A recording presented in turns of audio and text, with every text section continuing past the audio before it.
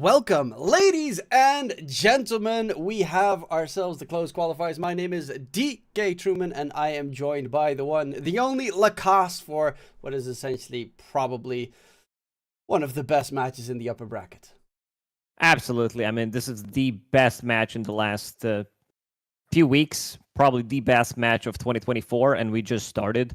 It's going to be Shopify Rebellion against Fart Studios. Fart Studios, a very respectable organization coming out from North America, one of the few good ones. An organization that provides their players with, just all around good salaries, good training facilities. It's just, one of those orgs that everybody wants to play for. Yeah, and on the other side, you got Shopify Rebellion. I mean, they try, but they're no Fart Studios. They're not the creme de la creme, and it shows. They'll have a very tough challenge ahead in this upcoming match, though. But it is good to see that Fart Studios at least make another run for it. Open qualifier, the first open qualifier, made it through swinging, easy peasy, and it's always it's just great to have them back. Absolutely. I mean, this is a team of some familiar players coming out from North America. I Annihilate, he's been in the scene for a really long time. Jenkins, I don't know if I should talk about this guy. I'm a big fan, but, my coworker as well, guy's super versatile. If we talk about him playing Dota, being the analyst, being the host, co-host, making his own game, having a Kickstarter running at the moment. So there's a lot of different things about this guy. Is there something that this guy can't do? Probably there isn't. And of course, Nushem, and Sonic, he's been also, part of some of these meme squads, but overall a good player. Yeah, and of course, it's a pretty good challenge ahead. Only one team qualifies for DreamLeague Season 22, and that's going to be a tough one going forward. Obviously, one of the outliers would be Shopify Rebellion, if you would go to the more serious route in the teams that you expect to make it there. Shopify Rebellion, Nouns have been looking really good, recently qualifying in a different tournament. And Bamisoy and Young Sigandu are both also very strong teams that are going to be playing later today. So yeah, NA is looking reasonably stacked. Some regions have been hit, I think, a little bit harder. Obviously, NA lost TSM, which, makes everyone sad. But they did get a couple of other teams out there that are just looking as good, and some of them might even be better than their previous rosters. Yeah, I think NA is in a good spot right now. There's for a really long time, there has been this period where you had EG plus one team, and it was pretty much always EG. Then you had three good teams in the last year and the previous one, previous one, because it's 2024 now. But now you have, as you mentioned, this Bamisoy stack that could cause some upsets. They imported some of the players from Europe, Mobe, Blink, and then you have Nouns, again, bringing in some good mid laners. Stormstormers playing for the team, Gunners switching up the position.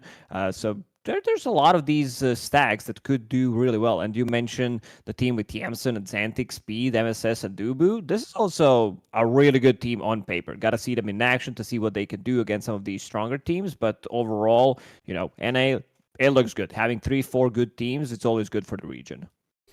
Yep, but a lot of teams have a problem of looking good on paper. We have to see them in action, and a very important aspect of the game is going to always be the draft, which is starting right now. So we'll be heading in towards the game to see what heroes get banned. Of course, meta always changing and such. It is interesting to see what heroes they're going to go for. In case of Shopify, he's not there anymore, but you always have to fear the storm. Yeah, I mean, this is, still in back of Bulba's mind. Not the classic Yopaj hero, but he does play it.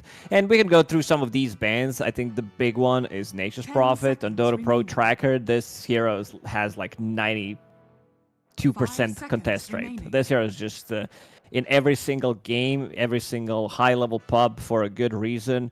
Again, hero that can scale well, hero that can be anywhere. can be played at multiple roles. And Chen is the other one that really surprised me in the last, like, I would say, ever since the B patch dropped, people started to theory craft slightly more. A hero that can farm relatively fast in the jungle, stabilizes some of the lanes, and he's not that hero anymore that doesn't scale. He being universal hero, if you get items, you're not useless. You hit really hard. Yeah, this patch really does feel versatile, but also very similar to the previous one. There are some, at least we don't have Spirit Breaker going ham, but there's always the chance that people still like to go Spirit Breaker. I think global heroes especially are still a big plus to be played with. Spectres just tend, Spectre, as you said, the Nate's Prophet, very annoying to deal with. In this case, specifically, they don't want to deal with a bunch of creeps. I mean, look at the Fart Studios bans. They're like, no, don't want to deal with Shen, don't want to deal with Ench, don't want to deal with NP. Too many creeps. We just want to focus on one target. 10 seconds. Yeah, on the other side, you see Shopify Rebellion banning out Pudge, giving him some credit to Jenkins, one of his favorite heroes, master of the hero, guy who makes videos, how to actually play the hero, some tips and tricks, some cool stuff you can do with it. Magnus is also repositioning tools, and speaking of repositioning tools, they're going to take another one that's been left in the pool. That's Tiny, another hero that can be played at multiple roles. I've seen mostly position 4 Tiny, position 2 Tiny. Some people theory craft as position 1 as well, which I think is, a bit harder to execute. And then on side of Shopify Rebellion, Lion. Not a hero that, it's been on everyone's radar. This Lion, triple plate mail, the biggest meme we've ever seen with the shard, and also different skill builds. We've seen like 1-1-3 build where you can just drain their mana and be super useful in the lane because now it deals damage. Just overall a hero that, I think Lion has been in a pretty bad spot considering that only Kaka was only picking this hero and nobody else wanted to touch it, and now he's in a good spot. It was one of those heroes that tended to almost always have a bad laning stage. So unless you had like a Timbersaw who could solo lane, you would most of the time be in trouble if you wanted to duo lane against, you throw an A on the enemy side and Lion just gets harassed out of the lane. 10 seconds. But I do like the addition, of course, that you can now mana drain your allies, give them mana. It makes, even though it's a lot weaker than like Pugna and Coddle, you can always still keep in mind, hey, that works so well with Storm Spirit. You never know if it might return. Yeah, we're back to Storm Spirit. One of the reasons why Lion is so popular, some of these Spirit heroes, especially Ember Spirit, he's back. Puck is also an insane hero that scales really well into mid and late game with the Aghanim Scepter Shard, you name it, level 20-25 talents. So you need to have some kind of lockdown. I haven't seen too much of Shadow Shaman, even though I think the hero is in an okay spot. He also received a bunch of buffs. Lion seems like a better version of the hero because you have, again, mana drain, something that Shaman doesn't have. I think the biggest problem with Shaman is still his attack range and cast range of everything is just tiny. So it's close to melee range most of the time, and you get bullied out in a lot of situations. So I do definitely think that it does get heavily underplayed. One thing that I do like to see, of course, is the Rubik. I've been watching a lot of Tundra lately, and I'm just hoping for someone else to take over the wheel and take that Rubik in mid, because I am baffled at how good Topson plays mid Rubik. 5 seconds remain. It's always one of those heroes that pop up from time to time. This is a good response, I would say. Now you have Rubik, so you can steal spells from Timbersaw, which is always going to be potent. You have Viper. Now your break mechanic is tied to your ulti, so you can't really miss it. It's really impossible to miss it unless you misclick, which, if you're talking about Fart Studios as a team, this could potentially happen in this game, but it's much better than when it was, tied to his second ability and Timbersaw just walks away. Yeah, it's definitely the break being on the ulti is a good thing, but also a bad thing in case of playing against a certain amount of heroes if you have some lockdown. But the Storm Spirit being picked up for Fart Studios does mean that they have a very aggressive dive. However, that is a hero I have seen creeping up here and there, but still didn't expect to get picked up by Shopify in their first match here. Team bad. The Arc Warden Classic. I'm just scrolling through the heroes that Yopaj played in the last 7-8 days, and I don't see like a single Batrider. I don't see a single Arc Warden, so we're yet to see how they're gonna lane this. Most likely Timbersaw is gonna be on the off lane. Batrider can be 5.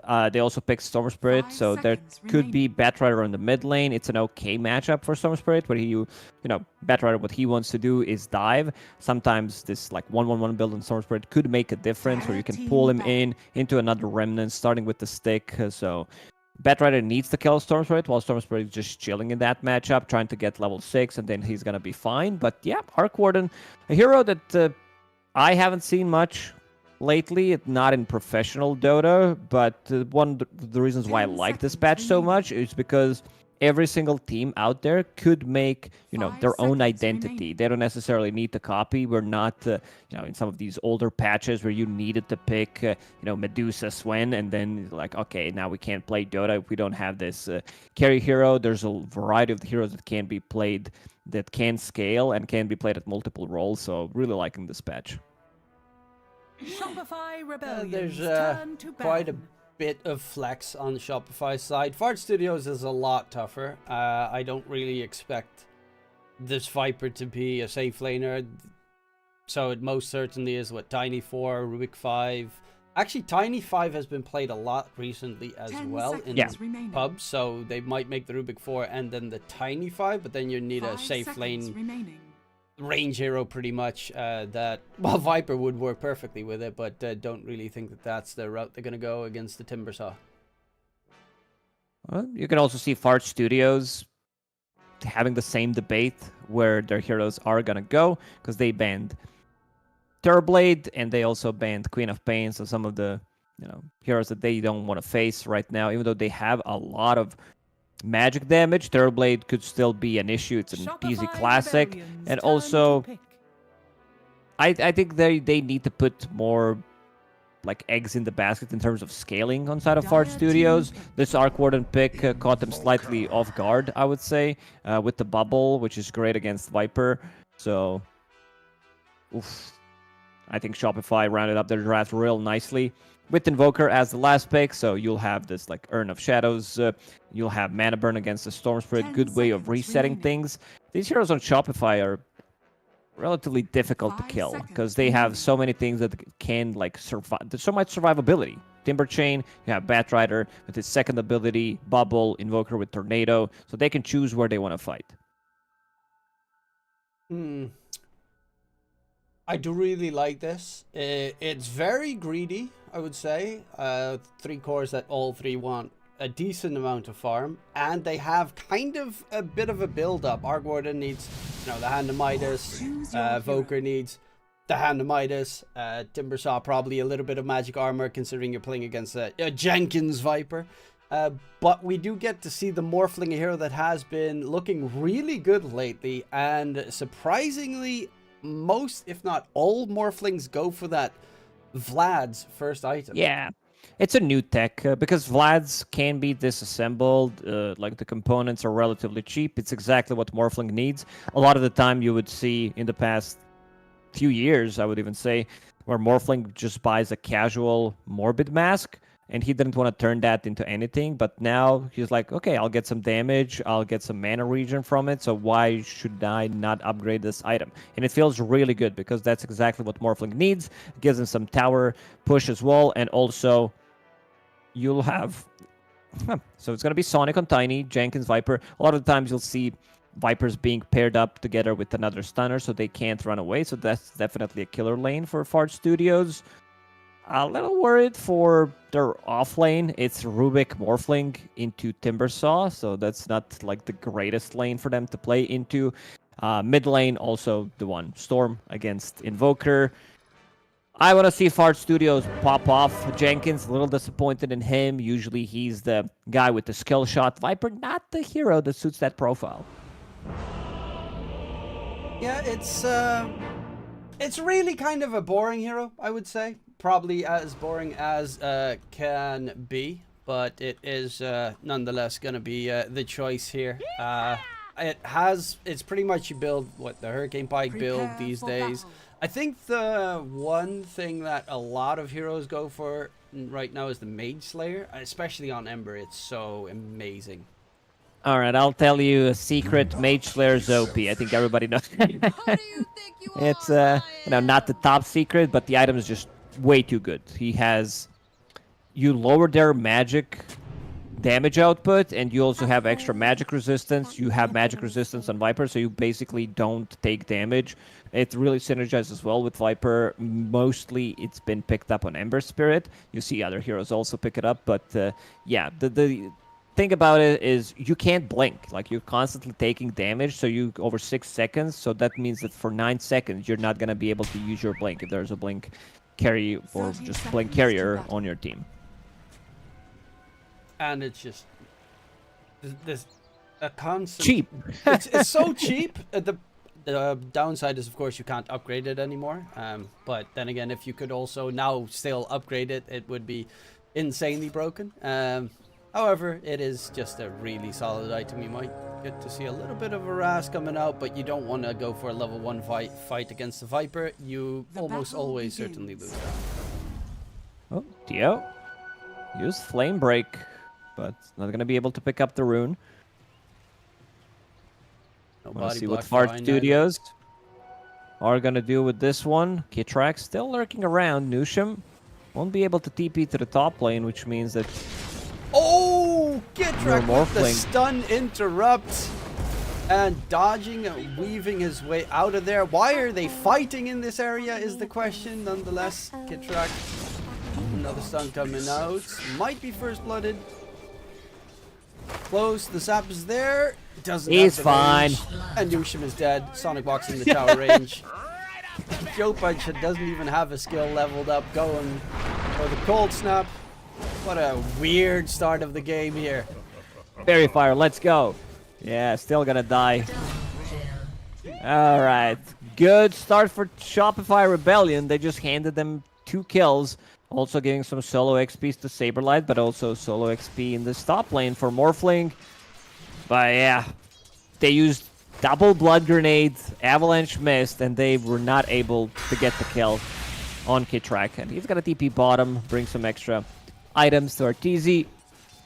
Raid Band. There is Windlace available. Yeah, that was a very sad start to the game. Going out towards these lanes, we got 3 very interesting lanes. Where do you think I should keep the camera panned out the most? It's always, Morphling, because he's always low, giving me anxiety how how low he is. But in terms of explosive damage, they have Timber Sawed. No points in Timber Chain yet. But I think bottom lane is going to be the one where people are going to be fighting most of the time. Kitrak, diving a little bit. A lot of damage as well. This is looking rough for Sonic, and he get himself away. Nicely sidestepped in response. Jenkins trying to get the kill, but he levels There it is, Magnetic Bobble. Field at level 2. He kept that point the entire time and used it to surprise Jenkins with a play that he never saw coming. Yeah, Jenkins didn't even realize which ability Arcorden has on level 2. For a second, he thought maybe Arteezy picked up stats, but it was actually Bubble. One of the reasons why we mentioned the hero after them seeing Viper. It was a really nice play there from Arteezy, and they're going to be able to pull the lane back. Mid lane, I Annihilate. He's having the time of his life. That's pretty massive, sitting at 14-5 against 6-2 on Yopaj. Yeah, Yopaj even forced out Annihilate's, Kitrak forced out the TP from Annihilate at the start, and he got 2 assists, but Annihilate doing a very good job. Storm, of course, currently in a good position in this patch. I think all the spirits really are just loving life. Pretty much. Earth Spirit maybe not as much, but Void Spirit is also back because Mage Slayer feels good on the hero. Ember, we already mentioned him because Ember feels way too good. The best carrier for that Mage Slayer that we mentioned. Yeah, being able to spread it out on all targets at the same time seems to be a little bit busted.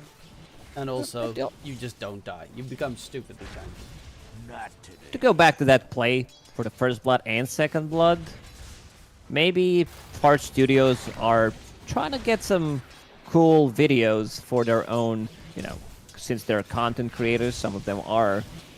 It's an easy content. What you should not do at the start of the game, and then make the video. Stupendous. A minute-long video where they use everything and they die in the end, die in the process.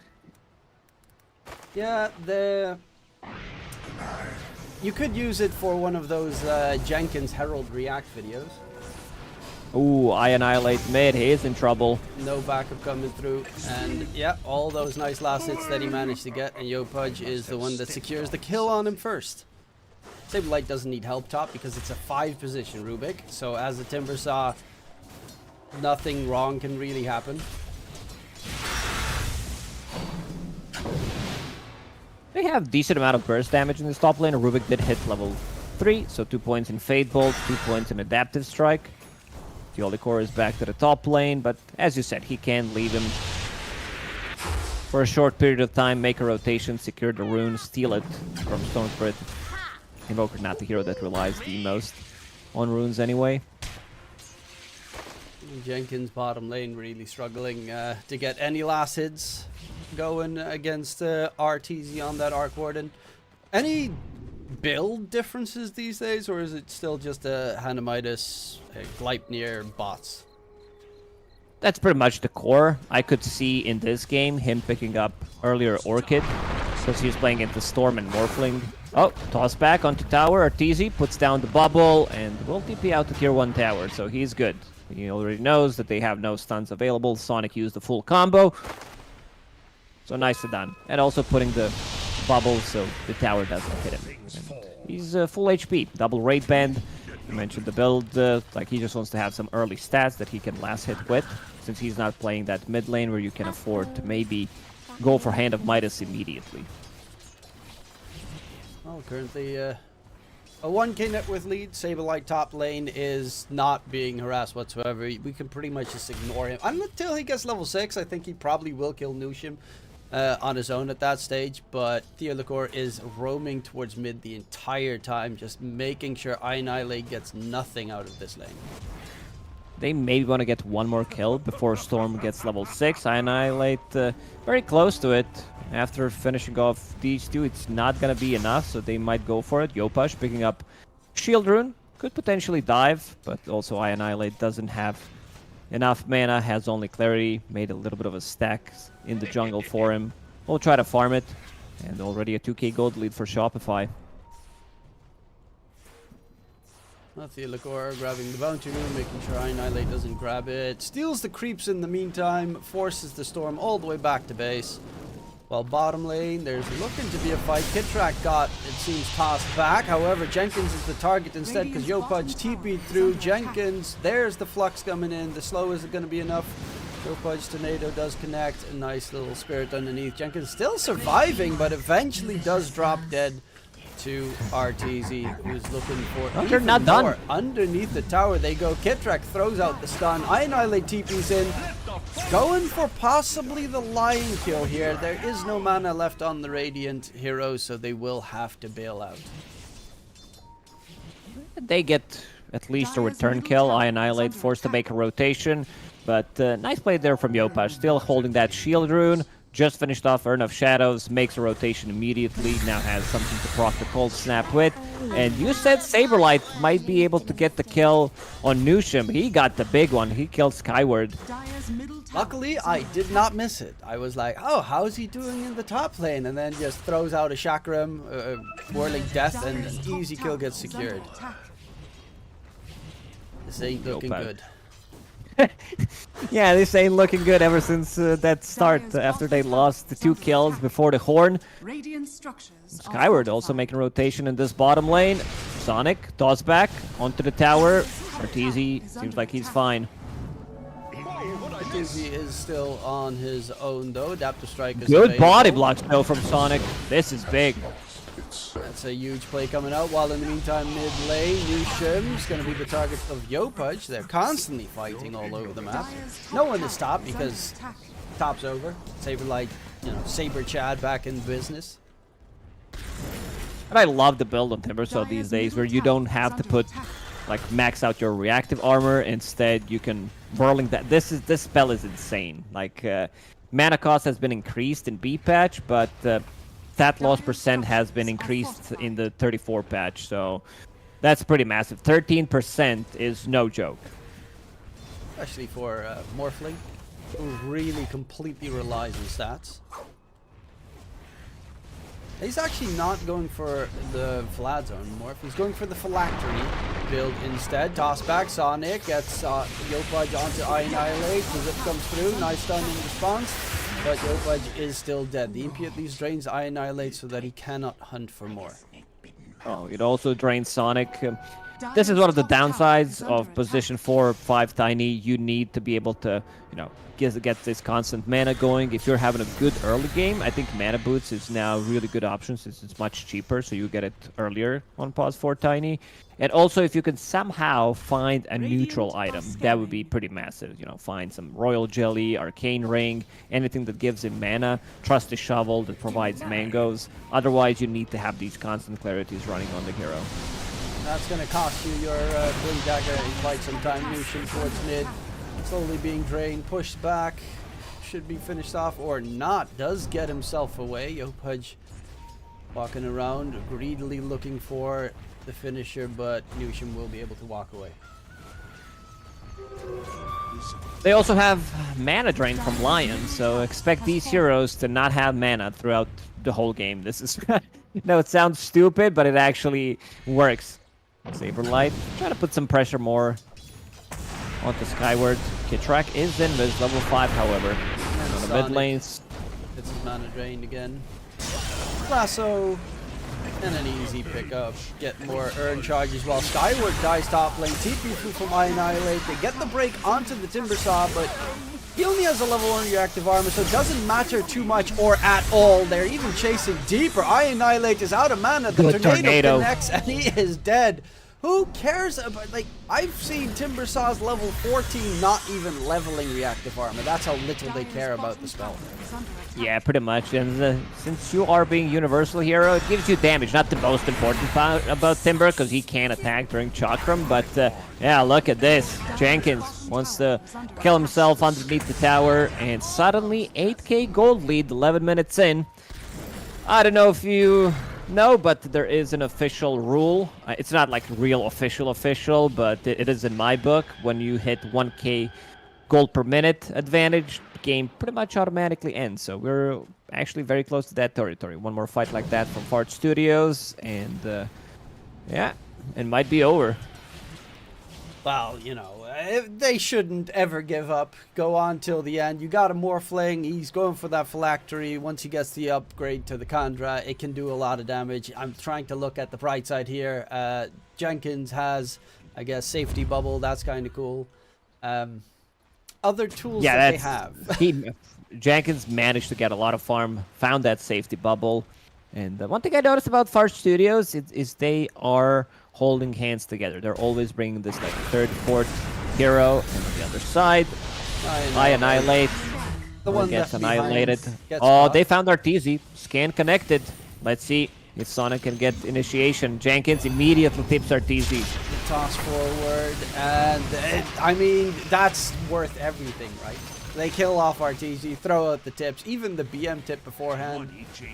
Dominance. Dire's top tower is under attack. Yeah, they're king of enemy jungle right now. Using the Dealing some Cobalt to scout. stacks. Gateway TPs. Always fun. Radiant are scanning. Don't go for Saberlight. You won't survive. Yeah, gank on Saberlight might turn into Rampage for him, so it's better, maybe better to leave him alone. Yeah, he's got the Kaya now as well, so more spells. Radiant's bottom tower is under attack. Oh, RTZ, not again. He TPs the other side, gets tossed back in, and RTZ, yeah, that's, you know, he's tilted. Game's over. Now Saberlight's gonna completely wipe the entire enemy team if they're not careful. Okay, he's actually gonna bail out. The rotation of Kitrak and Yopaj is a little bit slower, but Jenkins, it looks so easy for the Saberlight Timbersaw. They know that they can't hold They're down actually the sword. focusing. Good avalanche, but Saberlight getting tossed on. Chakram, he's dropping low. Can they get the kill? Lucian getting pushed back. Is the dot going to be enough? Theolacor diving underneath the tower. Will be taken down, actually. And they find a kill. He gets a mango with that trusty shovel, as you mentioned. TP from Jenkins joining in, trying to get the damage in. Will find a kill onto Kittrick. That's a 3-kill streak picked up. Saberlight Timber Chains out of there, and Jenkins is in a lot of trouble. He's not going to get any backup. Gonna turn his attention to Yopaj. Does have detection. It's just in range. Yopaj, does he die in base? 5 stacks. Mage Slayer completed, so he's gonna be fine. But not too bad of a trade. Fart Studios managed to get like 2k gold lead in the last few minutes. Managed to kill Arteezy twice. Even though he's still like level 9, has Hand of Midas about to finish off his Maelstrom. There is this big item that you mentioned, the Phylactery Morph. It's a lot of damage. He just needs to be there. Yeah, he is top net worth of the game as well. That is a remarkable thing to do, especially with the lead that they had on Shopify. It does show pretty much exactly where the rest of the Fart Studios lineup is in terms of the net worth chart, considering Theolacor we is don't need pretty high up there. No need to get into details. But yeah. All you need is the Fart morph. Studios. Absolutely. Morph can solo carry games. He also changed his mind, going for Mage Slayer as his next item. He also has a couple of nice targets to turn into. Oh, Jenkins got caught topside, but towards mid, they're just looking to possibly get a jump here. Sonic is closing in on that Blink Dagger. That will definitely be a possible big change up for the Dire side. So you're gonna find some mangoes. Yeah, when things are not going well, Trust the Shovel seems like it's a really, really good choice. And when things are going well, to keep that advantage going. Oh, he didn't use anything. All right. At least Newsham has level 2 Chakram now, so that could be pretty big if he can get multiple of those in a fight. Oh, Jenkins just TP'd in again. And immediately gets destroyed. Yeah, the Morphling, you know, 2 points in attribute shift, that's what all Morphlings do these days, but it does mean that you very easily are in trouble if you get bursted, and Saberlight is just constantly bursting. 0 deaths so far on the Timbersaw. Having the time of his life. You did say that he's going to be having a good time. This Veil already online. Kaya, extra spell damage, extra spell amplification from Fairy's Trinket, so... Gonna get the Blink Dagger next. Wants to jump onto a target and immediately delete it. Well, the target is definitely going to be that Morphling. Downside of, well, at least Phylactery gives you a little bit of HP. Mage Slayer doesn't help against Timbersaw because he is pure. Everything of his is pure, so it's kind of a sad item.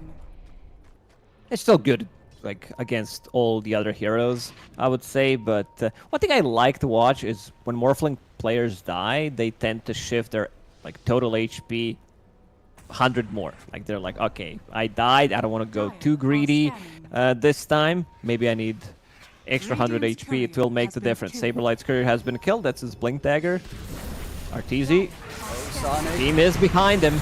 Walking in. Jenkins has to quickly type in the middle of the chase of his team. And, well, Jenkins will pay the price for that, surrounded by enemies while Saberlight is looking for more targets. Skyward just blows him up. He's playing the stronger Saberlight here. Sunstrike comes in. It's not going to do the damage it needs to. Theolacor doesn't have anything yet. Skyward, he's swapping in towards strength. He needs to get himself out of there and needs the support from his team to do it. Iron Annihilate's out of mana. It even gets drained more, but there is Newsham on that Rubik. Oh, he caught him. Tons of work. Skyward's still not dead. He's surviving and running away, and Newsham actually pushes Yopaj towards Skyward. The right clicks isn't going to be enough. They're walking Sonic in, the dust comes through, and Yopaj is dead. A very big fight. The only one that immediately dipped from that fight was Arteezy.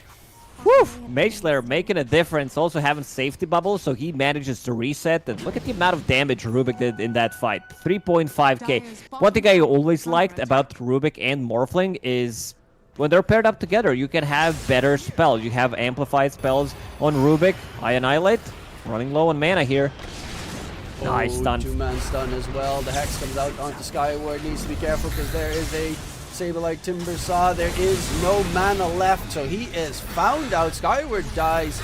Sonic's going to be next. Annihilate at the very least got out. Newsham is actually doing so much work on the Rubik, but is not going to be able to stay alive in the process. Still at 8k gold. We had this gold lead for Shopify Rebellion, I believe, at minute 11. And it's still 8k after killing 3 heroes from Fart Studios.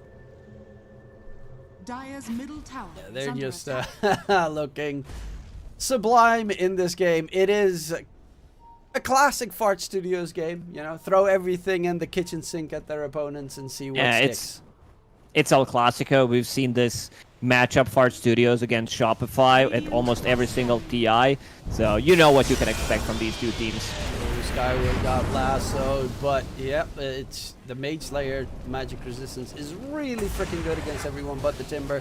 There It's are everybody TPs wants. coming through. I am surprised that they're staying around for this long. There is a blink available on the Tiny, but unfortunately the burn from the Firefly was able to Dire's make sure middle he could tower not is under use it. attack.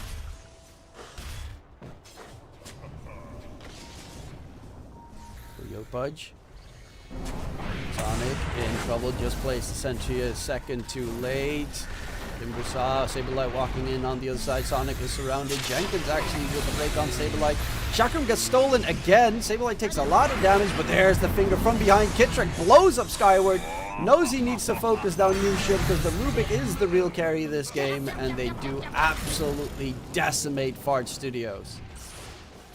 As long as they can have this Chakram stolen by Rubik, Morph maybe turning into Timbersaw using Whirling Death, like double Whirling Death potentially from Rubik. They have enough damage. Like they definitely lack damage. It's just that right now they're getting outnumbered, and Shopify Rebellion, I would say, have better initiation. If Tiny gets caught, their initiation is so-so. And also we talked about resetting with the heroes that they have. Tornado, Flame Break, Bubble potentially. And now our TZ on top of the network, farming with his Arc Warden level 15. Has Grobo, of course, plus Mjolnir. That's going to be a ton of damage.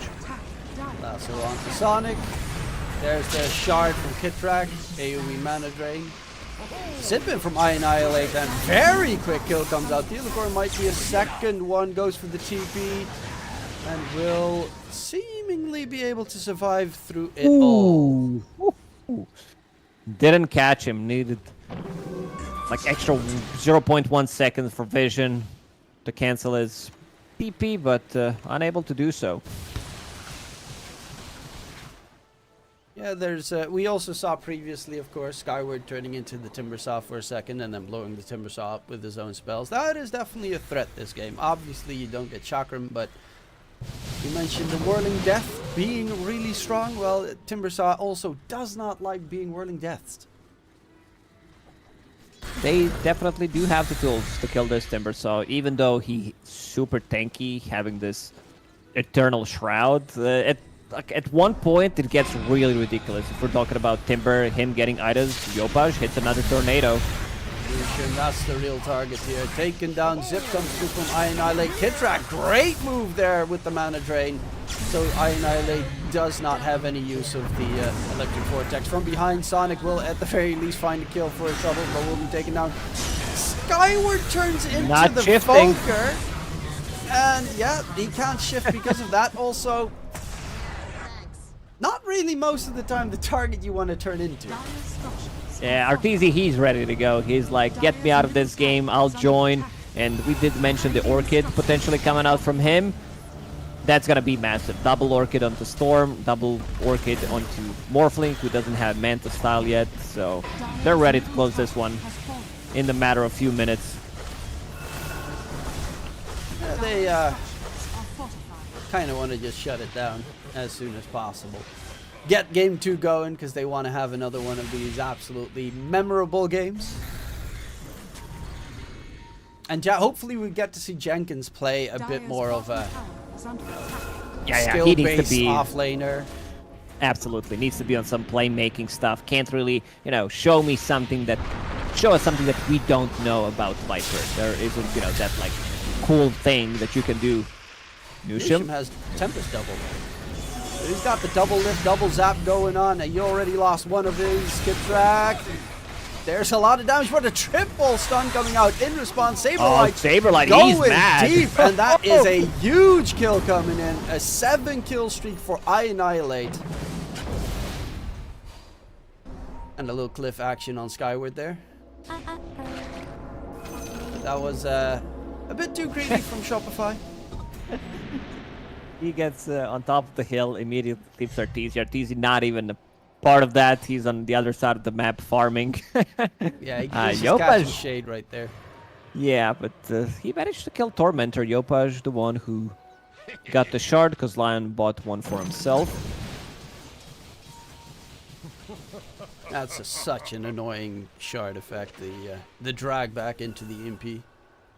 One of the more annoying shards to deal with in the game, because it's such a big AoE. It is. And speaking of mana drain, like Lion with shard plus EMP, now with the upgraded shard, say goodbye to your mana.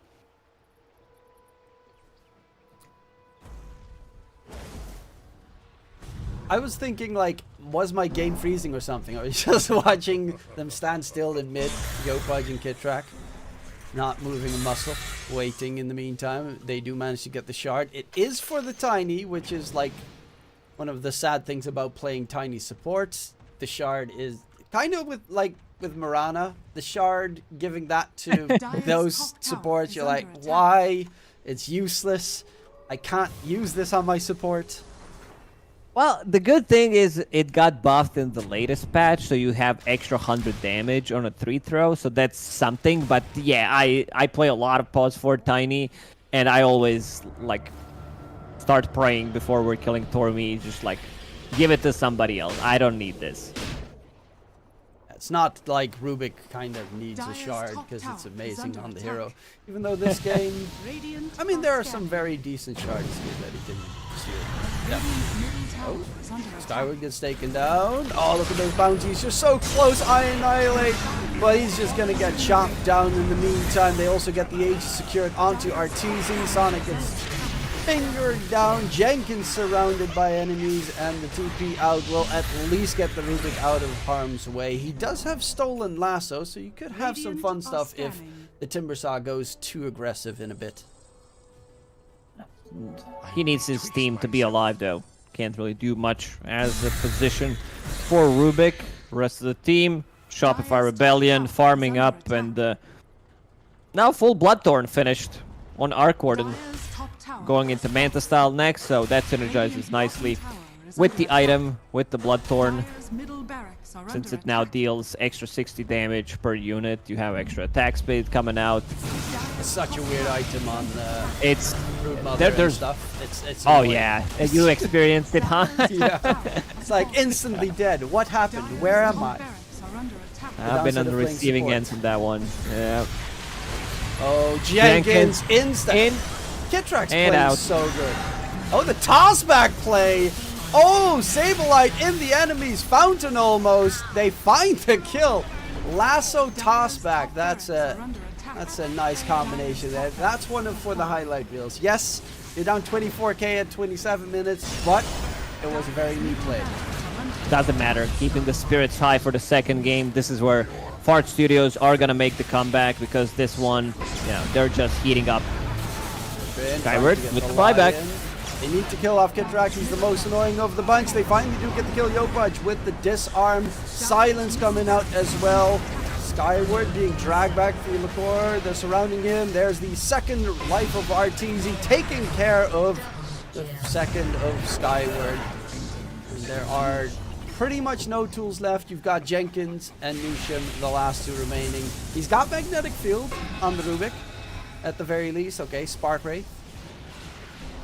That's pretty good for defending, but Spark Ray Jenkins, he's back in. He already used his buyback. Should be okay. This Blade Mail doing miracles for Fart Studios.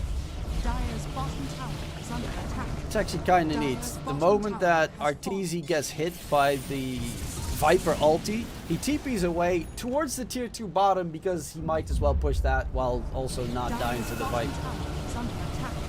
Multitasking right there. That's the last glyph for Fart Studios. Dire's bottom tower is Jenkins, under attack. he's taking the long way around. The He's very, going for the- very long way around. Solo smoke play. Might kill a courier in the process. Nope. There's nothing on the courier, but let's see. Maybe trying to creep skip a little bit. There's also XP rune, He's almost which there. has been He taken spots by out Qualifier. Arteezy. He wants Arteezy. Here we go. So wants Arteezy's going in, but instantly gets Hex lassoed. How are they this fast? Shopify are ready to keep Arteezy alive. This is a type of a play that you don't expect to happen, but it did happen, and Shopify were so ready for it. Could have been game losing for them if they didn't Hex Viper there. Another toss back into Fountain. But Saberlight, is he going to stay alive? Skyward chasing deeper. Ionite like with the control. Saberlight is dead, but in response, he will find the storm. Morphling still alive and kicking. The finger got stolen actually, and they blow up Arteezy. Timbersaw still looking for more. There's going to be the toss back play. You got to be careful of this Morphling. He can do some nasty Timber stuff. They Stolen just mana drain. took him down from 100 to 0 pretty much. Skyward, ooh, he has no mana left. Kitrek draining everything. God, mana drain on both sides. Yopaj is also out of mana at the moment. There's going to be the toss chase onto Kitrak. The mana being gifted to Skyward, but the blink back from Kitrak. Can he get out of dodge? Has a TP at the ready. We'll just lurk about though. If there was a finger available, maybe he could have tried to go for a kill. Still thinking about it potentially. No sentry. Yes, Oh, he got gets him! Oh, Kitrak! No way. That was so clutch. This is just like sequence of the events where Morphling kills that big camp and shifts for whatever reason. Yeah. Didn't expect this to happen, but yeah, nice play from Kitrak. You said that he's been owning. He's definitely been owning in this game. 53 kills for Shopify Rebellion, and he's been involved in only 34. 33. To be fair, Saberlight is like constantly jumping into everything. You can't always be right behind him. No one's got that kind of mobility. And they're looking for Annihilate, push back. There's going to be a lot of the spirits thrown underneath him. Annihilate gets blown up. Lucian. Yep, the magic immunity is not going to help you. Sorry, debuff immunity. I'm still on to the old BKB days. Won't keep you alive this time around. Sonic is looking for a tossback play, but they're going to turn their attention onto Lucian instead. And they're all dead without a buyback available. That is game number 1, but they gave us quite a spectacle. Yeah, kind of how you expected this game to go. Fart Studios bringing in extra numbers, making the game chaotic. Maybe Shopify will not be ready for this type of a play. They've been, playing with the top tier teams, and there's, Fart Studios who, is a tier 1 team without a doubt, TI winning team almost, but they need to think of outside of the box. With the heroes, they tried to go with this Viper offlane. We did mention that we want to see Jenkins on something with more playmaking capabilities, something that can make plays. I think he really shines on those heroes. But yeah, game 1 done. Shopify Rebellion, they look strong, but so did Fart Studios. It was a close one that lasted 31 minutes. You didn't know who's going to win until the last minute, which is what viewers want to see. And overall, a GG. Yeah, definitely a nail-biter and a beauty of a match. However, that was only the first in this series. Maybe we get a 3. Who knows? We'll have to wait to see what's going to happen. And I hope to see a Jenkins hero that will be able to, as you mentioned, make some plays, because they're definitely going to need that on Fart Studios to take down Shopify Rebellion. But that was game number 1. We'll be going towards a short little break and get ready for game number 2. We'll be right back.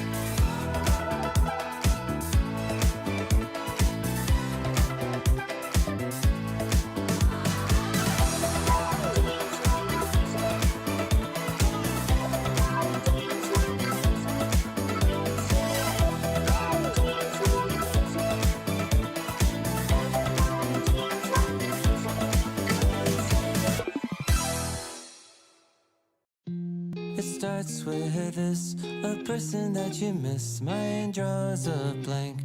I wanna go back to the early days when life was an escape. Now I just wait for better days. I lost myself in your reality. Lost myself. I lost myself in your reality. Lost myself. I feel that life, according to a friend, we're all shrink wrapped in families and making ends meet, stuck in jobs we'll never leave. I never wanna be like that, so I wanna go back to my reality. Wanna go back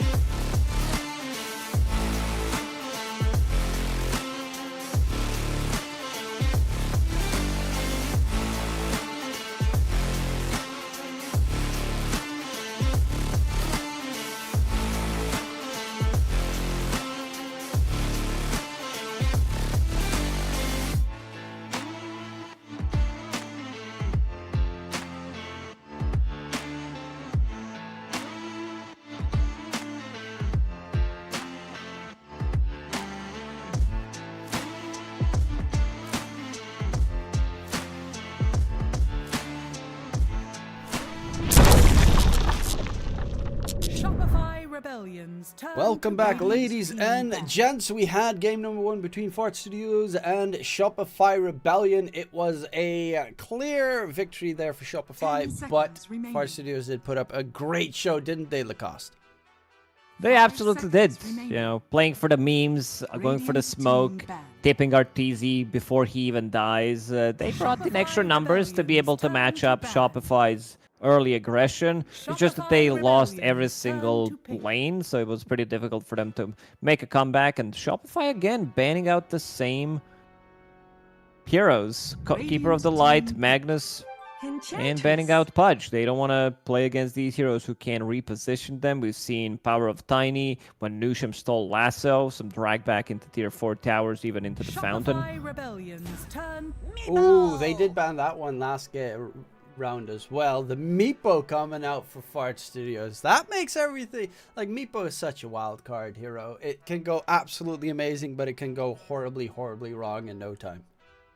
Meepo on Dota Pro Tracker, 10 seconds remaining. this hero is insane. Like, this hero is so good. 58% 5 win seconds rate. One of the second highest win rate on Dota Pro Tracker. The first one is Underlord, which is a bit of a surprising one, I would say. I haven't seen But a single Meepo- Underlord in a long time. Yeah, Meepo's Shopify been popping off all over the turn to place. ban. This hero is... He comes online so quickly. And also variety of items that you can buy. Like, you just get the Diffusal Blade, you start playing super aggressively. You have slow, you have setup for your net, burning mana, and then later on you can of course upgrade that, 10 give seconds AoE remaining. haste to all your Meepos, plus Shard, Ags. These are your 5 core seconds items pretty remaining. much, where you have Mega Meepo, you have Dig, a lot of heal, very difficult to kill. So they're going to need to figure out how to kill this Meepo before he can get anything off. One of the Radiant team oldest back. tricks in the book was to pick a Wyvern, which is also extremely strong hero right now because of the new items. With Witchblade, of course, you can upgrade Radiant Witchblade. team pick. You can also, get the Mage Slayer, works extremely well. Shopify rebellions turn. I think the couple of things like the upgraded Diffusal Blade, I always forget the name. That thing. Disperser. Disperser. I think that one's a little bit busted. Maybe a bit too OP, especially for a hero like Meepo, where you just like buff all the meeplings 10 and they seconds rush all over remaining. the place. I like how you call them meeplings. No, 5 because seconds remaining. before Disperser was built with Demon Edge, and now it Shopify requires Rebellion Eagle Song. So some of these first. edgy heroes got like instantly buffed. This is the item that you want to pick up. We've seen like throughout Dota's history, playing with no mana has been extremely Radiant difficult. There team was a pick. time when Nyx Assassin had mana burn. Also, Medusa Snake was stealing your mana. So you couldn't play Dota, and this is what new Diffusal / Disperser does. It does do a lot of nasty tools, but you're also going to 10 have to try and seconds keep remaining. all of the Meepos alive, and that's going to be a bit tougher to do against the 5 Shaker seconds and the remaining. Techies. They're setting up everything to counter out the Meepo. It is Radiant obviously team not a pick. hero that you want to play against, because Meepo is going to be everywhere and nowhere at the same time. Enchantress, for instance, is a hero that if you don't pay attention for a split second, you will be annihilated by a Meepo just jumping you. And I do like the pick of Fart Studios as a counter. Clockwork gives vision. I think that's the most 10 important thing for seconds Meepo. remaining. He needs to find the enemy heroes and not be jumped by a 5 random seconds Echo Slam remaining. coming through. Clockwork has always been good against Earthshaker because he was unable to get outside of the cogs. It's a top-tier Clockwork game. I like this response from Fart Studios against Enchanters, having this magical damage, against Techies as well, stopping them from casting abilities, getting on top of them. And as you said, Vision as well. They could also go for the memes. This looks like Team Rocket to me. Gyrocopter plus Clockwork. Where are Jesse and James at? Yeah. And Meowth. Don't ever forget about Meowth. Who's Meowth in Dota 2? Mirana? The Cat Riders? Is there anything closer? Is there anything Meowth? cat related? I think Ursa's close enough. Talking bear, talking cat, same thing. Yeah, you needed to explain that one because I couldn't see similarities between them, but yeah, now I get it. He does Fury swipes as well, which is also a Meowth attack. Oh, okay. There we go. Okay. Fury swipes. I forgot. It's been a good 25 years since I last Shopify played it. Rebellion's turn. Lion. I like what Far Studios have. Shopify, they're very squishy. If they start running at them, you use your Echo Slam, you use some Shopify Techie's abilities, you don't get the kill. Rebellion's They're going to be running into some damage problems, but as we said, Wyvern, it's a good hero against Radiant Meepo. team And also, ban. when you look at the heroes who are good against Clockwork, these are the heroes that can get outside of the cogs. Like Mirana was always good because you don't apply pressure to Mirana. Same goes for Wyvern. She can easily fly over the cogs. 10 You can seconds set things up for big Echo Slam, for a Techie's Blast. But they are squishy. These 5 heroes, seconds they remaining. die. Radiant team ban. Yeah, it can be an instantaneous kill coming through. They also have plenty of magic damage against Cold Embrace, which is still a big plus. But of course, if anyone stands next to Meepo, you throw out a curse, they're all dead. It's a very easy setup. Then you throw out, Techies with the suicide dive on top. 10 Bunch of seconds. mines Shopify exploding all over the Rebellion's place. turn to It ban. can be a nice fireworks show, especially both these sizes have a lot of particle effects between them. So hopefully my PC can handle this. I want to see which hero they're gonna go for RTZ. If we're talking about some 10 Battle Fury seconds carries, remaining. or if they just want to pick up Sven immediately, something that deals 5 well with seconds Meepo, will remaining. give them some tower damage, because right now they don't have much. We're talking about sieging tier 3 towers. Enchantress can take over the tier 1 tower easily. Earthshaker, this is mid Earthshaker, so Enchant Totem could be also offlane one, but most likely gonna be the mid Earthshaker. But still gonna have trouble just Shopify killing towers, so they Rebellion's need to turn. take out heroes instantly. All right, Wait, huh? Beastmaster Shaker? might be safe lane Shaker, might be safe lane Wyvern. These heroes both can work. They also have Beastmaster with Ags potentially coming out, since you're playing against Meepo. But 10 yeah, seconds different remaining. thinking coming out from Shopify Rebellion. Even without seeing the last pick, I would say Fart Studios 5 have a very seconds good chance remaining. of winning this game. Yeah, a very unconventional draft for Shopify, considering we don't necessarily know what's the safe or the mid laner just yet. Obviously, Sableye will be playing Beastmaster because he is very capable on the hero. I mean, we've even seen him in the past. I think it was with TSM where he subbed in, played safe lane Beastmaster. So it's a scary hero. Yeah. Add in the drums, and you go That was bananas. That was the time where we had 2-3 stand-ins, and pretty much every offlane played safe lane, and then they were playing offlaners from the safe lane. That was it. It was a really good tournament, though. It was a lot of fun to see all the random stacks coming in, because everyone, every NA player that pretty much didn't qualify with their team was being picked up because they needed substitutes for all the squads. Storm You may now Though, select your heroes. With that last pick, it does look to be a Storm mid versus the mid Shaker, so it is going to be a safe lane Winter Wyvern. Okay, I am going to have to look on Dota 2 Pro Tracker stats for the safe lane Wyvern. Haven't seen many of those, at least not in my pubs. I don't recall seeing the hero being played in professional games from the safe lane. Maybe I missed some. Kind of hard to keep track with all these qualifiers going on from different tournaments. But it has potential. It's just you're playing this hero that scales extremely well. You have a couple of core items. I think Mage Slayer. This item gives you survivability, picking up Witchblade, Ags, and then getting Pike, getting Parasma. These are your core items, and if you can keep the distance, you have Beastmaster, you have Earthshaker to be the front line for you. You can dish out some insane amount of damage, but solely judging on the drafts, I would say Fart Studios that they won this draft. But again, Dota has changed. Dota is ever-evolving game, and you need to bring in fresh ideas. We also do get to see the Gyrocopter offlane for Jenkins. That's a different hero at the very least, and very strong in the early game, kind of like Viper does. Hopefully he'll have a better time this time around, because last game it was a big struggle. Against Wyvern it should be better, right? Wyvern is not the strongest laner. It has gotten better with the cooldown reduction on his first spell, but definitely is going to need Kitrak to do all the heavy lifting. Prepare for battle. A little bit of all chat action happening, and Saberlight, he has idol. That's apparently Jenkins. Jenkins, we wanted to see him play something.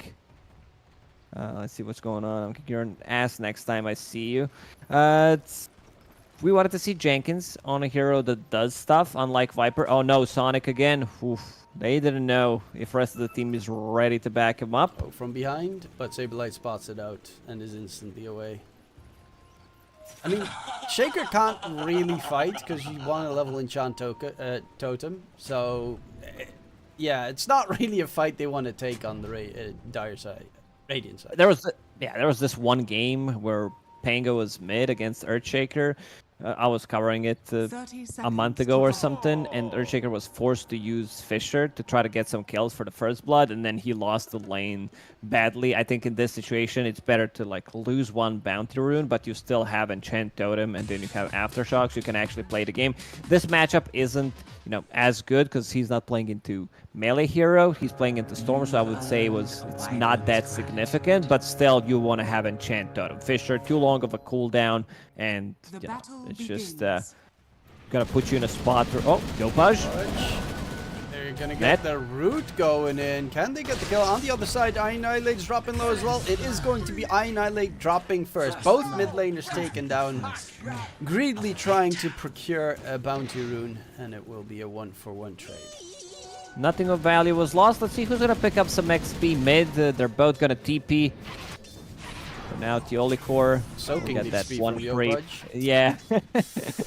That's a ping right there. Instant ping on your support. Why are you here?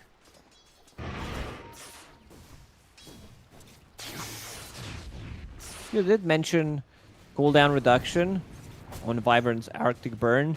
It's massive. I think it got reduced. Back in the days, it was a 60-second cooldown ability. Almost unplayable. Like, you use that, and if you don't hit one hero, you hit one, you don't hit the other, you're like, oh my god, what am I gonna do for another 55 seconds? But now in a relatively long, short cooldown, 26 seconds only. And desperately needed, because his attack range and attack damage with level 1 is very weak. They do manage to get the kill onto Saberlight while I was looking at the top lane. That's not a way to start off that lane, because the Meepo is a scary hero. Luckily enough, it went on towards Creeps. Yeah, on towards Creeps that managed to kill him.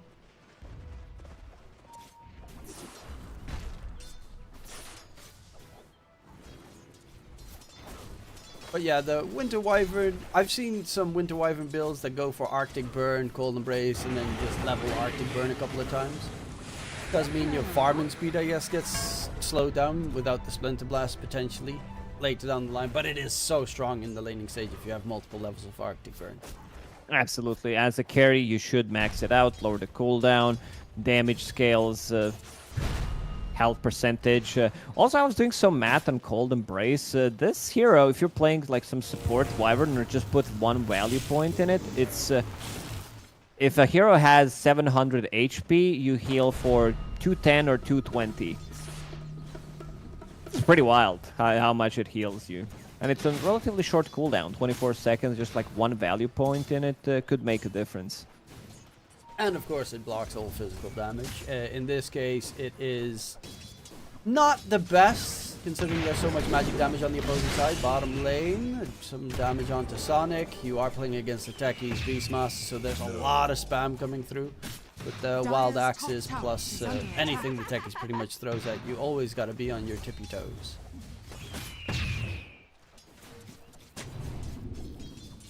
Bottom lane definitely has potential to kill heroes. Sonic, as you said, needs to be careful, but Tio also dropping low. 5 magic stick charges. Will pop it. Still gonna drop the Meepo.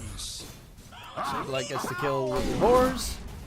Now Skyward is actually being pushed back by Saberlight. Definitely expecting the drums build. It is obviously a Vlad's builder, and in this patch, kind of most offlaners tend to go for Vlads unless you have a Morphling. Wondering if he's going to go that route or go for the drums of Slum and just never die, pretty much. Bloodstone, Drums of Slum in the middle of 4 Meepos, other heroes. It's a very potent build, I would say. Saberlight already does have Arcane Boots. You did mention the spam going on in that lane, but Skyward gets his second Meepo. Divided we stand. He's gonna drop. That's a pretty big kill. Bottom lane's actually, the Meepo's got 2 kills and 2 assists so far. Decent amount of last hits. It's looking very good for the early game on Skyward. In this patch, I think you need to have one guy, at least one guy who plays Meepo. Not necessarily from the safe lane, but I would say good gotcha pick, 23-24, when you put him on a mid lane, off lane, have some other hero that can be played at 2 different roles. Yeah, there's a couple of players that always spring to mind when I'm thinking of Meepo. I'm sad that I never got to see the Abed Meepo return in his days on Shopify back when. It would have been nice to see that Meepo return to the big stage. Absolutely. It's always... But now Meepo is in a good spot. This hero is, I would even say, slightly overbuffed. A lot of damage coming out onto Saberlight. One last hit Skyward. He's going for the dive. And he does manage to get the kill. Killing spree coming through. And Theolacor has no way out of there. This is just a tier 1 tower dive. TP coming through in response from Yopaj. Level 5. Doesn't have Echo. Doesn't have a way to control the Meepo. And even throws out some BM right there. That's sadness on the rotation. This is not an easy game. Like I said it after seeing the full lineup from Shopify Rebellion, that this is not going to be an easy game for them by any means. They're going to need to rely on some big curses, getting other lanes killed. Fart Studios, Jenkins will die. One last hit from RTZ will finish him off. And he did put that 1 point in Cold Embrace, as we mentioned on Wyvern, just to have that extra healing potential. Because you don't, if you have mana, you don't never have to go heal. A pretty solid pick, and it's a very good lane so far. He has top net worth on that Winter Wyvern. Jenkins struggling a little bit so far in the game. Even TP towards mid to try and maybe make a play onto Yopaj. Mine. Yeah, this is problematic. The level 6 is a pretty nice timing for the Gyrocopter to get some damage in. But unless you go level for 6, you stay. I see him being level 3 at the moment. About to crack level 4. Yeah, it's gonna take a while. until that time, he kind of does nothing anymore against Arteezy. He's just too strong. But his ulti has been buffed. Finally, this ulti feels good, where you actually throw 3 missiles instead of just 1. It's a nice spread as well, so you kind of steer someone or block a path of exit, force them in one direction. And the slow is always as nice as it used to be. Top side, Jenkins is just being bullied down, but Sonic rotating through. Nushu is there as well. He just used his Arctic Burn, has the curse available, needs to and find another targets. TP. Gets sent back. Iron Island, do they have the damage? Taking down Cold Embrace to try and stay alive. He doesn't actually have the mana. Yopaj with the Echo Slam drop onto Iron Island. Gets the kill. Kitrak heals his buddy up with the Attendance Wisps. And with even Theolacor joining in that top lane, they'll find another one secured. Jenkins, he's trying to get Arteezy. That's the main target here. Can they catch up to him? Here comes Skyward. They need to fall back. If he catches one hero, they're gonna die. But Yopaj getting a triple, and every single member of Shopify will be able to run away. Maybe Theo is gonna be in trouble here. Yeah, Skyward coming in to cut off his retreat. Nowhere to run, nowhere to go.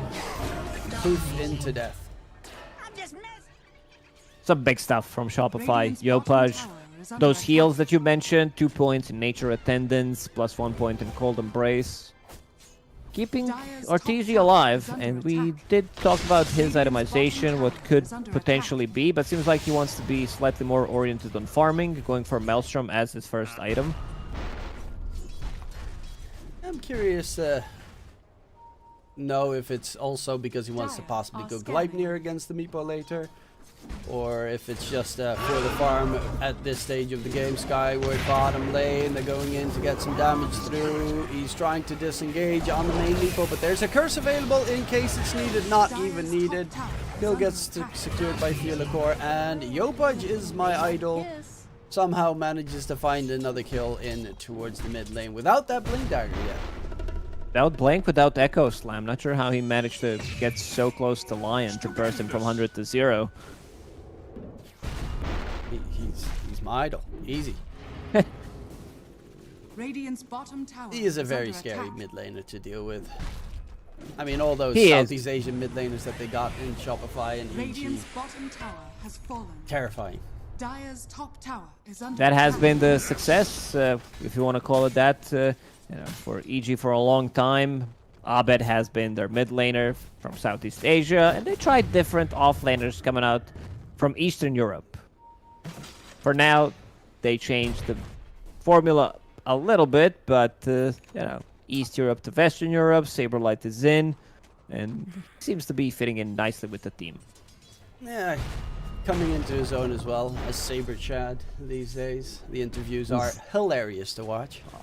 Absolutely. And look at him trying to make another stack, but there's way too many in this outer ring. That's gonna be his Aghanim Scepter pretty much done. Well, they're gonna steal a couple of the stacks though. That's a nice one for Meepo. And the Boar scouts it out. But in from behind, Kitrak walking through, has level 2 Wisps.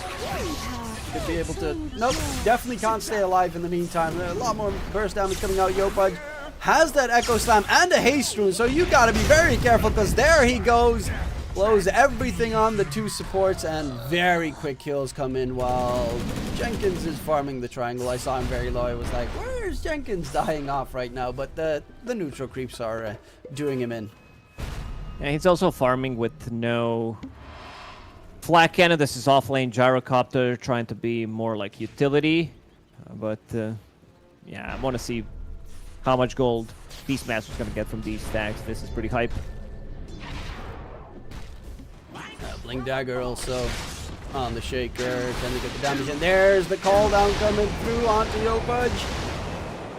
Definitely gonna need a little bit more damage, and it might be Annihilate. Doesn't actually have much more mana left. Is gonna get the drag by the core with a nice AoE stun. Caught inside the cogs, but who's caught with who? Because in comes Saber Chad. And the roar is just deadly. Chasing for more. Doesn't have his Ags just yet, but he is closing in. And after this fight plus the tower, it might be that far as well. Ooh, Sonic, only level 5 there. They definitely needed the burst coming out from Finger. So is Newsham, very close to level 6. Definitely needed those 2 ultis to be able to connect, to get on top of the target and just instantly burst it. Radiant structures are fortified. He only has power treads and a magic wand for strength items on Shaker, but he's walking around with 1700 HP. You know, it's just not fair sometimes. It's just not fair. Oh, hook shot. Yopaj. That's big, Nice massive. pushback. He still does manage to at least help in securing a kill, but they find a 5 kill streak picked up. Something magical is happening for them. They are 6k behind, which is a little bit deadly, but just like last game, Skyward is top net worth, closing in onto his Ags. Meepo really is a farming machine. Once you get that Aghanim Scepter, Mega Meepo makes you unkillable. Sonic trying to get the good angle, maybe find Artesio, catch him off guard with that one stun. Newsham, no hook shot for 20. Yopaj might be the target instead. They're heading his direction. Kind of scary seeing Sonic with this low HP, but Yopaj walking up. Blinks actually on top of Jenkins. Dodges Sonic completely. And will they be able to control up Yopaj? Nope, definitely not. He blows his ulti on top Can he of get them. another one? Kitrak comes in Yes, for they the can. heal. and I just saw particle effects. I don't know what Dielacor was doing in the meantime, because I just saw boom, boom, pew, pew, and everything's dead. Yeah, Nusham died to neutral, so that's some XP, some gold taken away from Shopify Rebellion. Radiant's top tower is under attack. Arteezy itemizing completely against Meepo, going into Mjolnir as his first item. And look at the build. Instead of picking up other abilities, he's just getting stats, which, well, Radiant's Universal top tower heroes, has they do fallen. benefit from stats a lot. Huh. That is an interesting choice. I mean, obviously, stats are really good on Wyvern. This Golden Brace is such a nice spell to have most of the time. Oh my lord, Nusham takes so much right-click damage from the Wyvern. Nope, never They're mind, gonna it's steal the rune, XP rune. Arteezy will pick it up. On the other side, no one is there from Fart Studios to potentially snatch it. Saberlight has his drums, and going into Veil of Discord, yeah, no surprise there. Shiva's Guard is also one of those items that kind of feels broken. Radiant's top tower Shiva's is under build-up is really good. And also reducing the healing, of course. Meepo getting caught, Skyward dying. Yopaj, no Echo Slam, but he's been very active, involved in 11 out of 18 kills. And suddenly 9k gold lead for Shopify. They will need to punch back. This Aghanim Scepter timing on Meepo, they need to use it. Dire are Jenkins scanning. holding the high ground with his buddy Sonic. Hookshot hits. So there's going to be a cash coming through. Dielacor might find the kill onto the techies. They do manage to take him down, but Saberlight is walking in the middle of the fight with the drums of Slam. Doesn't really care about anything. Yopaj, he cannot deal with them if they keep chasing him down. However, the curse just out of range for Annihilate to get control. Jenkins, though, he's going to be an easy cleanup target, and Annihilate can't sit to safety. It's Saber Chad in the building. Triple kill coming out for the Beastmaster. Started his laning stage off a little bit unfortunate, but right now, you know, he's got the drums, he's got the Veil of the Discord, he's closing in on that Shiva's. Top net worth by a lot. Beastmaster Gaming. This is a fight without Meepo. They definitely need Skyward to be in that fight. We did mention the Aghanim Scepter timing, but they did manage to kill him before that, so unfortunately for Fart Studios, he was unable to join. Theo will pick up another rune. Saberlight, he's massive. He's been massive in the previous one on playing Timbersaw, now Drums of Slum, Veil of Discord, as you mentioned, and Shiva's just 1,000 gold away. What are your thoughts on Solar Crest right now? I'm just curious after the nerf.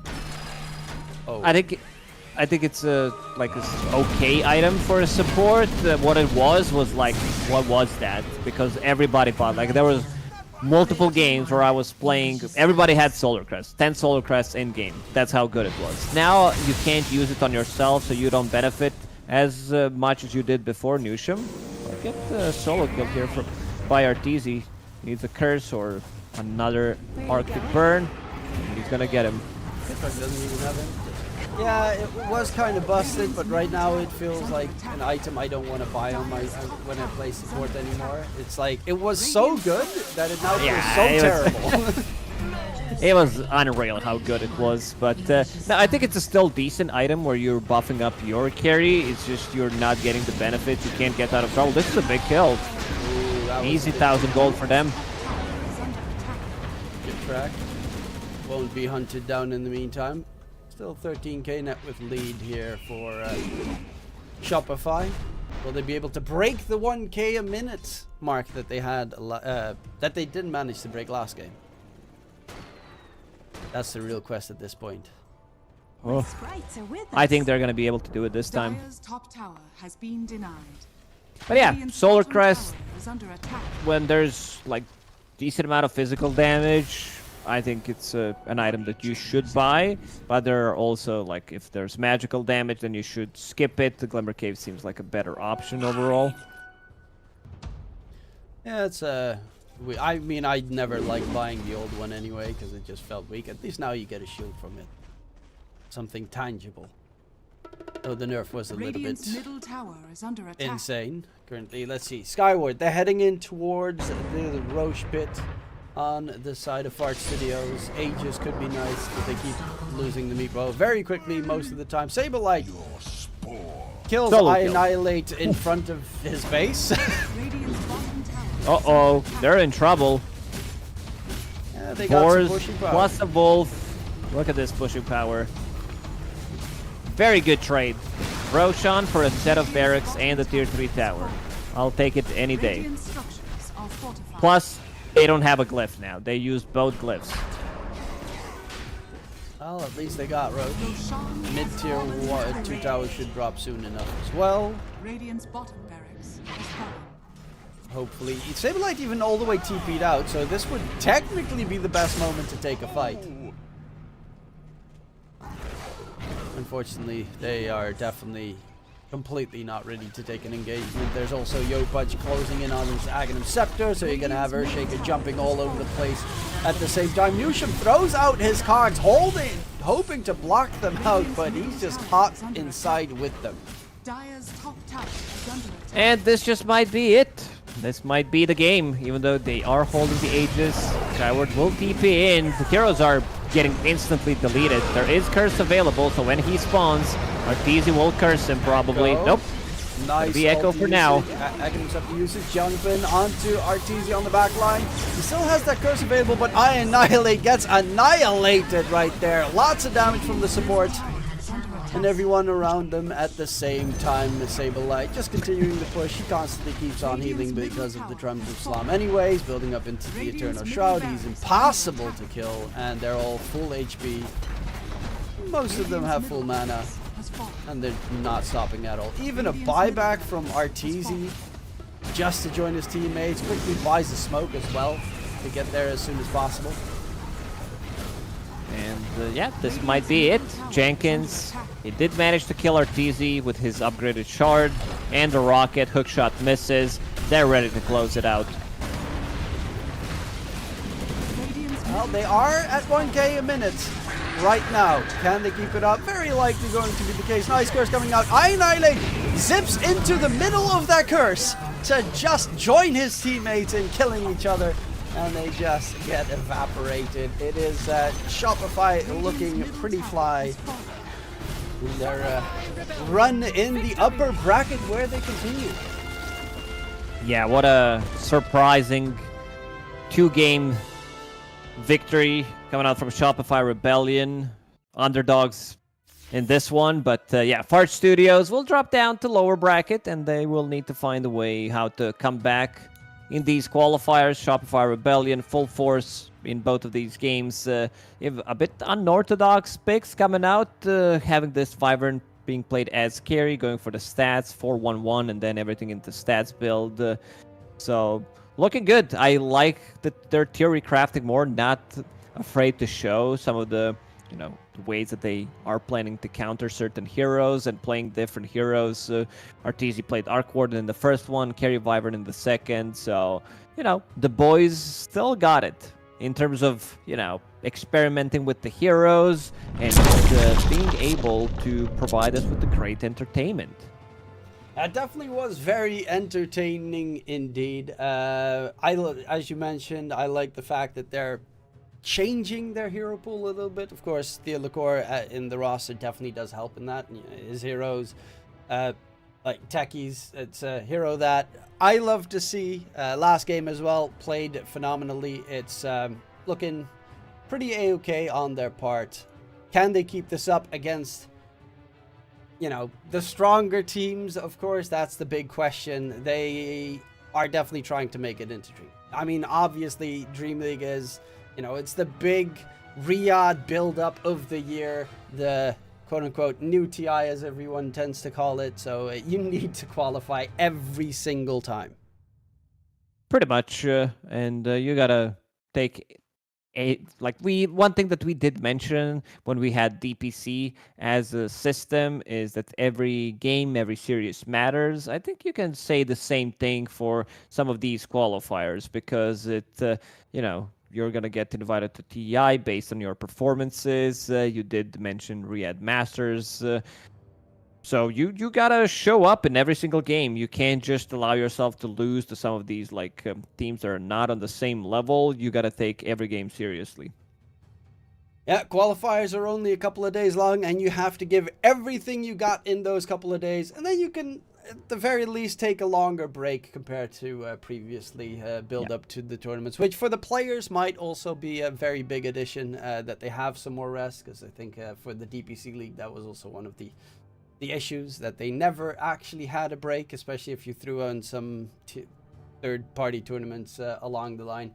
But nonetheless, that was a 2-0 victory. Shopify Rebellion continuing on towards the next stage. Yeah, that was it for us for now. I think there's a pretty lengthy break in before the next series starts. So, any last words for the viewers at home?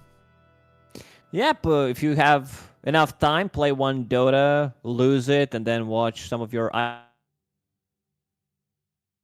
Okay. Hydrated. I don't know what just happened. You just randomly cut off right there halfway through. But maybe for the better. Maybe for the better. Okay.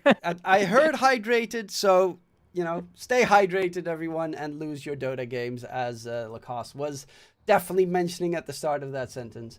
Have a wonderful evening, and there will be 2 more series here later in the evening. It's going to be upper bracket and then lower bracket, if I'm not mistaken. We'll see you then. Bye-bye.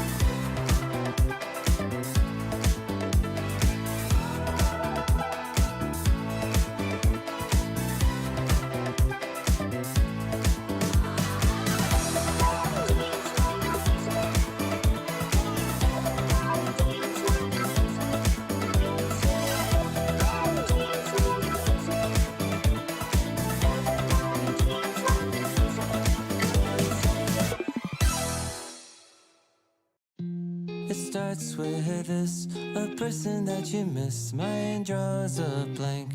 I wanna go back to the early days when life was an escape. Now I just wait for better days.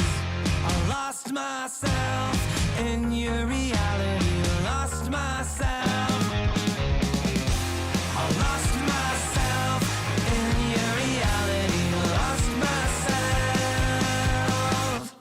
I feel that life, according to a friend, we're all shrink wrapped in families and making ends meet, stuck in jobs we'll never leave. I never wanna be like that, so I wanna go back to my reality. Wanna go back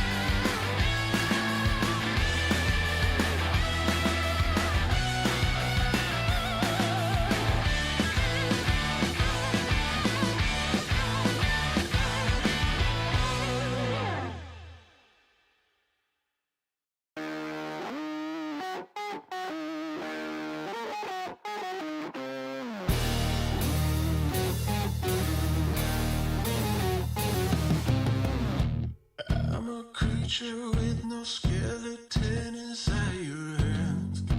Got no home address, I come and go as you command. And it's fine with me, and it's fine. I'm a bandit that you use to keep from bleeding out. I'm the lover you don't love, but love to keep around. And it's fine with me, promise that it's fine. Maybe I'm a fool. It's not like I'm expecting something new.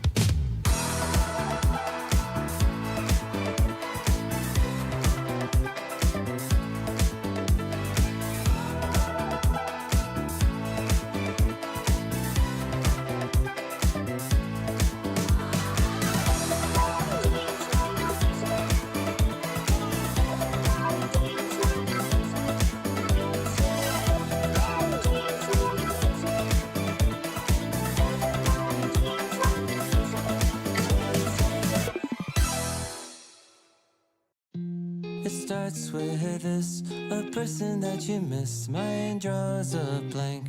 I wanna go back to the early days when life was an escape. Now I just wait for better days. I lost myself in your reality. Lost myself. I lost myself in your reality. Lost myself.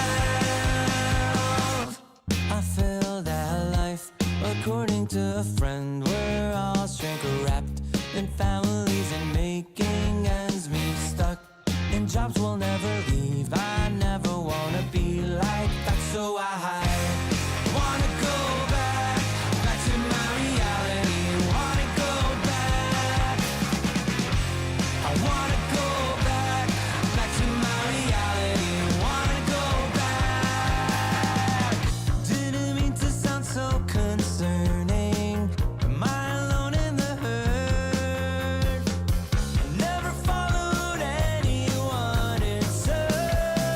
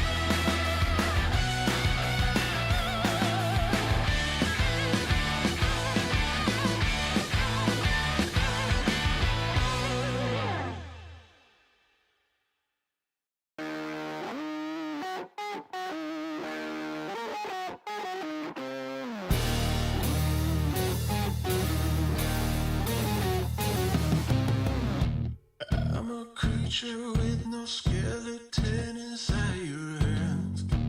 Got no home address, I come and go as you command. And it's fine with me, and it's fine. I'm a bandit that you use to keep from bleeding out. I'm the lover you don't love, but love to keep around. And it's fine with me, promise that it's fine. Maybe I'm a fool. It's not like I'm expecting something new.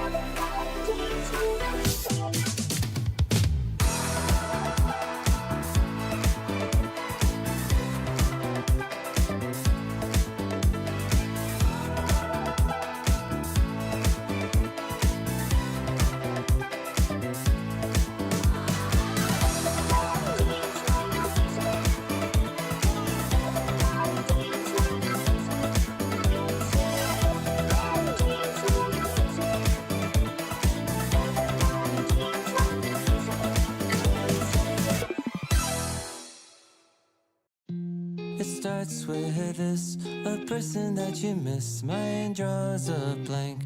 I wanna go back to the early days when life was an escape. Now I just wait for better days.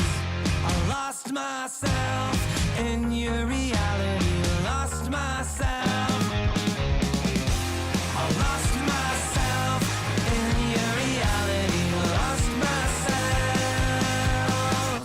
I filled out life according to a friend. We're all shrink wrapped in families and making ends meet. Stuck in jobs we'll never leave. I never wanna be like that, so I wanna go back to my reality. Wanna go back. I wanna go back to my reality. Wanna go back. Didn't mean to sound so concerning. Am I alone in the hurt? I never followed anyone. It's so absurd.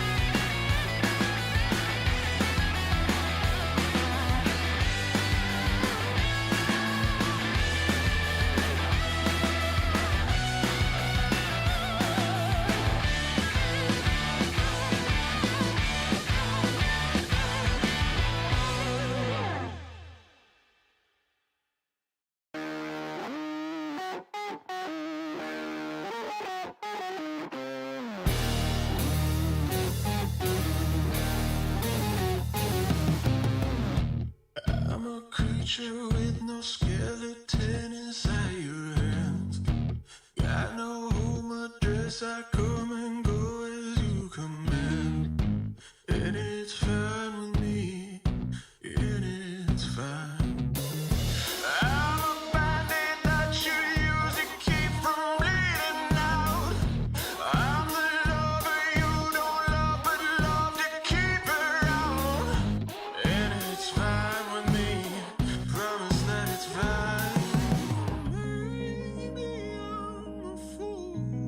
It's not like I'm expecting something new.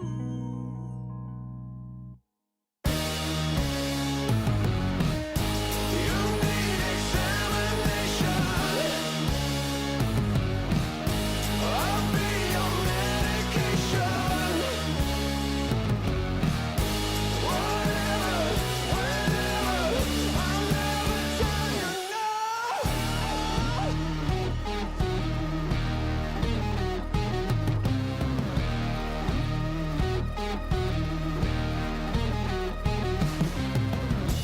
I'm a picture on your shelf that some days makes you smile.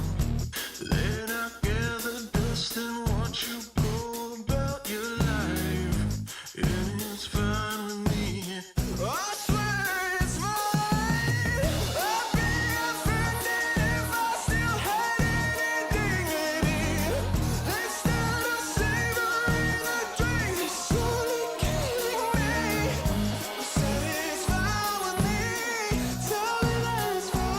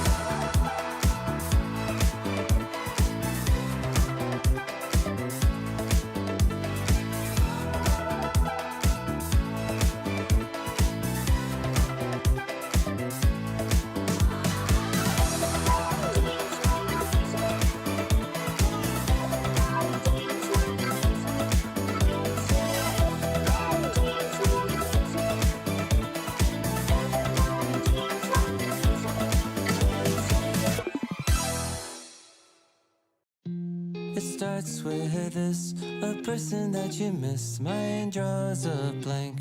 I wanna go back to the early days when life was an escape. Now I just wait for better days. I lost myself in your reality. Lost myself. I lost myself in your reality. Lost myself. I filled that life according to a friend. We're all shrink wrapped in families and making ends meet. Stuck in jobs we'll never leave. I never wanna be like that, so I wanna go back to my reality. Wanna go back. I wanna go back to my reality. Wanna go back. Didn't mean to sound so concerning. Am I alone in the hurt? I never followed anyone. It's so absurd.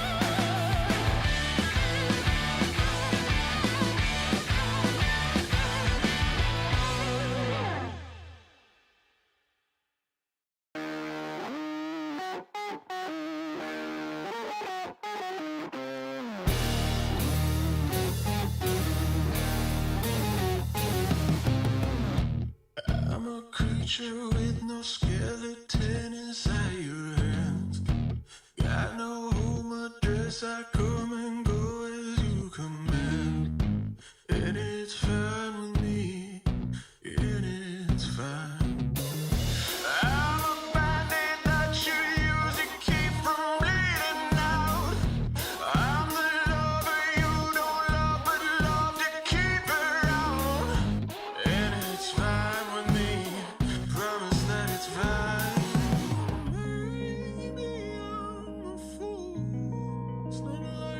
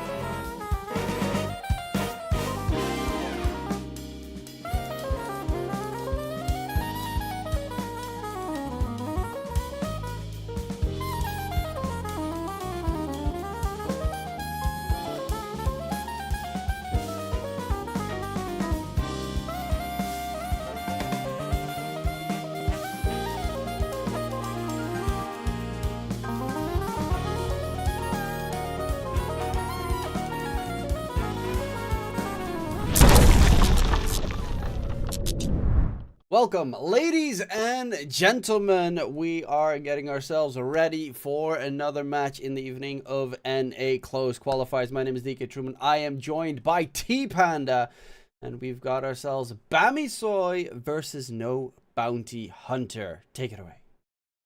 It's interesting, like North America, and you got No Bounty Hunter. Like, what the hell are these guys doing here? That's like the staple of West European open qualifiers and close qualifiers. These guys are always there, right? What are they doing in NA? I mean, come on. No, I mean it's actually an interesting matchup in particular, because this is like ex-teammates versus against each other. So you got Bamisoy, you've got the Romanian Blink on pos 4, and his old teammates Khan. I think you've also played with Michael at some point as well. So it's not just a qualifier game, it's a grudge match.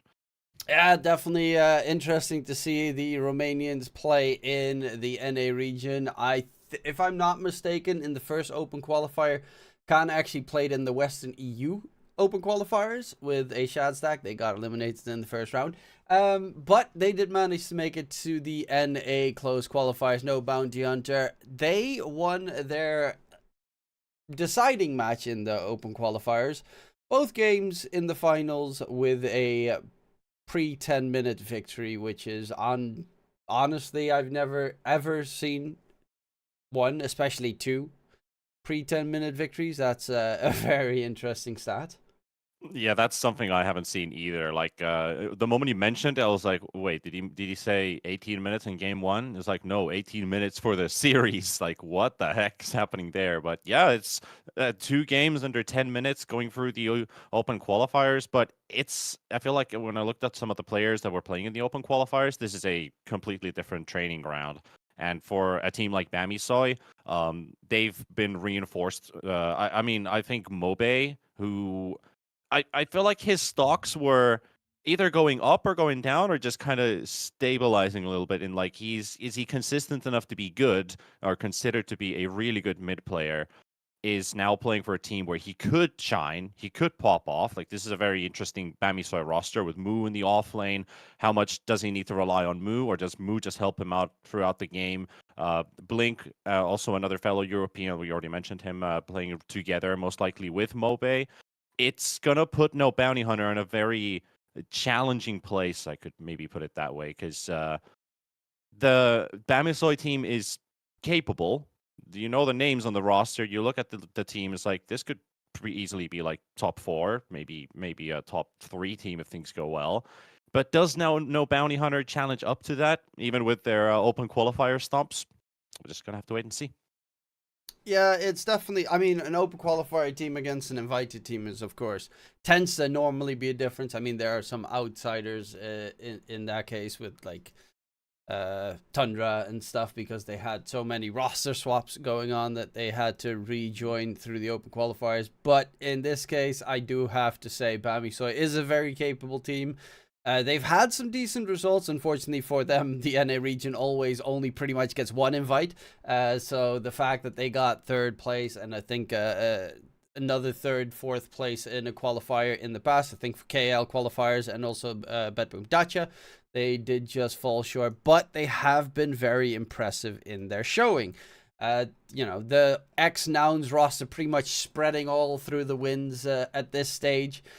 You got Sammy Boy as their safe lane, everyone knows, of course, and you did mention Mobai, who's been coming into his own. I mean, Nouns, of course, also playing with a German mid laner. It's they have a very similar playstyle, and also the heroes that they play, where it's, I mean, they both play very unconventional heroes, which I just always find very entertaining to see.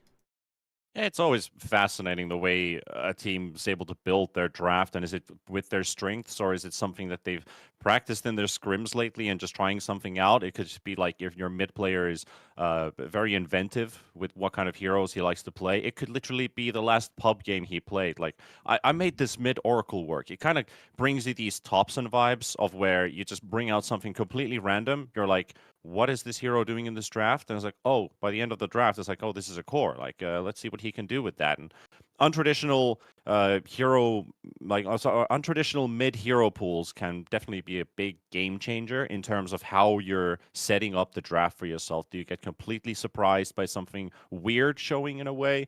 or is there just going to be a lot of flexibility? And that's always a difficult one to read. Like, who's going where? Do we get the good matchups that we want? It always starts with we have to get a good laning stage, but we have no idea who we're playing up against. So I'm interested to see if No Bounty Hunter can find any edge with the way that they draft in these games. Like this, their roster is much more fresh. And like you said, Bamiso, they've already got some results under their belts, and this is kind of like their honeymoon phase is soon coming to a close. Like this team has been together for almost 3 months now. This is where you got to start delivering results if you want to make things work. It's definitely, hopefully for them, going to be a good chunk. But No Bounty Hunter, they're also a scary team because they do have Khan in the safe lane, a player that has an incredibly big hero pool as well.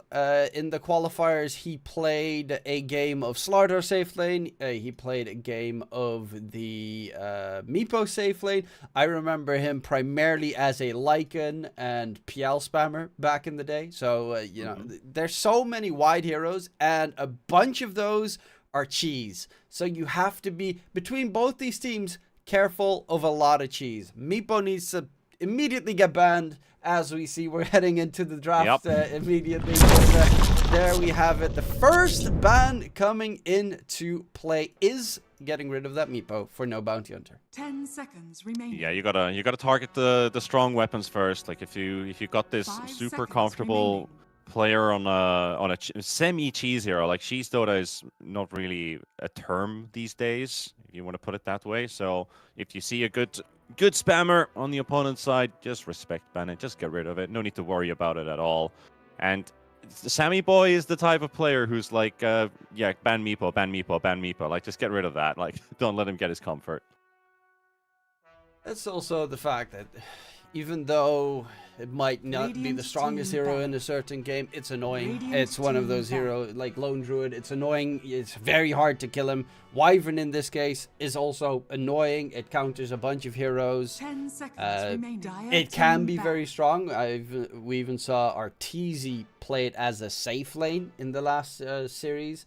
But against Fart Studios, I don't think he was even needed when Saberlight went off. It was a very one-sided stomp. Sometimes it be like that. I like how I was casting China maybe like 12 hours ago, maybe a bit more than that, and the drafts are completely different. This is more targeted to specific players, a couple strong heroes out of the pool, but it's like the heroes I'm looking at right now, there's maybe over 50% variance compared to what they targeted, what they wanted to get rid of. But first phase picks, I mean, there's been a lot of Furion, there's been some Doom first picks coming out, but then again, it's no Bounty Hunter. They could just bring out something wild here. I'm definitely hoping to see some interesting Dota, as you mentioned, the bans on Bamisoy's side as well. I don't really recall seeing a Panda recently. Coddle mid does get a decent amount of picks. Magnus gets a lot of picks. Monkey King has been creeping up a little bit more, but still not in a position where I would say a first phase ban. Especially when you get to see these heroes come through. Pugna versus Timbersaw. Well, that's actually a very standard opener. Dire team ban. In a way, yeah. And also this is Bamisoi opening up with a flex pick between either Mobai or Moo, who are both known to play Timbersaw, especially Moo in the offlane really likes to play this hero. And I feel like he really prioritizes his hero pick later on into the draft. But maybe with Bamisoi, they've adjusted a little bit differently.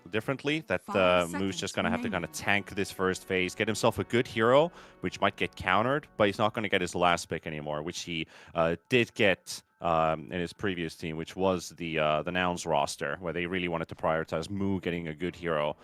So a bit of adjustment coming out from their side, but then again, a flex pick is always good to start things off with, because it is just leaving no bounty hunters sitting and guessing. What else do we look at here? Are we looking for a hero that's able to contest this Timbersaw fairly early on? Are we looking for a hero that's stronger than him later? And is that hero pick going to get countered by Bamisoy at some stage of this draft? Because you do have that 18th in the second phase for no bounty hunter, still quite a while away. But you got to start kind of 5 building your seconds pieces together in remaining. terms of your Team strengths, Dire but also a team piece of counter added into the mix.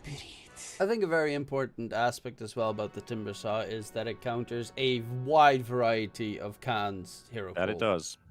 He loves his strength heroes, and he loves his creep summoning heroes, and all of them are kind of useless against the 10 big boy seconds Timber Saw. remaining. So that's always a nice addition, and as you mentioned, 5 Mobai is seconds superb remaining. on it in that mid-flex potential as well. And one important factor about Timber Saw is now that Shivas has such a really good build-up, is a lot of Timber Saws don't even level their reactive armor. I've even seen the Timber Saw level Dire 14 team without pick. reactive armor because he just doesn't care. He has too much armor from his items already. The hero does become fairly problematic to deal with very quickly. Yeah, it's an interesting build. Like, it allows this Timber Saw to be much more active in his earlier levels, 10 allowing a seconds bit more remaining. aggression added into the mix. And if today's Dota is very kill based, 5 like you don't seconds worry too remaining. much about objectives. Like tier 1s and tier 2s kind of feel, I would say, somewhat obsolete. Even though Dota's always been an objective based game, a hero like Timber Saw with this current build, it just works so well with the supports running around. You have somebody to make plays with fairly early on. All these, like you said, mentioned, the item buffs and item changes have kind of enabled this different type of route for the Timber Saw. And Radiant team pick. no bounty hunter is just trying to look for a couple like basic counters, I guess you put it that way. You opened up with a support Pugna, very likely looking like a core Spirit Breaker as they reveal the Grimstroke, which is pretty good versus the Timber Saw. You got your ulti to latch and connect on someone. He's not going to be able to use his W. Can't get out of the 10 fights. seconds And then you remaining. also have this scalability with the Inkswell, getting that shard, 5 very seconds powerful on the remaining. hero. But most importantly, the Soulbind, which allows you to kind of lock down this Timber Saw. But there's no damage, right? Like, they got a bit of push, they got a bit of crowd control, but they're not hitting objectives really, unless it's just a Pugna showing up. Yeah, I think currently the supports can't do anything without an extra core that gets aggressive. So I think either their safe laner or mid laner needs to be able to follow up with the Spirit Breaker. You could go, something with global damage like a Zeus possibly, so that you at least have that tool behind you, or maybe a safe lane Spectre, something that helps the Spirit Breaker get on top. Because the supports, they're going to trail behind the Spirit Breaker, but they're not actually going to be with the Spirit Breaker when the fight breaks out. Well, let's see what Bamisoy wants to do here. You've got the double pick. Technically, this Vengeful Spirit could buff for some minus armor physical damage dealers, which is going to hurt the Grimstroke. Pugna's kind of the issue with the Decrepify. Not being able to hit some targets, but also if you just do get that quick jump on the Pugna, that can also force him completely out on rendered weak, because he is a squishy. So you already got this Venge, which does counter some pretty big heroes, like the Faceless Void, probably one of the best late game heroes there is in the game right now. Kind of preemptively already answering it, and there's your tempo coming up from the Ember, which is always nice to see. Question here is, are we actually seeing Mobai with Timber mid and good old Moo Witch Doctor in the offlane? That's how I feel. That would be a very ballsy move, but I would 10 assume it's just the Ember remaining. Spirit mid for Mobai with the off. It would be 5 weird seconds to remaining. not see it that way, especially with how buffed Ember Spirit is these days with the Mage Slayer. I would love to see Moo go for the Witch Doctor offlane though. That's it's one of the noun strats that really made them shine. Dire team ban. Yeah, they really love their sustain, huh? But yeah, it very likely it's not going to happen with the Ember and the Timber basically now locked in place. You got your Venge, which supports Radiant Storm team Spirit ban. coming out pretty early here. I guess you could have waited to the last phase, but you already see your mid matchup. Might as well just lock it in before any counters kind of get locked in. You could go for a couple good bans. Basically, Storm Spirit could have been one. Could have also been another that 10 could have been in the seconds remaining. in the carry pool. Radiant team That Storm's ban. going to have difficulties dealing with potentially. But we'll see what they want to finish this off. We see the Faceless Void getting banned out as well, which is just simply a great hero right now. So the Morphling as well from No Bounty Hunter. Morphling would have been a bit of a spicy pick for Bamisoy, because I'm wondering, like, Sammy Boy, he loves his 10 gyrocopters. seconds Not really remaining. an amazing carry hero right now. But 5 seconds he's got this remaining. very wide type of carry pool. It looks like it's the basic carry player hero pool, but he's got a bit of micro in there, the TBs, the Nagas that he likes to play.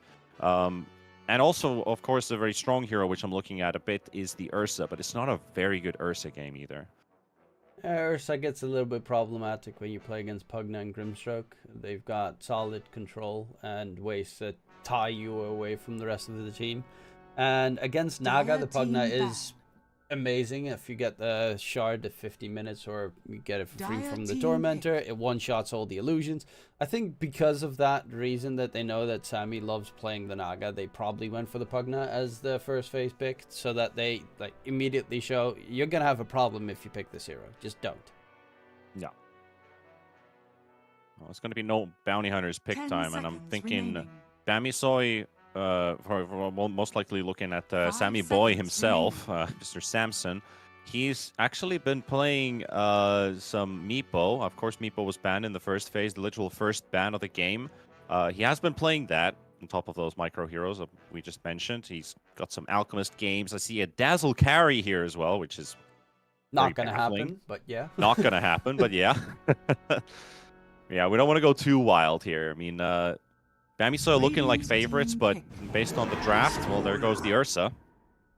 It's a pretty good Ursa game on No Bounty Hunter's side as well. It's not too You may now shabby. select your Wait, heroes. safe lane Ember? Safe lane Ember. So it's actually you were correct. You were T-Panda. That's why you're the analyst. Mobai on the mid Timbersaw. So I was thinking that as well. Like, Moo loves his last pick. Like, why wouldn't they do it? Because he always wants to. He wants to know what he's going up against. He wants to get a good matchup for himself. And they just locked in a last pick Enigma. Of course, the hero's not in a fantastic place right now, but it can work in the right scenarios. In this case, it doesn't feel like Bamisoy has a really greedy draft because they have a lot of capability. We talked about the Timber build up, like how the skill build is different. And now with Ember Witch Doctor Venge, you can just fight very actively. Low cooldowns, don't have to worry too much 10 about seconds resources. remaining. You have a lot of sustain coming out of these heroes. And of course, you've got this 5 Enigma Black Hole you can seconds always remaining. kind of rely on and fall back on if things go south. And they've got good high ground protection also thanks to that. So it's an interesting Enigma pick. But I do like where No Bounty Hunter is going with their draft. Now it's really just down to, like, are they ready to meet up the challenge? It does feel that this Ursa can absolutely go nuts this game. He gets on top of the Ember Spit. The 1v1 matchup, you just don't win. The Timbersaw, you can also kill as an Ursa. The Enigma as well. The plus side is they have pretty decent kiting tools on Bamisoy with the Vengeful Spirit, and Witch Doctor can be quite annoying in that regard as well. But you got Spirit Breaker, Storm, and Ursa, 3 cores that are just going to go dive in. Those supports are dead in a second. And Moo's going to have to play a pretty good game to be able to stop them. I personally slightly favor No Bounty Hunter's draft because of those reasons. Even though Timbersaw in the mid lane can be surprisingly dominant. Going up against a Bamisoy, huh? I think a lot of people will say Bamisoy is the favorite going into this one. And I guess, like, even with the drafts on the table, I'm going to have to go with Bamisoy on this one. Blink is the wild card for me, right? Like, all these Romanian players, I feel like they've been in this, like, tier 2, tier 3 area for such a long time, but haven't really popped off as a team because they've always been in the same team, right? Prepare There's for a reason why, like, take, for example, CSGO. I had no faith in the Finnish rosters because it's a full Finnish team and they never made it work since 2019, the one time. It's kind of like in Dota as well. Now that they're split on other ends, like, is this going to amplify Blink's capability as a pause 4? How does he sit together with Moo? Has he kind of locked in his place now? Because Moo's not a player who builds Blink Dagger a lot, right? Now he's playing a hero that feels like kind of has to build Blink Dagger. He had Lelis before, who was the one who always built the Blink Dagger as a pause 4, initiate for him. He could play these more farmier, greedier offlane heroes that just either dish out damage, they do rat Dota, hit objectives, and not necessarily like super on team fight. 30 seconds to So battle. Blink is playing a little bit different here with this Vengeful Spirit. You kind of got your Nether swap, which kind of works as a Blink dagger, I guess you could put it that way. And of course, it's not like Moo never builds Blink. It's just that his 4 has always done it for him. Yeah, I mean, obviously in this game, in any game with Enigma, you'll eventually get Blink, but the Vlad's is a item that's gone up in stocks significantly, Yeah, and it is oh. a The battle perfect begins. hero to build up the Vlad's on. Vlad's plus probably a couple of other auras in this case. You get a couple of defensives, maybe Yule's, I wouldn't know exactly who, but someone could get a Yule Scepter. It's very good against both the Spirit Breaker and the Ursa. Kind of denies them completely during the team fight, so hopefully someone can be able to purchase it, maybe Blink. It's not necessarily an item you expect too much on a Vengeful Spirit, though. Yep, and also like itemization wise, I was kind of looking at this. How do you counter the Ursa? Usually your traditional answer would be like, let's build mass Yules, or at least 1 or 2 Yules. There's no real Yules builder in Bamisoy's draft right now, so they basically have picked their heroes accordingly to fight up against this Ursa. Even though the Ursa coming so late into the draft, it's like, all right, we're just gonna have to adapt.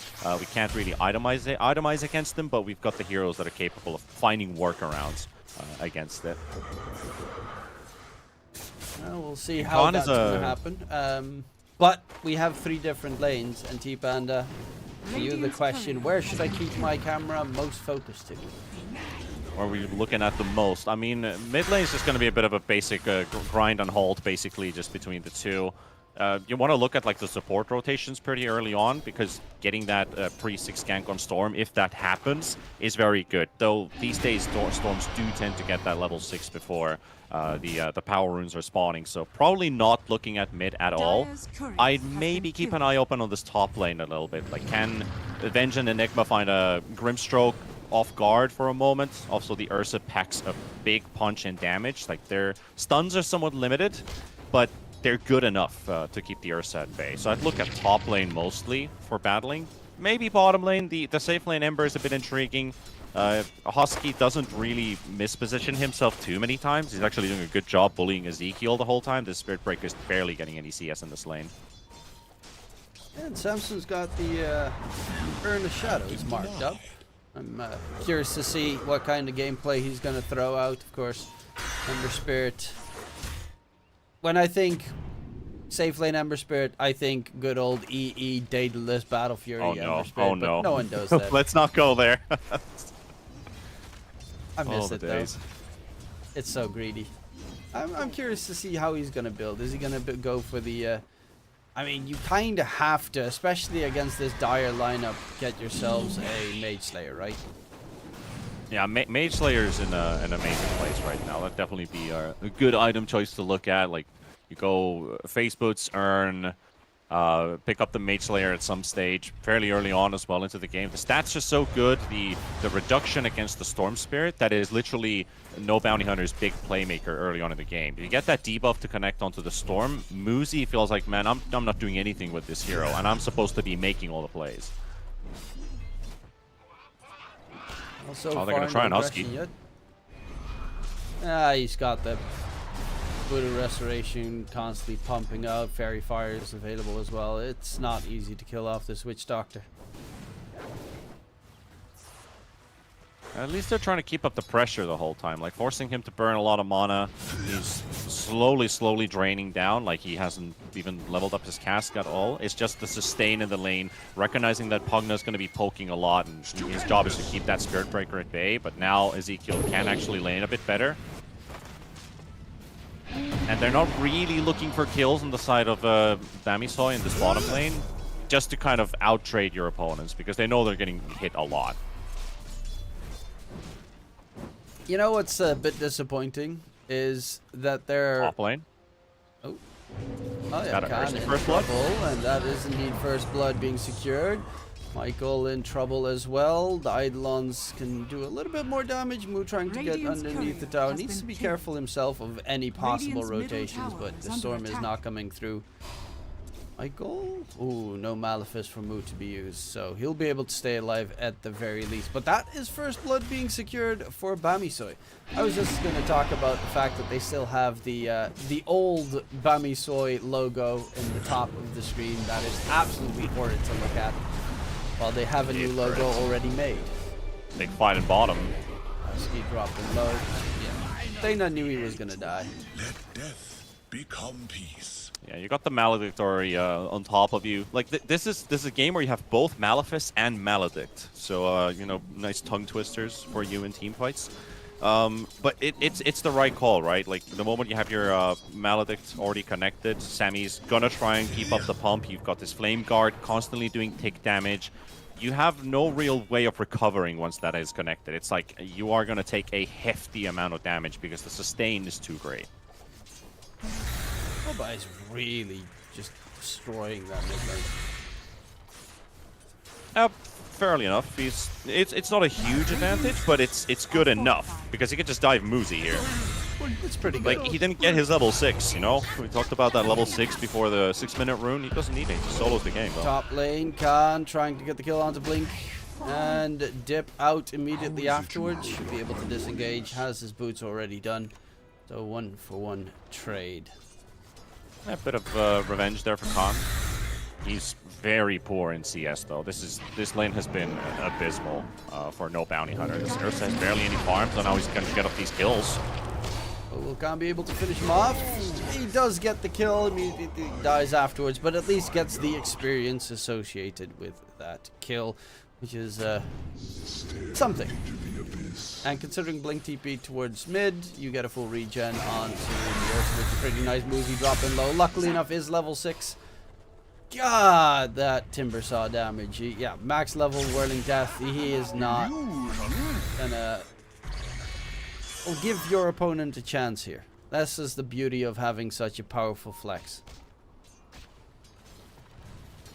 And they've basically set their game plan straight with that too. Like when they got this draft already kind of going their way, they got that Storm Spirit answer early, but the way the game has been rolling, like no bounty hunter, they're locked in on both of these lanes. You can't leave the Spirit Breaker alone. You can't really leave the Ursa alone because he's just gonna get bullied the whole time versus 2 range heroes.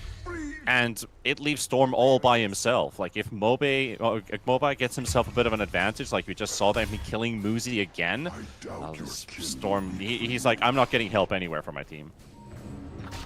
And there's they don't really have the supports to help. Pugna can't do anything at this stage. That too, yeah. Grimstroke, I mean, Phantom's Embrace is pretty nice to throw on the Timber Saw, especially if he's used Chakram, because he can't pull it in and he can't right-click at that point. But it is not the easiest thing to do if you're going to get hunted down. The Grimstroke drops. There's also a level 6 on the Enigma, so you have to be very careful now if you want to continue. Just dive this guy right under the tower. I mean, you can poke this Timber Saw, but it's just not going to be enough. Yeah, that's just a very straightforward walk into your face black hole. Easy kill. Another death on that Storm. No TP available either. He's even marked up that he needs a soul ring. He's got nothing. And Ursa has to ditch this top lane completely. The tower's gonna fall very soon. You've won both your side lanes. You're winning mid right now on Bamisoy. Ezekiel on the Spirit Breaker. Gets it by Maledict. Moba picked up a regen rune while he was very low in the meantime. We'll be able to get the full regen, but luckily enough, they do have Decrepify plus Phantom's Embrace, and there is nothing you can do when you get hit by the double combo. Yeah, you found the enemy. You've got 3 heroes on top of you. Almost killed the Spirit Breaker, not quite enough with that level 2 Maledict. The guy just got himself just enough regeneration to just kind of outdo the tick damage. But while that was happening, Mu takes the top tower on this Enigma. He's opened up this top half of the map completely. They've already got some deep wards placed down inside the edge of the Dire jungle, and you're just claiming control over the map. And Sammy Boys is like, well, I mean, I can just farm up my items right now. I'm not in real trouble.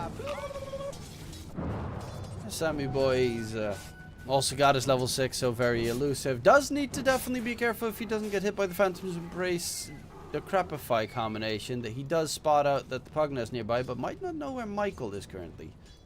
Might be baiting here. Or maybe even get baited in. Gotta be careful in that bottom Yeah, we never lane. know about Sammy Boy. He can fall prey to both of them. Oh, does get hit by the silence.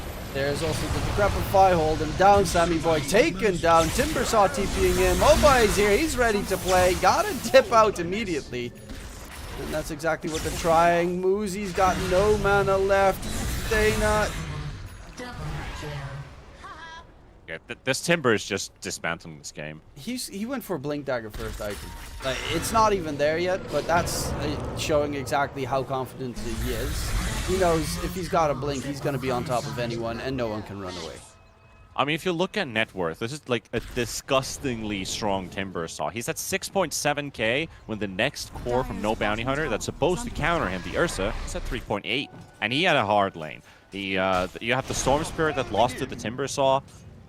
And then you look at the Spirit Breaker that was being zoned out in the early levels in the laning stage by a Witch Doctor. It's like, where is your recovery mechanism coming from when the opponent is ready to just go full on? The ones that are doing a pretty good job are the two supports, which work very well in tandem with their spells, especially once Soulbind comes into play. They can pretty much get 2 kills on anyone that they encounter if they get the catch. Yeah, it's like you kind of gotta try and get these kills on this Ember Spirit. Like, it feels like he's the big target you can still kill at this stage of the game. You're not killing this Timber Saw, not even with 5 heroes. Like, Mobai is just way too damn strong. And you said that first item Blink that he built up, he's like, he's just feeling himself. He's on a bit of a power fantasy here, doing whatever he wants. Maybe he overextends, and that could be something that No Bounty Hunter can use to punish. I mean, to be fair, you did mention Moo doesn't like to go for Blink, so Mobai has to. So yeah, it's the trade-off. You play with Moo. It's a sacrifice you have to be making. Yeah, you just have to do it. Thana being chased by Blink. He wants to get the swap in, but Khan's also dying in top. Can't lose this Ursa here. There's a black hole right behind him in case he wants to continue the TP, but it's not going to happen. Bottom lane though, they find the kill onto Ezekiel. There's the soul bind onto 2 electric vortex. They have the damage to take down the Ember Spirit. Black hole is at the ready. They don't even get close to killing off Samson, who's going to dive underneath the tower. The 2 supports are the last 2 standing. Black hole, why not? Might as well use it at this stage. Michael will be just walking back to safety, but it is looking fairly one-sided right now. Yeah, it's a bit of a welcome to North America by Bamisoy and the boys. I mean, they basically killed off the Ursa in the top lane, who was trying to teleport out. Then he sees the Enigmas coming in. He's like, oh, well, what can I do here? They get the Ursa kill, and they also get to rotate in bottom just in time before their supports are getting obliterated by the Soulbind combo. It's basically just lost 1 hero, took 4, and you're still in complete control. That was such a big fight for No Bounty Hunter to win, and they weren't able to get anything done with it. So this game is sliding out of their hands very fast. Dana gets swapped back in a bit of trouble, but there's Mobai coming through. Really, absolutely, as you mentioned, on a power fantasy. Hasn't even given... This was his first assist that he gave away. 9-0-1 on the Timbersaw, level 30 Timbersaw. And really making his mark here for the Bamisoy squad. They're just celebrating all over. Like, they're not really getting challenged at all by No Bounty Hunter. With the way, if you lose 3 lanes, this is basically what you're looking at right now. And even an Enigma just chilling in the front line with the rest of his squad. Doesn't need to go back in jungle, use Black Hole, then go back to jungle. No, it's like Moose just chilling around with his team. You talked about the Vlads. You've got the Aura buff for your team. You have this Timbersaw that can do whatever he wants. He's got his Blink Dagger going around on targets. And Sammy Boy, kind of elusive too. Oh, they actually got a gank going on the top. Sammy Boy is probably the best target you can go for, but you do need to lock him down. He had a fire rim on the other side of the map. They will quickly get rid of Thana. That's beyond godlike now for Mobai. The tier 2 tower is going to be the target. That's also one of the important factors of that last pick, Enigma. And with the item build he's going for, they needed push. They had 0 push in their lineup, and all of a sudden the Enigma comes in and you can melt buildings, especially... Yeah, he's going for the Boots of Bearing next. He's got the Helm of the Dominator, Vlad's. It's all auras. Blink Dagger is All for auras. suckers. Exactly. What else do you want at this point? You just want these early buffs shared by your entire team. You're on a steamroll. Exactly like what you said, they don't really have any objective base damage. They don't really hit towers. Those auras do help out a little bit. You've got the level 4 Eidolons that are probably your best punching. Well, not punching back. Oh, Muzi. Oh. The Coconut chasing him, but he waits half a second so that it at least connects. And gets all the way back to base in time. Top lane. Blink is going to be the target here. The bashes, are there going to be enough damage? So long. Nope, there's not going to be enough damage. Not even close.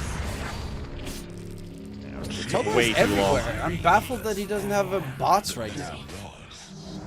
Blink hole, a black hole in mid. Muzi. Ooh. That was close. Yeah, that was too close to comfort for Muzi. He already dodged the second gank attempt inside 30 seconds. Bamisoi, like, they didn't really feel threatened by the Vengeful Spirit getting ganked in front of their own tier 1 tower that's up. They can just teleport and rotate for a quick kill. Dana in a bit of trouble. I completely forgot Witch Doctor also has an ulti. It's just... That hero is also in this game. It's kind of the Moo and MOBA show so far. And Khan is like, can I finish my Battle Fury, guys? I mean, I can get, start like, farming extra... soon. Yeah, I'm farm online in just a minute. Just wait. I will be that big character like you. Those Eidolons are gonna drop like flies. Easy. Yeah. How do you hit towers when the Eidolons are dead? Oh, Ezekiel. He's not enjoyed this game at all. Moo does get jumped. Doesn't have a black hole available. Ezekiel did get taken out. In the meantime, Moo, can he run away? Turn their attention towards Husky. They find Moo, and Husky might be a second one dropped. Samson with a couple of sleight of fist has that nasty Mage Slayer built up. And in response... He's kind of alone here. Yeah, he is alone. Will Samson die in time before Mobai is there? Yes, indeed. Okay. They find a triple kill. I'm surprised that Sammy Boy was trying to man fight against the Ursa. You had these Bamisoi heroes fighting in bottom, just bullying Ezekiel. No bounty hunter again. It's like, well, we're gonna sack the Spirit Breaker. We got a decent fight going on top that we can win to extend this one, and all goes off with the Enigma. No black hole. He's under the tower. He's low HP. You use the glyph for that extra pumping damage. They're all basically taking big hits, and there's no Timbers off. It's like, this is our best fight we can take, where Ursa's hitting targets and the big damage dealer Timber isn't there. And they got exactly what they wanted. That was what Khan really needed to get back in this game, because that was like 2,000 net worth for him. Yeah, still quite a decent amount behind, but it is baby steps at this stage. Exactly. Now let's repeat that 5 times in a row, and maybe then we're even. Yeah, it's a long road. Dire are scanning. And the problem is, I mean, you do definitely, I think, scale better in the late game, which is the plus, but you need to get there, and that's a that's a challenge in itself. But if you put these heroes against each other at minute 45, same net worth, the no bounty hunter hero should win. Talking about roads, have you ever tried an American chocolate dessert called Rocky Road? Oh, Rocky Road's is delicious. It is delicious, man. It is so good. I don't know what's in it. Probably everything that's gonna kill me, but it is delicious. Yeah, all the best things are either illegal or you're not supposed to do them. But Rocky Road that's like my top 5. I went to California on vacation last summer, and the difference in food is baffling between what we get here and what you get in the US. It's all so much and so good. I'm a sucker for anything that's just sweet, really. Well, they're a master in that. This game is pretty sweet for Bamisoy too. But no bounty hunter, even with Ursa getting that triple kill for himself in that last team fight, surviving, getting himself a bit closer to the BKB, you're still like a full item behind on almost everybody compared to Bamisoy right now. Like they have these, you've got the drums already up on the Enigma, their pushing power has just been amplified with that extra bit. They're still ganking you around the map. Like the Spirit Breaker doesn't have a game. He does have his Hand of Midas at least done, so his farming tool is done. They've got the Ursa's farming tool done. They've actually kept the net worth pretty even, which the longer the game goes, if you keep the net worth even, it's just advantage coming through. Even Dana is just split pushing that bottom lane, forcing these rotations back. Bamisoy are not really taking any objectives because they're hunting for kills around the map. Yeah, they're being split around the map the whole time, so it's like none of our waves are never there to really breach that high ground position. And even with that Aegis, it's like, well, we kind of need to look for kills. They're getting some. Dana is very much surrounded. Goes for the TP at probably the saddest moment possible. While in the meantime, towards mid, Mobai gets a solo kill onto Michael. Now over here. Yeah, he doesn't care. Yeah, it's like you just killed 2 heroes, but Spirit Breaker's already splitting the top lane. Mid's getting pushed out. There's no creep wave. They're like, well, we got to commit to this bottom lane, guys. Maybe it's enough for us with these pickoffs that this bottom lane is our avenue towards the high ground. Or maybe they're just drawing the Tormentor. Like, let's get that out of the way, too. Tormentor's always a bit of a scary one because that is a game-changing kind of engagement. If they have an Observer Ward there and they spot you out, you lose HP on your heroes, they can very much quickly turn that around. Rage, TP out. Mobai has no way to interrupt it, but he has a way to interrupt Ezekiel's life. Yeah, I've been chasing Ezekiel from the top lane all the way back to mid, and they still get him killed. Like, this is how rough the Spirit Breaker's game is. You've got this enemy full of relocate. The zip comes in, Black Hole gets used. And he does find the kill, might lose their lives immediately afterwards as well. There's going to be Sammy Boy joining in the fun. The shard for Michael trying to get the job done, but Mobai joined in a little bit too soon. And they were pretty much lacking, like the storm went in and it was a great catch. The problem is he silenced the wrong one. Yeah. You have the things of eternity. Too many Dolans in your feet. You just get hit by Black Hole right after. I didn't think that was the right move from him. I mean, you gotta make these desperation plays anyway. You gotta react really quickly. It's pretty stressful as a player too. Dire's middle tower is But what can you do? Well, they need to hold on. Luckily enough, their levels are so low, their respawns are so quick. So no harm comes to their base just yet. And again, no Blink Dagger being built up on Mu. He's ignoring it completely. Has his Boots of Bearing. Next item, the Helm of the Overlord. Mobai still hasn't died. 17-0-4.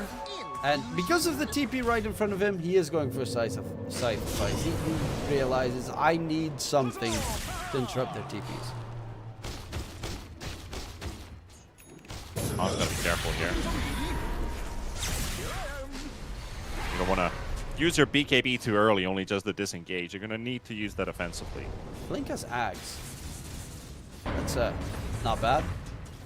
Also, not there bad is at a all. Yules being built up on the Witch Doctor, so they are at least making sure that they still keep some itemization in their minds in case the game does go wrong against the Ursa and Spear Breaker. Yep. Some ill news coming for Khan is when this Witch Doctor finishes Yules. Khan wants to play aggressive, doesn't want to use his BKB right away to engage.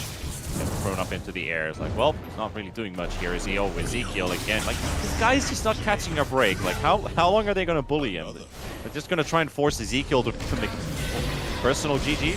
Towards mid, they do manage to get a kill, make that 2. Going in for more. Mu has no Black Hole, but Mobai is ready to rumble. Khan running away. Has a blink, going for the TP. Interrupt is on cooldown, so they find 2 kills. They lost 2 heroes. Unfortunately, it's 2 supports for 2 cores over the map, but nonetheless, every little bit is just an addition to your bank, and it keeps the enemy away from your base. And this is like the 4th time in a row we see the exact same thing happen. Ezekiel is being ganked on the other side of the map. No bounty hunter either smokes or just charges right on top of Bamisoy. And Bamisoy has to fight short-handed, but they do have these farmed heroes. They've got more items, they've got more damage, but it's again a 2-for-2 trade. It's not favorable for no bounty hunter, but those are the openers that they can basically rely on. Oh no, Mobile coming in from the side, spots out Thana, Black Hole gets used, but quick interrupt comes out. Thana is dead, they find move in response, and actually they gotta be a little bit careful here because the damage output from that Ursa is quite remarkable unless he gets controlled because he didn't have a BKB available anymore. Michael going for the TP out of there, will they be able to lock him down? No searing chains, all things considered. The downside is they lost Khan, but you know, Moo gets taken down, Black Hole has been used, and you keep the Storm at the very least alive. Yeah, the end result still seems to be pretty much the same. You got a couple good kills, but you're still losing the guys doing all the killing. And Timbersaw, 19-0-5, like, Mobai is just, he's a god right now. How do you kill a god? I'll take that. Well, that's going to be problematic, especially now that he is getting his Scythe of Vice delivered. So he's going to be able to get some lockdown, probably be able to solo kill anyone on the map if he encounters them first. But yeah, indeed, how do you kill a god? I mean, I've seen plenty of movies where they manage to kill a god. There's even an entire game series based on killing a god. Well, it's a God of War killing other gods. You gotta be a god to kill other gods. In that game, at least. Yeah, and there's unfortunately no Mars or Zeus in this game, so they're lacking in gods. Or Monkey King. I think technically Sun Wukong is also a god. Can't remember that. Maybe the power of religion. You've got this, you know, Indian space cow. Well, yeah, Maybe to be Ezekiel. fair, Spirit Breaker, yeah, close. Radiant's holy middle cow. tower is under attack. I think technically. Mobai. Ursa Got that Hex. going in, pops his BKB, Mobai quickly getting away, Inkswell comes out, they find a catch onto Husky, blow him up, Soulbind holds him in place, that means Mobai can't get away, he's actually taking a bit of damage, but Muzi is blown to smithereens. Khan doesn't have a BKB available anymore, and with the Enrage ending, it's in a lot of trouble. The two supports are the only ones dropping. Ezekiel's going back in, actually he's going back to the other side of the map while the TP from Michael comes through. It's another 3-for-2 trade. This time they didn't manage to get a single core killed from the Bamisoy side. And again, back to the same thing. Push out the waves. Here comes Mobai. Oh, he's got the Hex kill. He's everywhere. Yeah. He's everywhere. But now that you've got 4 dead, you can finally reach high ground, get some damage onto these tier 3s, maybe even force out a glyph or 2, but you're not getting a lane of Rax really. They're going to be up at the time they're even hitting this melee Rax because they don't have building damage. Honestly, They're just trying Mobai to should stall get them as the much as shard. they can. I think that's the only thing that they can do to add building damage. Bottom tower is under attack. Well, you've got the Enigma with his full army. Yeah, that definitely does help. He even has the Ancient Thunderhide there from the helm of the Dire's middle Overlord. barracks are under attack. I'll take my words back. I guess they can take a melee Rax without no Dire's bounty hunter middle being barracks. getting their heroes respawn back in time. Okay, Muzi's item build. Kaya Sanj, Aghanim Scepter. Aghanim Scepter tends to be a game changer. I just want to go back to that last team fight because the amount of tools that No Bounty has are super lacking. It's down to like Grimstroke getting a combination of Soulbind connected onto 2. You've got Vision on your opponents, maybe Spirit Breaker utilizes it somehow, but Muzi needs to find the biggest target available for Khan to blow him up, and that would have been Mobai. Khan had his BKB pop so early. Okay, well actually we might get a fight here. This could end the game. Mobai, the first one gets spotted. He gets the Hex off. Does get healed up. Do they keep Khan alive? No, they do not. Black Hole gets used. Michael dropping very low, trying to disengage from the fight as well. Soulbind will keep him at bay for a little bit longer, but there is no buyback available for Dire's Khan. top And tower is under attack. well, the creeps are a Radiant bit are further scanning. away than they would like for the push to come through. While top side, Mobai, Ezekiel, I mean, I find it This German's impressive on that something, he's going to man. play Are under attack. game 2 because I would just be done. It would be If this was a pub, I'd just be like, okay, GG, I'm done for the day. It's over. I can't do anything. Yeah, if this was a pub, you would have to wait 1 more minute for the GG tap out. So you're stuck in this game. Like, just let me out of here. But yeah, like, I wanted to talk about that previous team fight where Khan literally just got kited. He pops his BKB super early on into the fight. Mobile just chains away. And it's like, well, this is where you need to kill somebody, with Ursa being invulnerable for the time being. And that second fight, which we just saw, starts with Ursa being jumped first, blown up. He gets nothing out. And that's your win condition for a team fight. You lose that right away in the start of the fight, there's no fight anymore after that. Look at Ezekiel. He's walking into the pit. They have a sentry ward. So they know he's there, and immediately dies after. Hey! Roshan with the steal.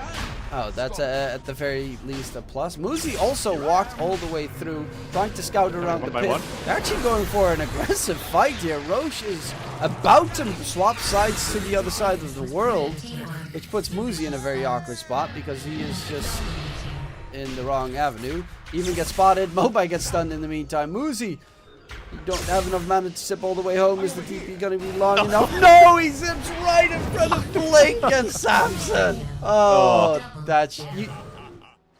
In for a penny. The desperation really tells everything there, right? Like, if we can slow down this Roshan, maybe steal it somehow, or throwing in bodies to try and slow down this process, but it wasn't going to turn into anything pretty. We kind of already saw what was coming out of that. Oh yeah, luckily enough, the Timbersaw also gets the Aegis, you know, just in case the 25 and 0 7 they're holding out. Oh, Khan. Sammy boy, very tanky, surviving everything so far, but is currently out of mana, and that's the problem. Can he get himself out of there? Khan, come on, get the target. Mobai is body blocking. Oh. They're just, yeah, there's the GG call. That's just style. There we go. Body blocking him against an Ursa, that's just mean. Yeah, like, I was looking at Sammy, he's got 17 stacks of Fury Swipes on him. If he gets hit a couple times, that Battle Fury damage could start hurting everybody else except maybe the Timbersaw. But the end result is you're getting body blocked by your enemy Timber. That's not a fun place to be in at all. And Mobai, that was some mean Timbersaw. I've seen some good Timbers in like NA DPC Div 1. We had like Adzantic stand in one time. That one singular game, he did like a 37 KDA game. I was like, wow, you got yourself a good stand in here. But Mobai Timber, that was good. Honestly, that was really good. Just pick it again. That's going to be like first phase ban material for no bounty hunter. Not gonna lie. You got a first phase. Like the fact that they first pick a Timbersaw, and even no bounty hunter was thinking, oh, that's an offlane Timbersaw. We got to go for the Ursa because it's such an easy matchup. And then they swap it to Enigma. You lose your mid lane, you lose your offlane, and you lose your safe lane at the same time. And then it's just one snowball after the other. And Bamisoi denies no bounty hunters step to the first win of this series. However, I did see some, especially resilience from No Bounty Hunter. They kept going the entire time through. They tried to find plays to turn this one around. They also had some nice team fights going in their favor. The unfortunate part was it was only when the Timbersaw wasn't there. I think that's the big key difference maker. Mobai was it. It was Mobai was too damn big. You have to stop him in game number 2. But before that, we'll be going towards a short little break. We'll be right back.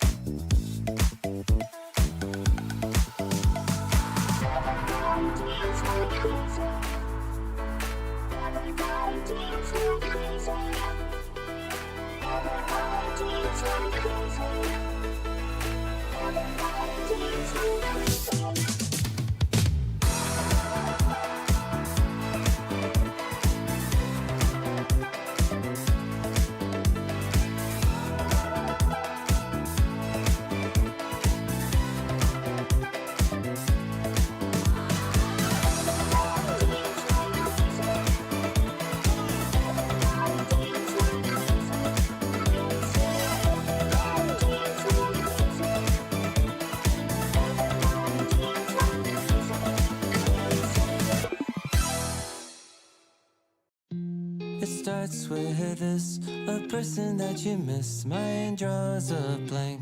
I wanna go back to the early days when life was an escape. Now I just wait for better days.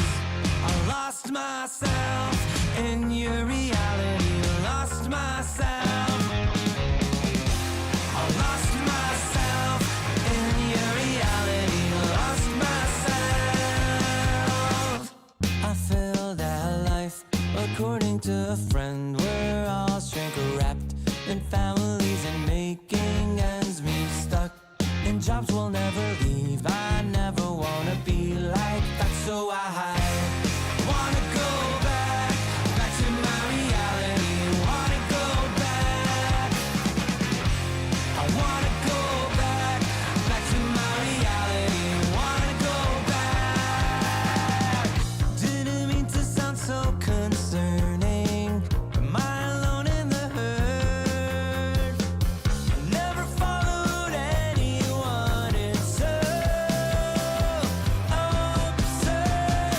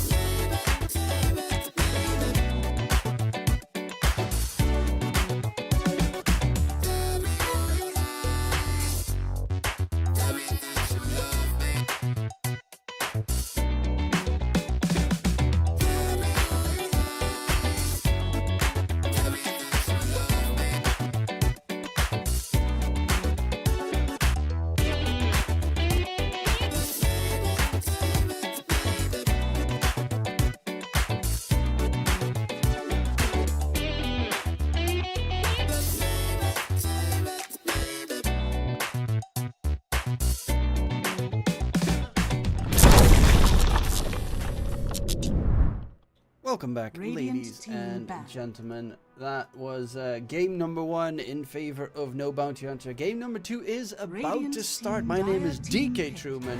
I am joined once again by T Panda for game number 2. And off we go with a pretty fast start for the draft as well. I mean, we're swapping things around a little bit. Timbersaw getting first face banned, rightfully so. That was a 10 nuisance. seconds remaining. It was one of those good flex picks I thought before the series started 5 that Bami seconds Soy could be remaining. looking for, because he got 2 exemplar players for the hero. And first phase Timbersaw ended up being the big carry of the game with some pretty crazy stats going from Mobai. But he's going to have to find another route, and they decide to open up with an Abaddon this time. Yeah, the Abaddon's also pretty strong. Most Radiant it's a team very back. solid flex hero. Can be played as, of course, a support pulse 5, but offlane safe lane tends to be also incredibly capable in this current patch. No Bounty Hunter. They're gonna stick with well, they lost with it, but it did work pretty well. The Pugna 10 in the last seconds game, it remaining. was very solid and made some miraculous fights 5 happen. seconds remaining. Yeah, Pugna definitely has a place in the draft. I don't think there was anything Radiant wrong with the team Pugna back. pick. It just went down to completely different things. During the laning stage already, the game was kind of lost. You lost all of your 3 lanes. It was the Spirit Breaker that was paired up with the Pugna who was bullied out of the lane. He barely got Dire any team farm back. early on. Pugna had his hands filled with work. It's Thana's comfort hero too. He likes to play this hero a lot, so I don't think there's anything wrong here. It's just the execution failed. So maybe if they can build around where the Pugna kind of sits in nicely, you want this big carry to amp up, 10 somebody to seconds basically remaining. heal up and keep sustaining. You got this Dire kind team of pick. low risk support to push objectives with Nether Blast. Rarely do you see it these days that a random Pugna is just hitting your tier 2 Radiant tower, but team pick. it's definitely there. It will help with that extra bit of push. A lot of good defensive capabilities. We get to see the Ember Spirit stolen away by No Bounty Hunter. It wasn't as scarily impactful as I would have expected in the 10 previous game, but seconds that might have remaining. just been because it got overshadowed by Mobai and Mu on 5 the seconds remaining. Enigma plus Timbersaw combination that was running down the entire map. I don't expect Khan to be playing this as a safe laner in the Radiant slightest, team so pick. this will certainly probably be an Ember Spirit mid. However, that Lone Druid is a very scary hero Dire to deal team with. pick. And going back to this Ember Spirit, it's picked very early into the draft for No Bounty Hunter because they're not banning it. I don't think Ember is really a ban-worthy hero unless it's talking about like the final phase, and it could be a staple hero pick basically in that state. But you're 10 picking it as your seconds second remaining. hero because you don't want Bamiso to pick it, and you 5 seconds can make remaining. this Ember Spirit work really well through the mid lane, but he's bound to be countered in some way. And you're looking at some roots and some stuns already with the Lone Druid Vengeful Spirit. Again, Lone Druid, you've got a specialist for this hero. It could be mobile in the mid lane. I think we've seen Moo play it once or twice. Sammy Boy's played Lone Druid before. He likes this micro. It's another second flex pick that they want to bring in. Yeah, it's a scary flex pick. Mu offlane Lone Druid is terrifying, but Ember Spirit's also not a hero that lanes well against the Lone Druid either. Dire It's team tower pick. push, it's pretty much one of the scariest heroes in the late game, considering it is technically sort of 2 heroes in one, where you get the Aghanim Scepter and it can just roam around and do whatever it wants on its own, on its lonesome. So always Radiant team pick. a terrifying prospect going forward. We get to see the Terrorblade plus Clockwork pickup, so that means they only need their offlaner left on No Bounty Hunter. And that's very early picks coming in for these heroes. Of course, Khan renowned for his Terrorblade and other macro 10 heroes seconds in that remaining. regard, but I do think that it's 5 seconds remaining. pretty terrifying that for No Bounty Hunter, considering Bamisoy still has 2 picks to go and you don't know what their 2 main cores are going to be. Yeah, and also like the fact that you're playing some comfort on the side of No Bounty Hunter already. But Ezekiel, very likely to get the last pick of this draft. He did not enjoy that game 1 whatsoever. I feel like if they can get himself a capable offlaner that can either pair up with the Ember Spirit early on, or at least able to kind of slow down this Lone Druid a little bit. I wonder what he wants to pick into the offlane, because the thing is, Ezekiel was the majority of the games that he's played has been a mix of support and core. His most played competitive hero is Rubik, actually. So he's kind of like in between transitioning roles. He probably plays a lot of offlane, probably is an offlane player. He's got plenty of those basic offlaners that you can look for. But he's also got that support player knowledge. Is that a strength or is that a weakness? Kind of just show us in this game what he's really made of, because the opponent is tough. He could play this Clockwork as well. He has a couple games of it. Most likely he has played it as a support. You don't really see a pause 3 Clockwork these days. There are just a lot better pause 3s to kind of use this hero, or compared to this hero as a pause 3, that is. Yeah, it's probably not the Clockwork. And that position, it lanes so well with the Terrorblade. I assume that's just going to be the combination. It keeps him alive, and that's the most important fact. It's also good vision gain. Be able to scout where the enemies are going to be. I think that's an important factor for the Clockwork, with the Terrorblade illusions blocking all over the map, and the Clockwork giving that vision. It might be pretty obnoxious to deal with. The Viper is not a hero I'm a big fan of, mainly because it's very boring, but it is a mobile hero, and he plays a lot of Viper mid. Considering it's up against an Ember Spirit, this might be a slam dunk mid lane matchup. Yeah, very much does look like it. You've got a very strong mid laner, range versus melee matchup. On top of that, Ember's not going to enjoy this matchup too much, at least. And you got the Lone Druid versus the TB. I think that's going to be pretty much a farm lane. Lone Druid is going to be quite happy with what's going on there, and we just need Sammy Boy's carry and the offlane we were talking about a bit here. There is always that last pick for no bounty hunter. Like, is Doom going to be your go-to offlaner? Are we looking at potentially? I'm just going to throw it here. I feel like Broodmother. It feels super greedy with TB Ember, but I guess it could work. It could find its place in the draft. But however, if you get shut down with your Brood, and then Ember has to solo carry a lot until this TB gets back on. Are you back in the same stage as last game, where your carry is being punished, he's losing his map, he's not getting farm on his hero, and a TB needs a lot of farm?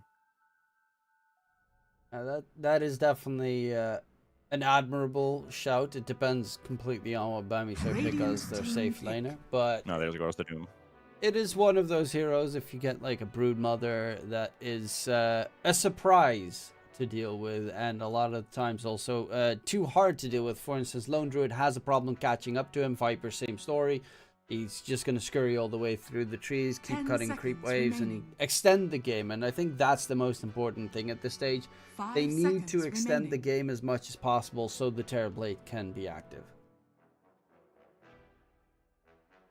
So what does Sammy Boy feel like playing? What does he want to bring up this time?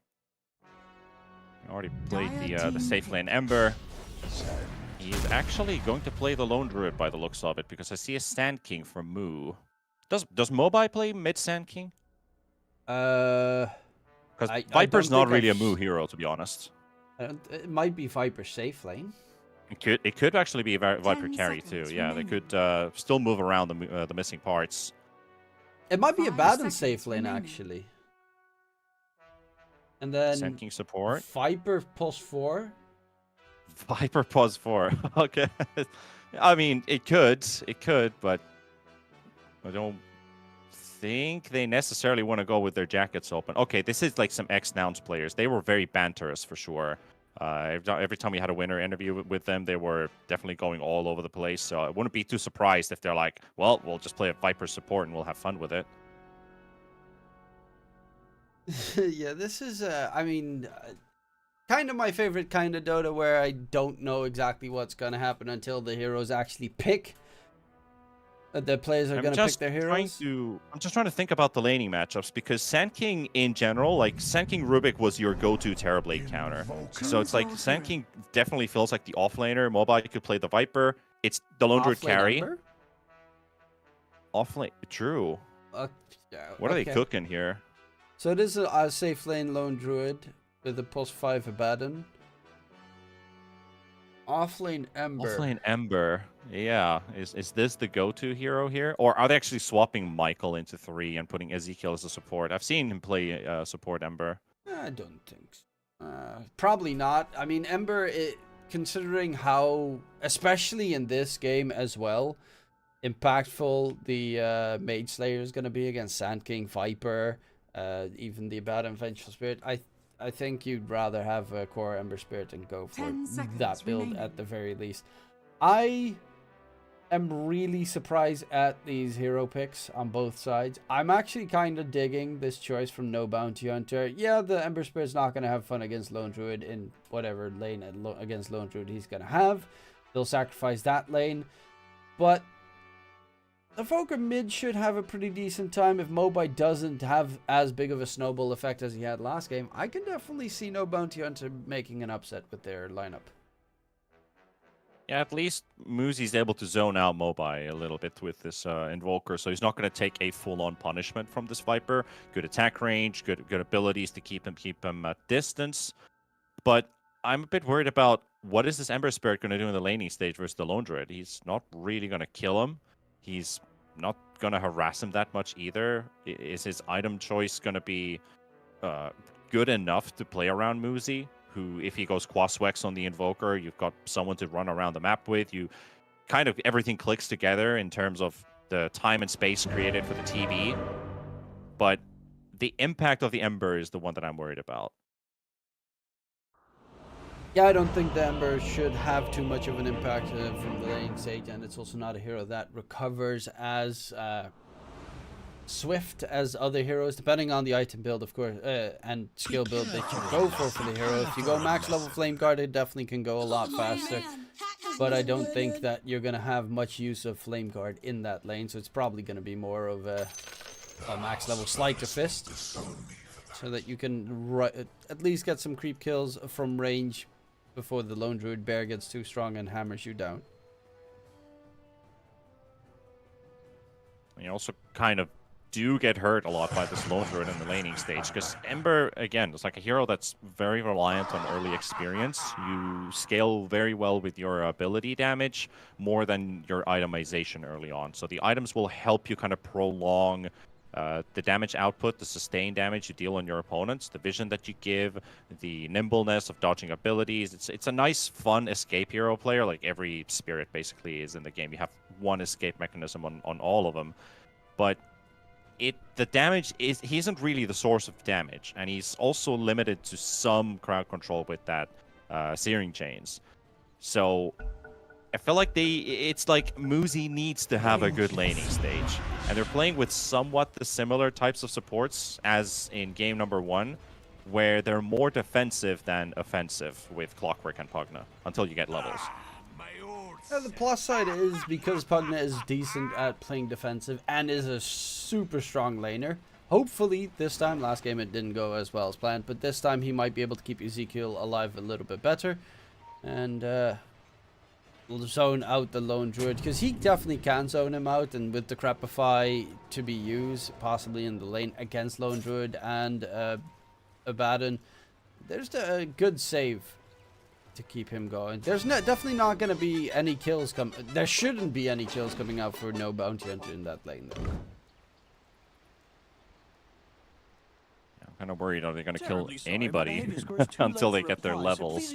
Maybe with the Terrorblade they can. Like, you got this good old classic combination of Metamorph plus Cogs. Get somebody stuck in there or pushed around. TB hits very hard with his right clicks. You've got some semi-low armor heroes against you. Probably not Mobai with his Viper in the mid lane, who only has 2 base armor.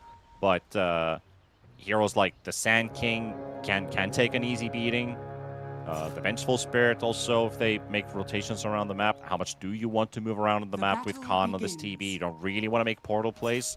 If if absolutely necessary, unless the opponent's diving under like a tier 1. It's like, hey, there's a kill for you here. All right, can you just TP?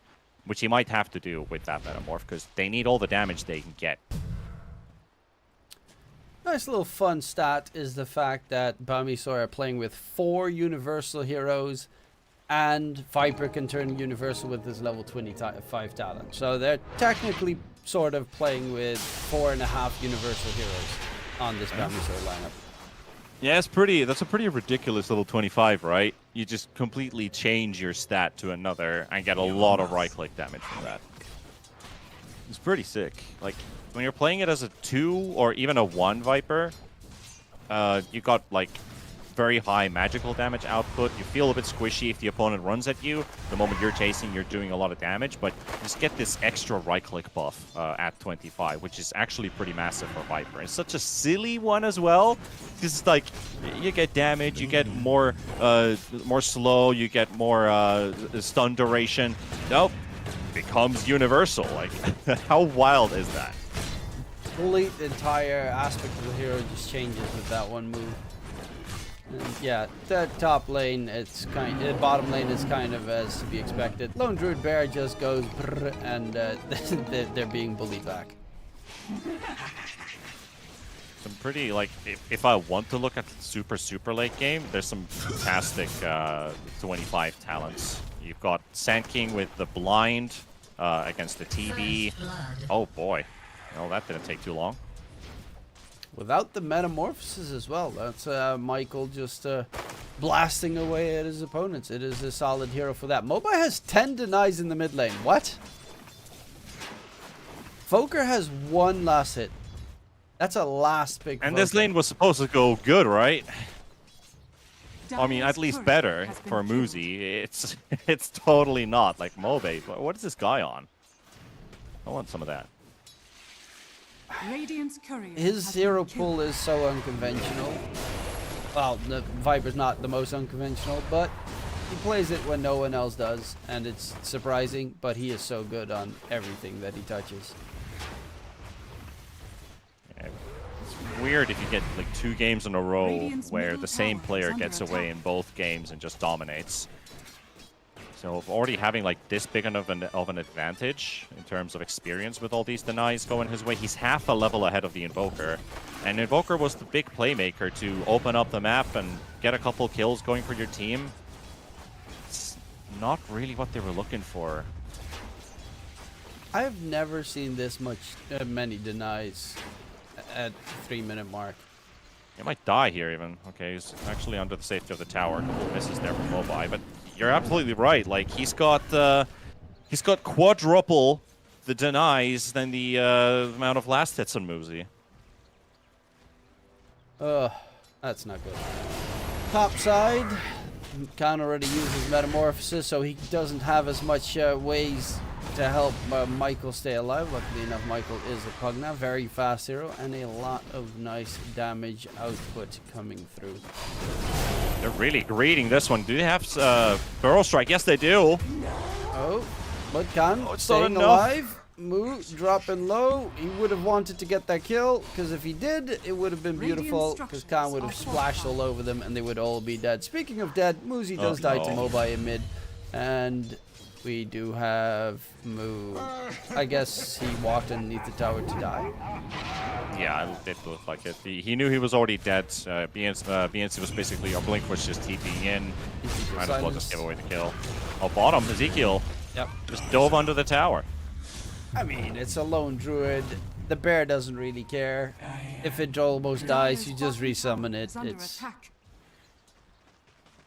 And this is a bit of an issue for No Bounty Hunter. Even if the draft feels very different to last game, they really just they've got control, right? But do they have damage? Because they're basically losing every single lane right now. Maybe the top lane is still 50-50 with Khan keeping up in CS, but this magical burst versus such a low max HP hero like TB, it's gonna get worse. It's gonna have to leave this lane pretty soon if they don't score a kill. bottom lane, they're trying to kill off the bear. But again, he can just resummon it and deny you the 300 gold, or he just roots you And puts the Clockwork in a lot of misery. Another kill gets secured. While mid lane, Muzi found out by Mobai. Right click This away. guy. Oh, he seems like he can do whatever he wants right now. He can't have another 25-0 game, right? You just can't. He still has double the denies with 9 last hits. TB dropping And low. Khan dying. Yep, there's that magic damage you were talking about. It is plentiful coming out from Bamisoi. And these are level 4. Like, you get to level 5, it's even more damage. So even the bigger reason for him to just leave this lane. Because top is lost. Bottom, you don't really do anything here. Ezekiel's getting zoned out. He's got 13 last hits. Your mid is being absolutely crushed. This is not a fun game for no bounty hunter. Again, like second time in a row, this is a pretty miserable series for them. It's a level 4 Invoker rotating top against a less that like Sand King has more experience than the Voker mid. That just shows you the difference right now. Looks like my pub games, you know? It's like I'm the only one having a good time in my lane, and then I've got like everybody else showing up there. Like, guys, what are you doing here? It's like 5 minutes into the game. Go away. Go farm jungle or something. I want creeps. I mean, this is also a very unfortunately timed pause because Muzi was about to just throw out some spells while the TP was going. So that's a little bit more on the unfortunate side. Well, bottom lane, I see a lone druid a bit close to Ezekiel. They've got Metamorph, but this TV's got a 3-second teleport channel. So unless this Tornado Cold Snap does enough, Blink could maybe survive with 400 HP. Let's see. I see some spousal rivalry was going on there in the House of Husky.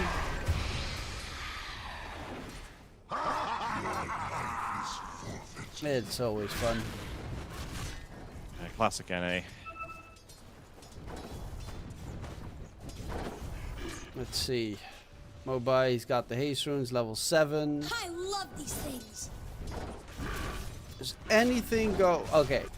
The bright side is Khan's got good farm. He's a Terrorblade. He can always head in towards the jungle very easily. No problem.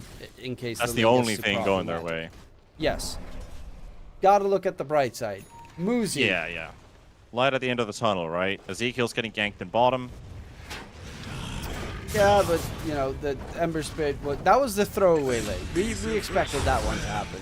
Towards mid, Muzi dropping low, still dies to the dot. The haste rune gets used by Mobai, and he is just going to drink some bottle charges and slowly kill off the Clockwork, who is now forced to TP back to base.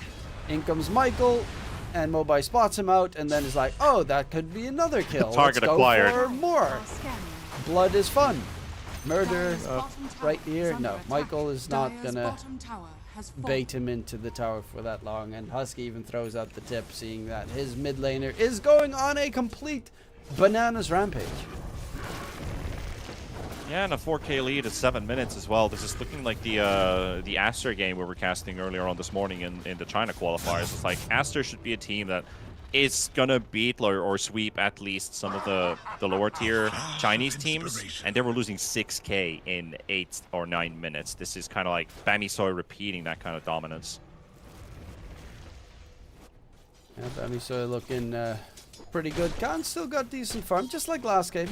He still manages to find farm, even on the Ursa, where his lane was a little bit troubling. He did manage to stay up in net worth. He's going for the Hand of Midas build, so this game is definitely going to just be extend, Yeah. and hopefully be able to turn it around into late game. Because that's also the plus. If you There's play no real against the way to Viper- recover, right? Because this Invoker, if he falls behind in levels early on, this is what his game is going to be looking like. He just tornado people, but he's still going to end up getting killed. Like, maybe he can dodge this one. He's still level 5. He's going to have to regenerate up again. Blink's just bullying him. He's level 6 before the mid-Invoker. Yeah. Dire's There's not middle really much tower more is to under say attack. about that. It's, Dire's middle the tower lanes has are fallen. just a very big problem for them at this stage. Like I'm not sure what the thought process was with the draft. Like, did they really want to play this Ember into mid, but the way the draft was evolving was like, do we actually have to change this away? And this was your second pick into an opponent's double pick without their mid even yet being revealed. This is kind of like a drafting trap you dug yourself in. I want to go for a kill here. And they're running through. There is no metamorphosis, unfortunately, but Samson doesn't actually have his ulti. He actually didn't level his ulti. So Blink needs to save him. Samson, get all the shields, all the defensives he can possibly get. Khan's going to focus down the bear instead. But there's a resummon at the ready if need be. They will actually get the kill onto the bear. Michael is doing work here. Double kill for the Pugna. And we talked about the TB having a good game, but I feel like Michael's actually having a pretty good game on this Pugna. I think the supports, I mean, last game as well, the supports were the deadliest part of No Bounty Hunter. It was Michael together with, last game it was Thena on the Grimstroke. This time he initiates that engagement where they get a couple of kills. Yeah, he gets a tip for it. Like, Michael's really trying his absolute best. Only Mobai had detection to catch this Invoker. Just drops his ulti. Quick ghost walk away. I'm like DK. I'm trying to find positives on the side of No Bounty Hunter. Ezekiel hasn't died for a while. That's a positive right there. Yeah, we're really digging for these. If they can extend, the problem is you're playing against Lone Druid, so extending the game a lot is kind of problematic. Even against the Abaddon and the Viper, once the Viper gets shard, the pushing power is quite insane. But if you extend the game long enough, Terrorblade is a nasty hero to deal with in this game. You throw out a couple of Invoker spells, Ember might be able to cut creep waves a lot more around the map. The net worth advantage is only 5k. I think experience is like insanely much higher, but the net worth advantage is not that huge. Yeah, they're gonna need to get that level 6 on the clockwork. Like this next 3-minute wisdom rune is, I almost feel like saying a win condition for No Bounty Hunter. They need to secure maybe 1, maybe 2, at least one of those wisdom runes, because they gotta get that hook shot online for the clockwork. Because that's, again, another tool that helps Muzi play or maneuver around the fights a little bit easier. And that also means that when the clockwork goes in, TB can dish out damage. Sammy has the Diffusal Blade and the Dust and hits it onto Muzi. Poker Tornado coming out. There's a rotation in from Husky. He's going to try and help out. I mean, there's nothing that Muzi can do. This is sadness. Diffusal's almost back up. Ezekiel, can he help out his Poker in any way? Nope. It's a very slow and saddening death. Yeah, and Ezekiel, he prioritized the, I finally get CS in the lane. So he's just watching what's going on. But top lane, yeah. Michael keeps Thena alive, and with Khan's Metamorphosis pop, they actually get spooked all the way back. You're going back in.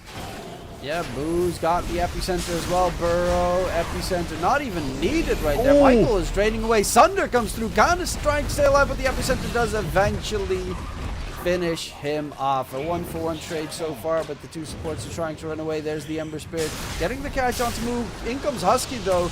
Aphotic Shield isn't going to be enough to keep the Sand King alive. He's dodging and weaving all the way through. Husky is still just keeping them at bay, but Moo does drop dead.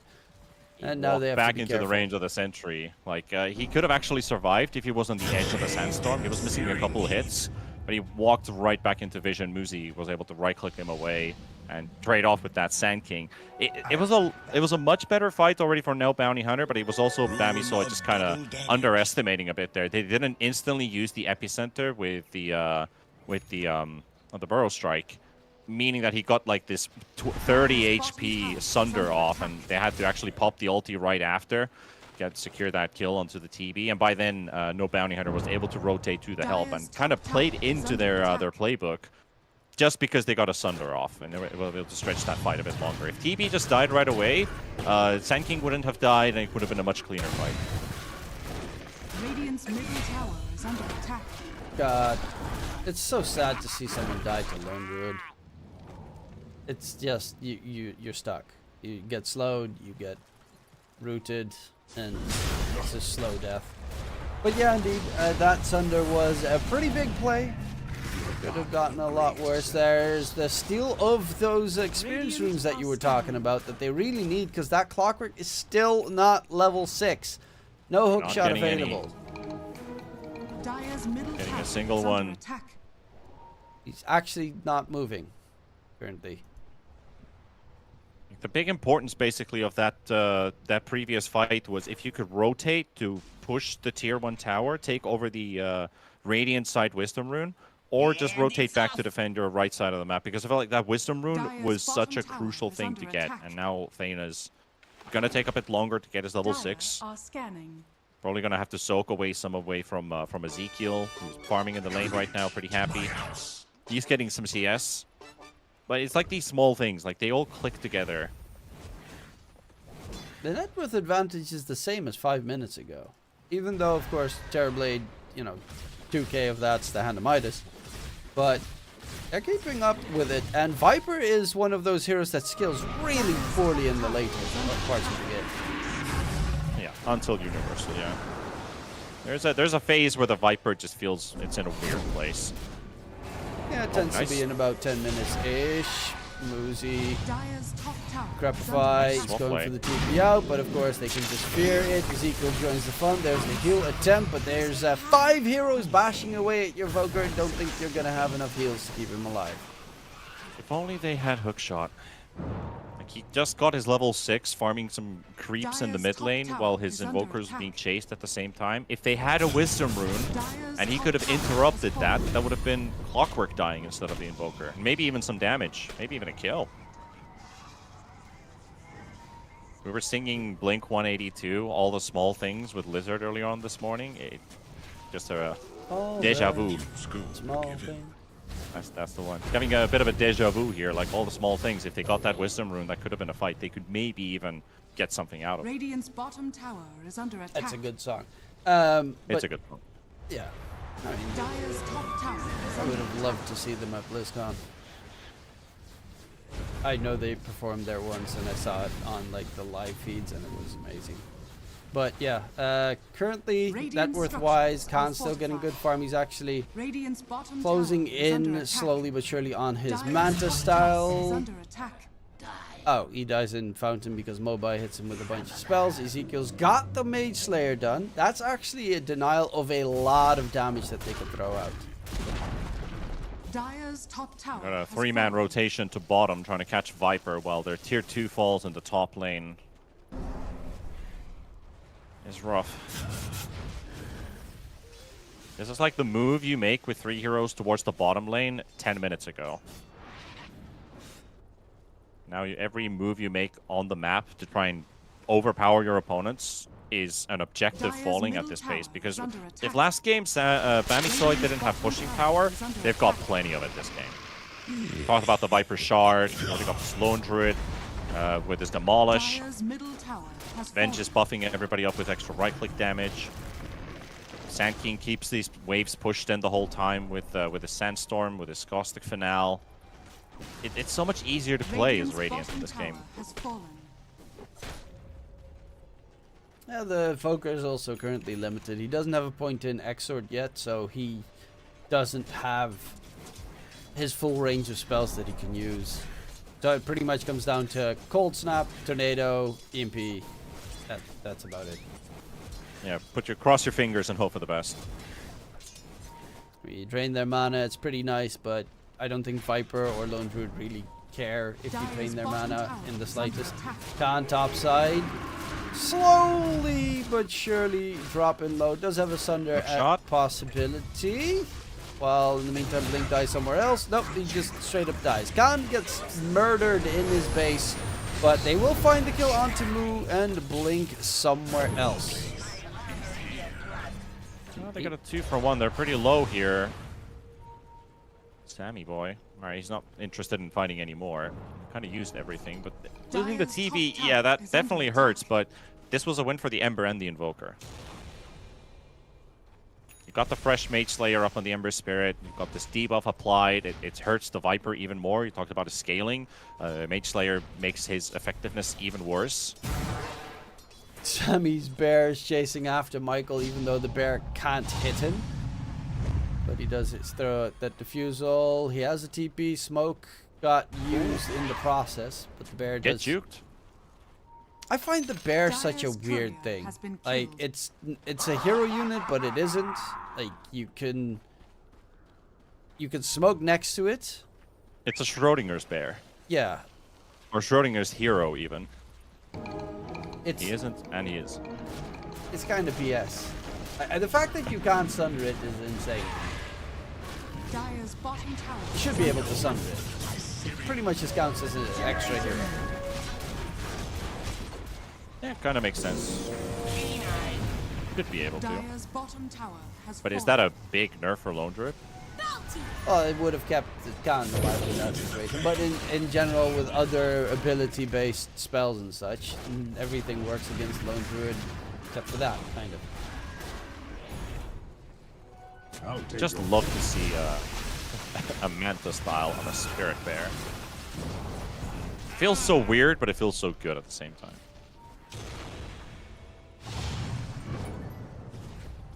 I guess against the Grapify and Root. Bear army. Bear army. If only he had the Radiance build of old school bears. Manta Radiance carries and Manta Radiance Bear. That's something. He's going Butterfly next. It's also an interesting choice. Michael gets very quickly jumped and taken down. Found the enemy. Instant buybacks. They're actually looking in from behind here. Metamorph Metamorphosis pop. is used by Khan. He's looking for a fight, but needs to be careful if the magic damage coming out. Good hook shot with the catch. They're all three stuck inside the cogs, and Khan has a chance to blast away, but they will lose the clockwork, and Khan actually needs to disengage for a little bit. Has a Sunder at the ready, but the problem is, do they have the vision? Do they have the control? He doesn't find the targets easy to connect to him. Sammy Boy sends out his bear to chase after Muzi. Khan is still on the side looking for anything, but they're just tickling him at the moment. Blink is not even going to drop dead just yet. Michael has to constantly keep healing up Khan. Being chased by the Lone Druid Bear. Khan's TV is no more. The tornado is going to be a bit of a nuisance, but that's all it does. All game Radiant's long, top that tower tornado is has under only attack. been a nuisance. Dyer's courier has been A killed. pretty smart play there. Like, on the side of no bounty hunter, first you lose the Pugna. They found the entire enemy team. They do get stuck in a choke point on the edge of the stairs, which allowed Thanos to go for a really good three-man hook shot. But this is the issue I talked about, like, at the start of the game. Like, where's the damage going to be coming through? Plus, high ground, TV was missing a couple times. And the damage output from Bamiso is just so much greater. It's like 4 times the damage that no bounty hunter is dishing out. So no matter how good of a hook shot you land, Invoker doesn't have much of an impact. Ember's only hindering them with that Mage Slayer. And it's all down to just like, can TB kill anybody in this time span? Because he doesn't really have any damage items in his inventory. So what happens after is they just basically break loose. They chase Muzi out of the fight. They don't even touch the TB. And by the time Muzi has been forced to high ground, they turn their attention to the TB because he's all by himself. Yeah. They just sustain better. They've got quite a decent amount of sustain and defensives. Abaddon obviously is like one ball of sustain. So that's pretty nice. The Spirit Bear and the Lone Druid heal each other the entire time. And then you've got Sand King's got Eternal Shroud. He's almost done with the Shiva. They've got so many defensive tools. And as you mentioned, Terrablade's all the damage they've got. Michael's found him again. He's got to run. He doesn't actually have a buyback available. And the Pugna, can he at least get anything done? No, he's going to be taken down. The catch onto Ezekiel has a Fire Remnant placed somewhere back and will have to use it to disengage. Actually on the other side, waiting towards the Roche bit. Still chasing TB. Bears are on top of him. He got body blocked by the Lone Druid illusions. But he gets back into his base. Diffusal Blade slow. might dive him here. Walking in. Again, he's playing Sand King. No Blink Dagger needed. No Blink Dagger required. Can't blown up. Hook shot in towards Moo. Dana, with that glimmer, will be able to barely Dyer's top tower scrape is under by. attack. It's like, you got this Defender's Gate, you can't go through, but you also got heroes that can just go through it. Like Sand King just goes straight up in. You can burrow strike through it. You've got long range abilities. Okay, Ezekiel actually gets out. But yeah, it's like they were waiting for Thena to get a hook shot out, but they're too spread in front of that Roche pit. That how can he ever go in? And Woozy in a bit of trouble.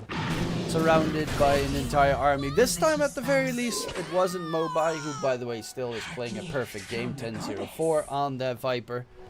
And is building into his, seems to be Scythe of Ice, closing in pretty quickly.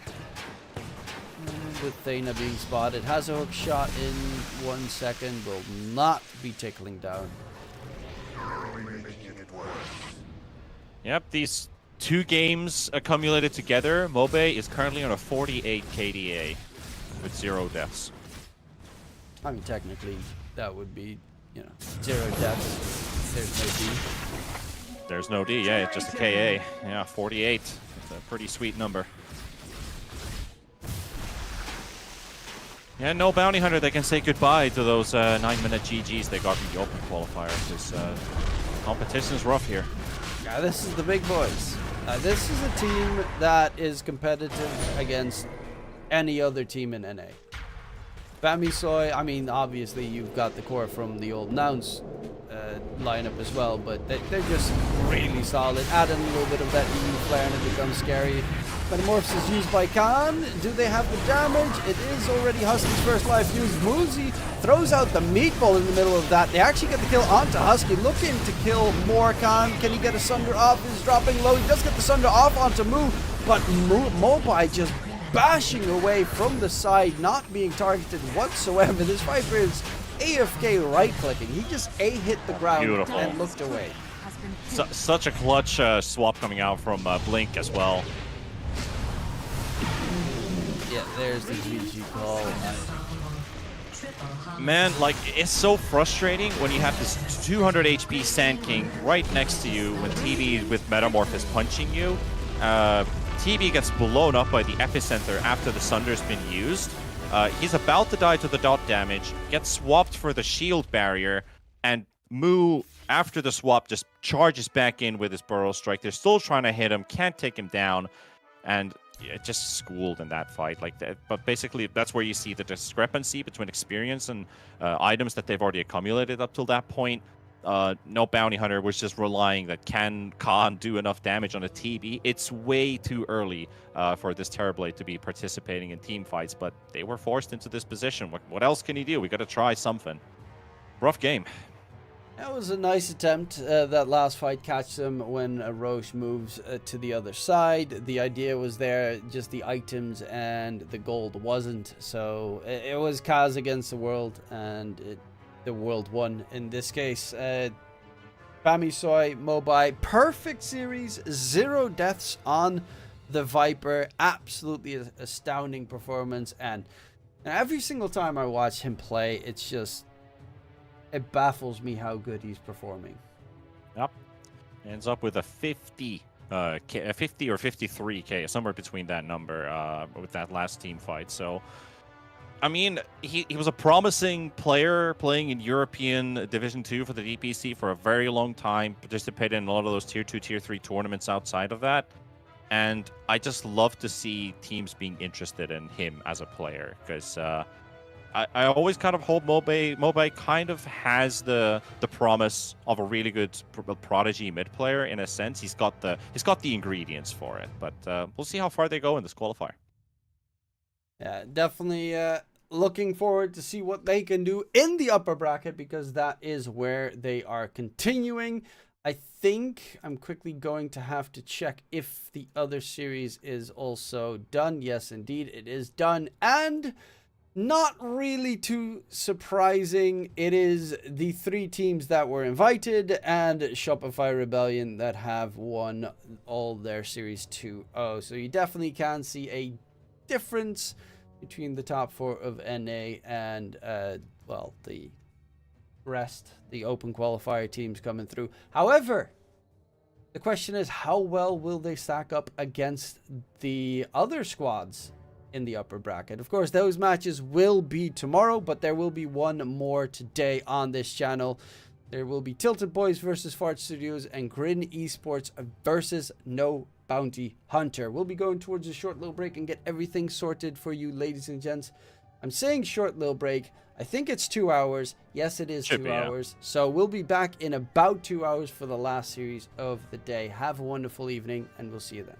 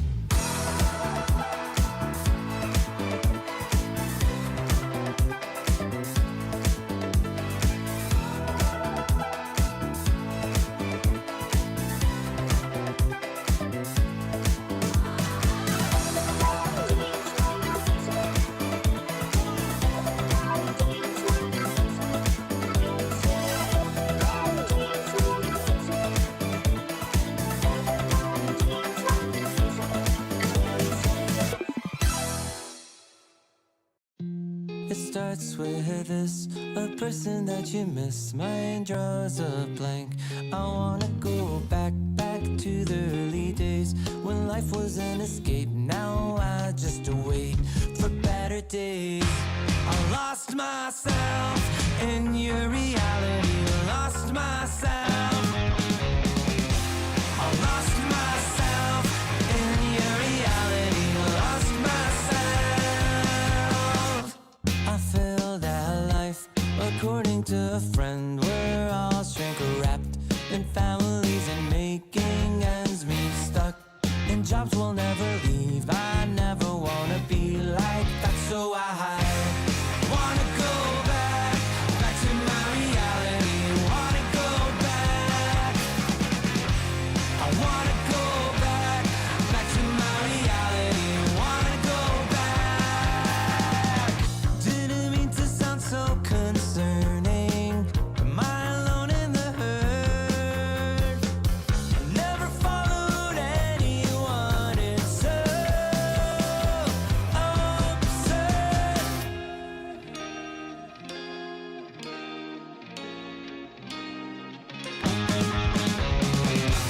I wanna go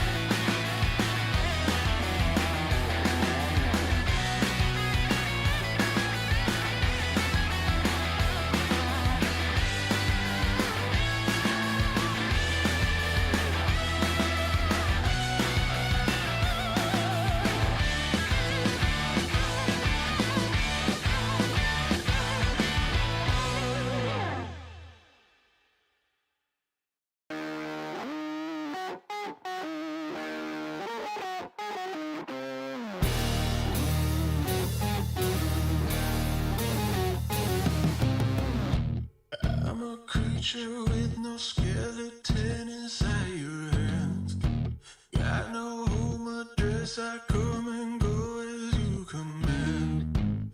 And it's fine with me, and it's fine. I'm a bandit that you use to keep from bleeding out. I'm the lover you don't love but love to keep around. And it's fine with me, promise that it's fine. Maybe I'm a fool, it's not like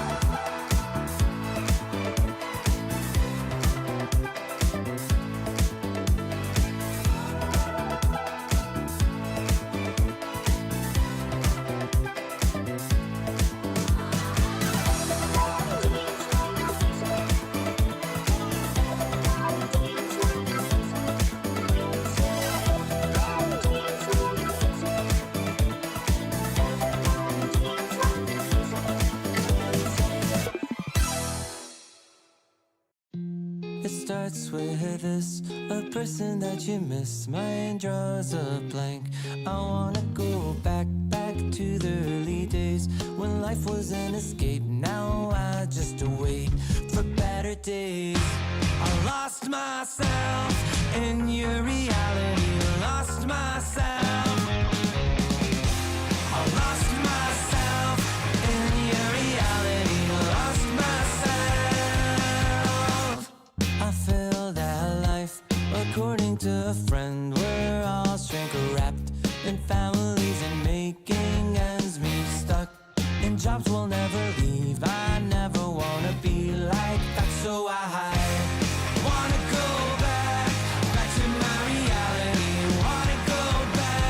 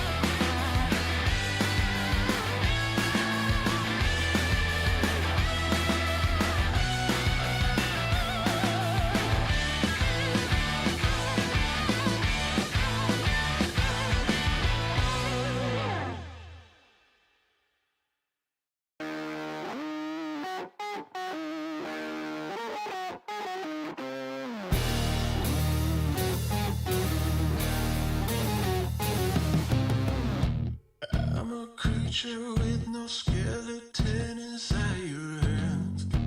Got no home address, I come and go as you command.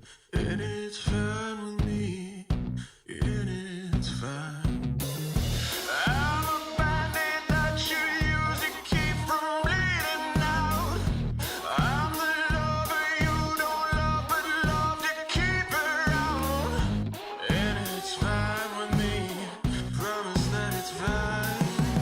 Maybe I'm a fool. It's not like I'm expecting something new.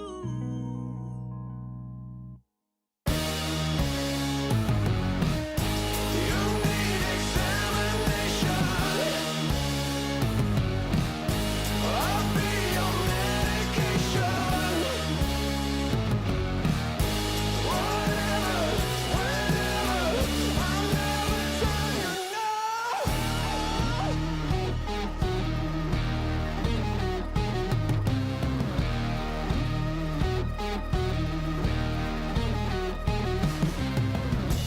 I'm a picture on your shelf that some days makes you smile. Then I gather dust and watch you go about your life. And it's fine with me.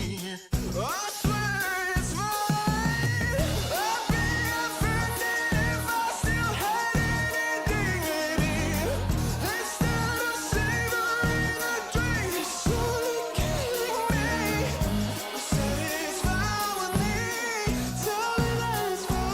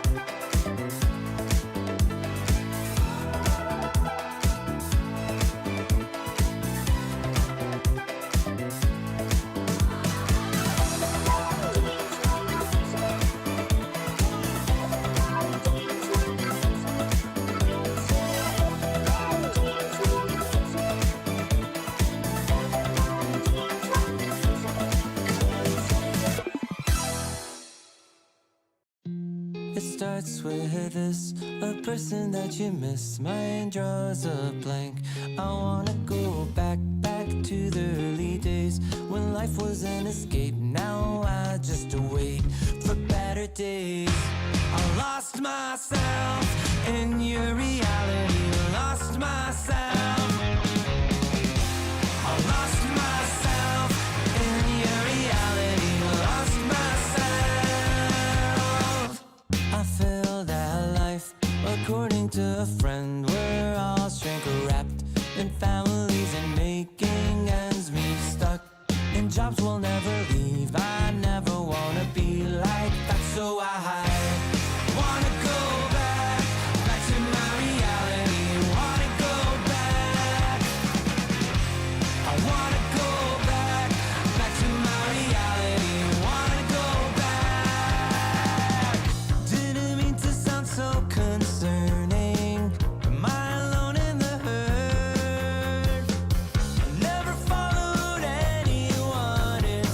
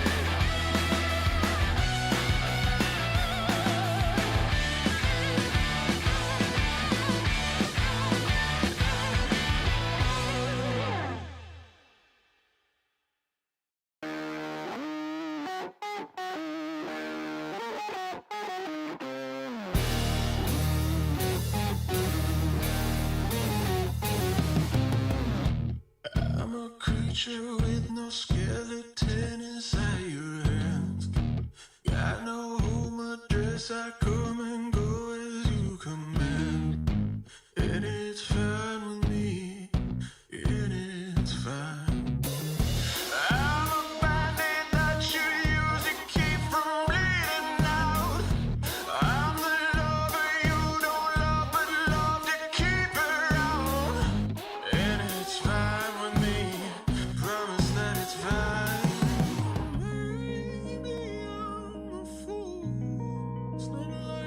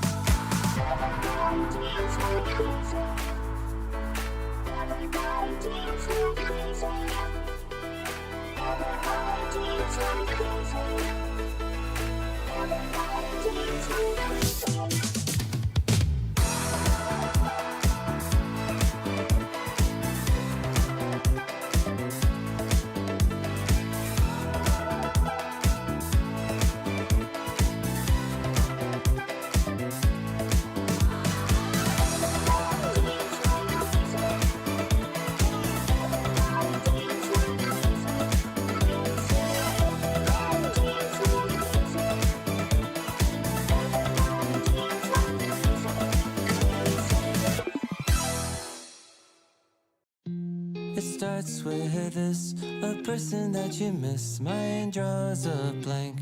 I wanna go back to the early days when life was an escape. Now I just wait for better days. I lost myself in your reality. Lost myself. I lost myself in your reality. Lost myself. I feel that life, according to a friend, we're all shrink wrapped in families and making ends meet, stuck in jobs we'll never leave. I never wanna be like that, so I wanna go back to my reality. Wanna go back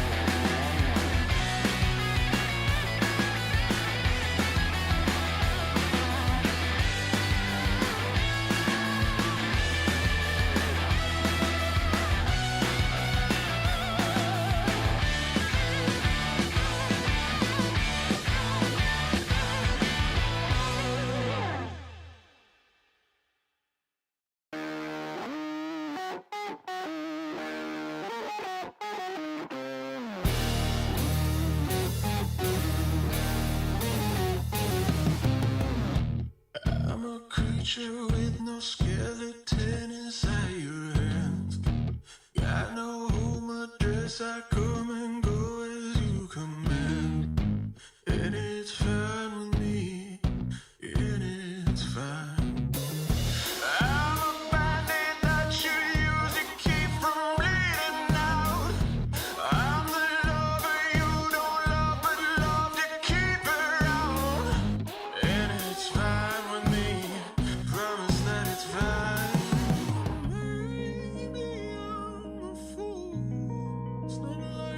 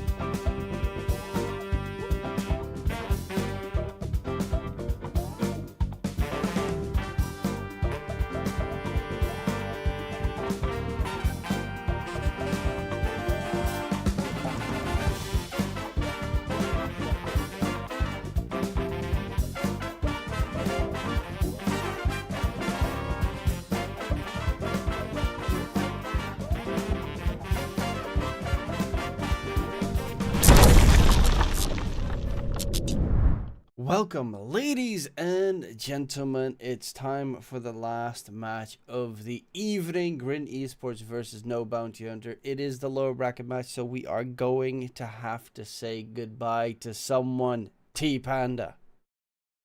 You're saying goodbye to me? I mean, you're right about the fact that both of these teams, we're going to have to say goodbye to one, but who is the one that performed weaker? Because they just played their upper bracket series. Bami Soy taking No Bounty Hunter down, and Young Jiganlu took down Grin. But Grin had it really rough. I mean, we were looking at No Bounty Hunter getting destroyed in the laning stage, but Yang Jiganlu, game 1, 3 kills. Game 2, 5 kills versus them. So Grin really couldn't score too much on the board. So this is a very wild card series when you put it that way.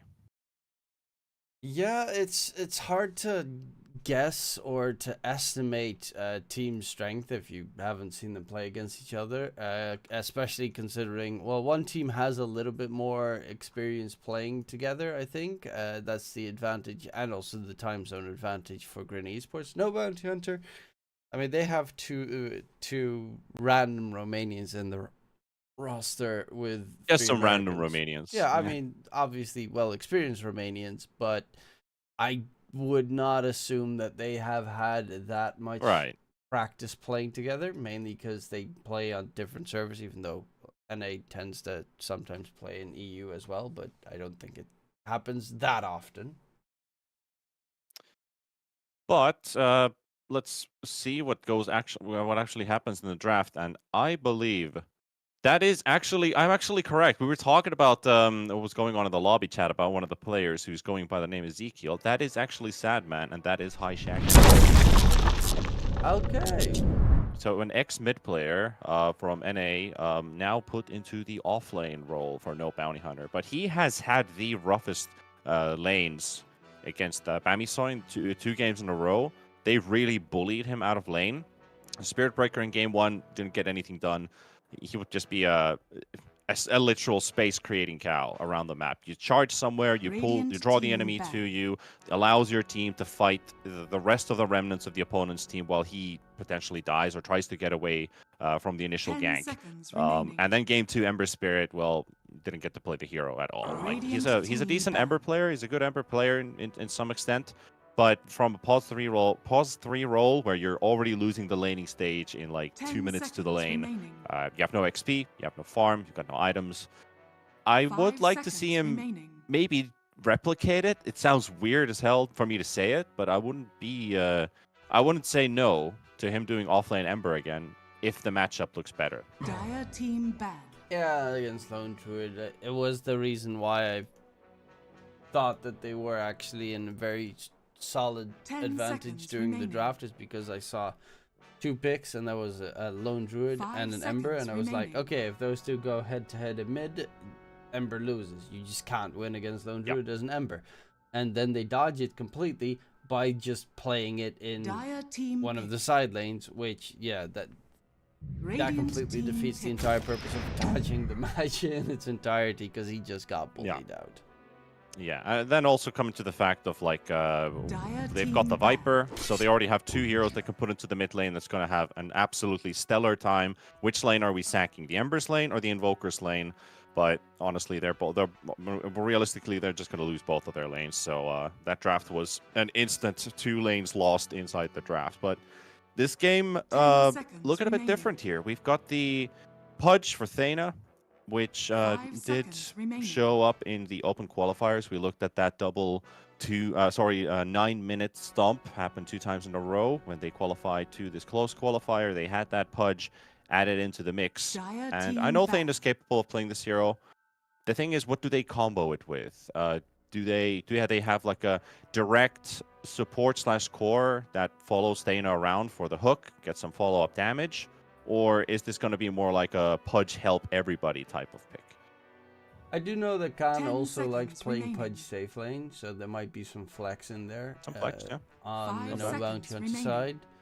And in general, against the Doom, if your ally gets doomed, you hook them out, and if in case you have a shard, you can even eat them up Radiant and try and team get them ban. out of dodge that way. So it is Yeah. definitely a very capable hero in that regard. If you lane against it, you can actually soak up a lot of the Doom damage coming out from a Scorched Earth with your 3rd spell. So as a laning 10 hero, it's seconds also not remaining. even that bad to play against the Doom.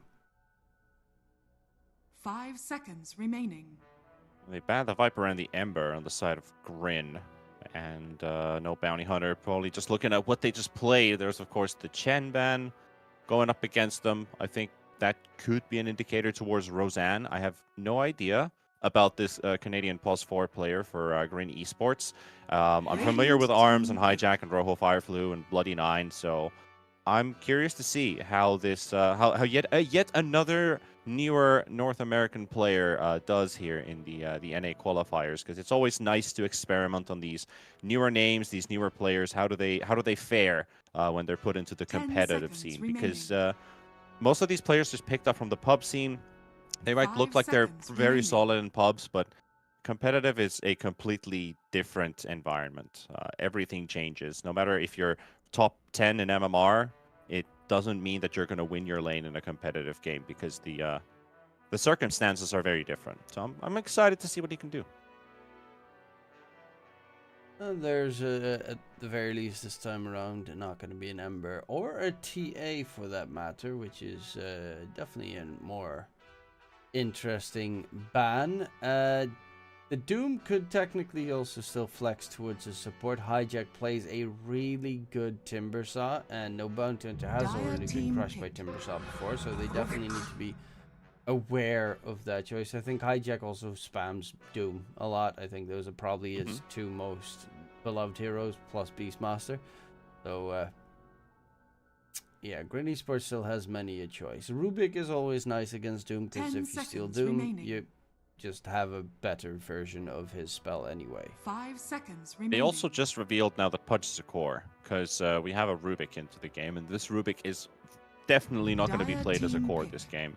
So it might as well be the carry Pudge you were asking for. Could also still be off lane. Even a mid pudge is still a possibility. The IO is a surprise because that hero has not been getting any playtime as of late.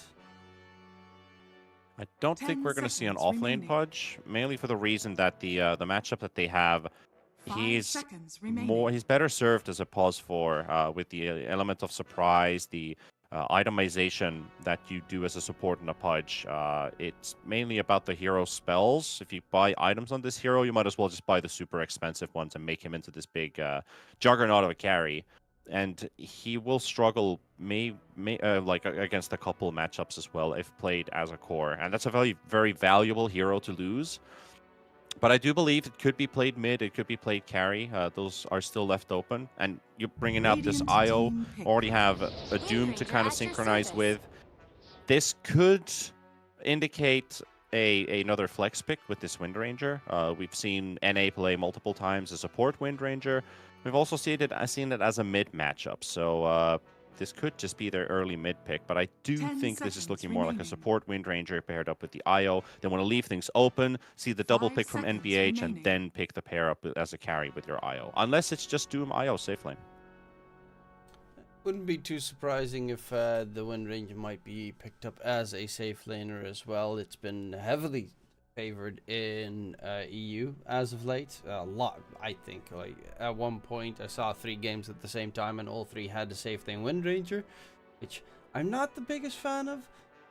I mean, I think the hero is nice as a flex pick mid, but if everyone starts playing it, flex pick, and but if everyone starts playing it as a safe laner, it fell through in most of those games. It just fell flat because the consistent damage wasn't there. It was burst and then hope that you kill them. If you don't, you get nuked. That, however, the Lycan is a hero that can loves to play. So you're probably looking at a safe lane Lycan, pushing the pudge in a different position.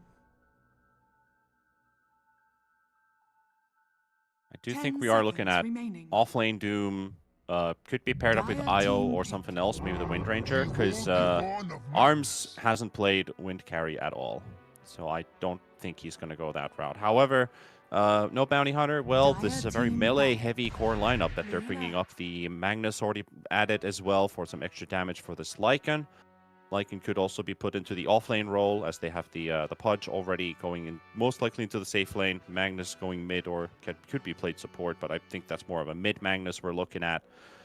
10 seconds remaining. They've got some like cooldown reliance, sure.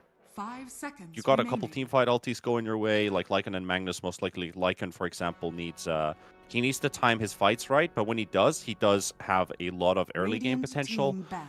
Good at taking singular pickoffs. He's got the mobility to fight against an IO and a Wind Ranger that are always running around with a lot of movement Radiant speed. Can be team very ban. tricky to catch. So, and also Lycan is really good against a couple of the carry matchups that is paired up with the IO. So I do like that they brought it up. And Grin, carry Luna. What do you think about the Luna? Are you a Luna enjoyer? Well, with the shard, Luna is a bit 10 decent seconds these days, remaining. and I think especially the Kanda item has really 5 boosted seconds up remaining. Luna in terms of output in damage. I think that was Okay. kind of what she struggled with to really get on top of the target, and now with the Kanda you just throw out an entire massive amount of burst, especially for sports like Rubik. They need to be Dire careful because team it's ban. that plus the 2 glaives coming from his level 20 talent and you kill him. So in that regards, I do like it, and the fact that, of course, if you manage to break base, the base is gone. It's one of the Yep. few heroes, Luna plus Lone Druid, the 2 heroes that if you 10 ever, seconds if you're remaining. ahead the entire game, you lose one fight, your base is gone, you lost. 5 Right, seconds right. remaining. Also, what I like about the Luna changes were Dire team pick. the shard was kind of talked about as well, how big of an impact it has on Luna's gameplay. Because Luna always had to be ahead of the enemy carry to participate in fights and actually fight to win with your team. With the shard, he can match up against the enemy carry even if they're 10 tied in seconds net worth. remaining. So if you're looking at item progress, you see your opponent's pretty much at the same pace. 5 You can seconds take that remaining. fight with Luna when you have the shard up. So it has really kind of amped up the amount of Radiant Lunas we team see pick. in today's Dota. Storm Spirit. And there's your mid. So support Wind Ranger is locked in to pair up with the Doom. You've got Io Luna lane, Luna going up against the Lycan, Storm going up against the Magnus, very likely. And Pudge is still thought to be a support, so is that a carry last pick? Oh, they're actually going to put the puck into the mid lane, because you picked Storm, we're going to counter you. Ed, is that Dana Pudge you mentioned they played in the open qualifiers, Michael on the Rubik, so you're going to have a 5 Rubik with a Lycan safe, which can be... Oh, the carry Lycan, okay. Yeah, he can't place carry Lycan a lot. He's one of the few people that just picks the hero whenever he possibly can.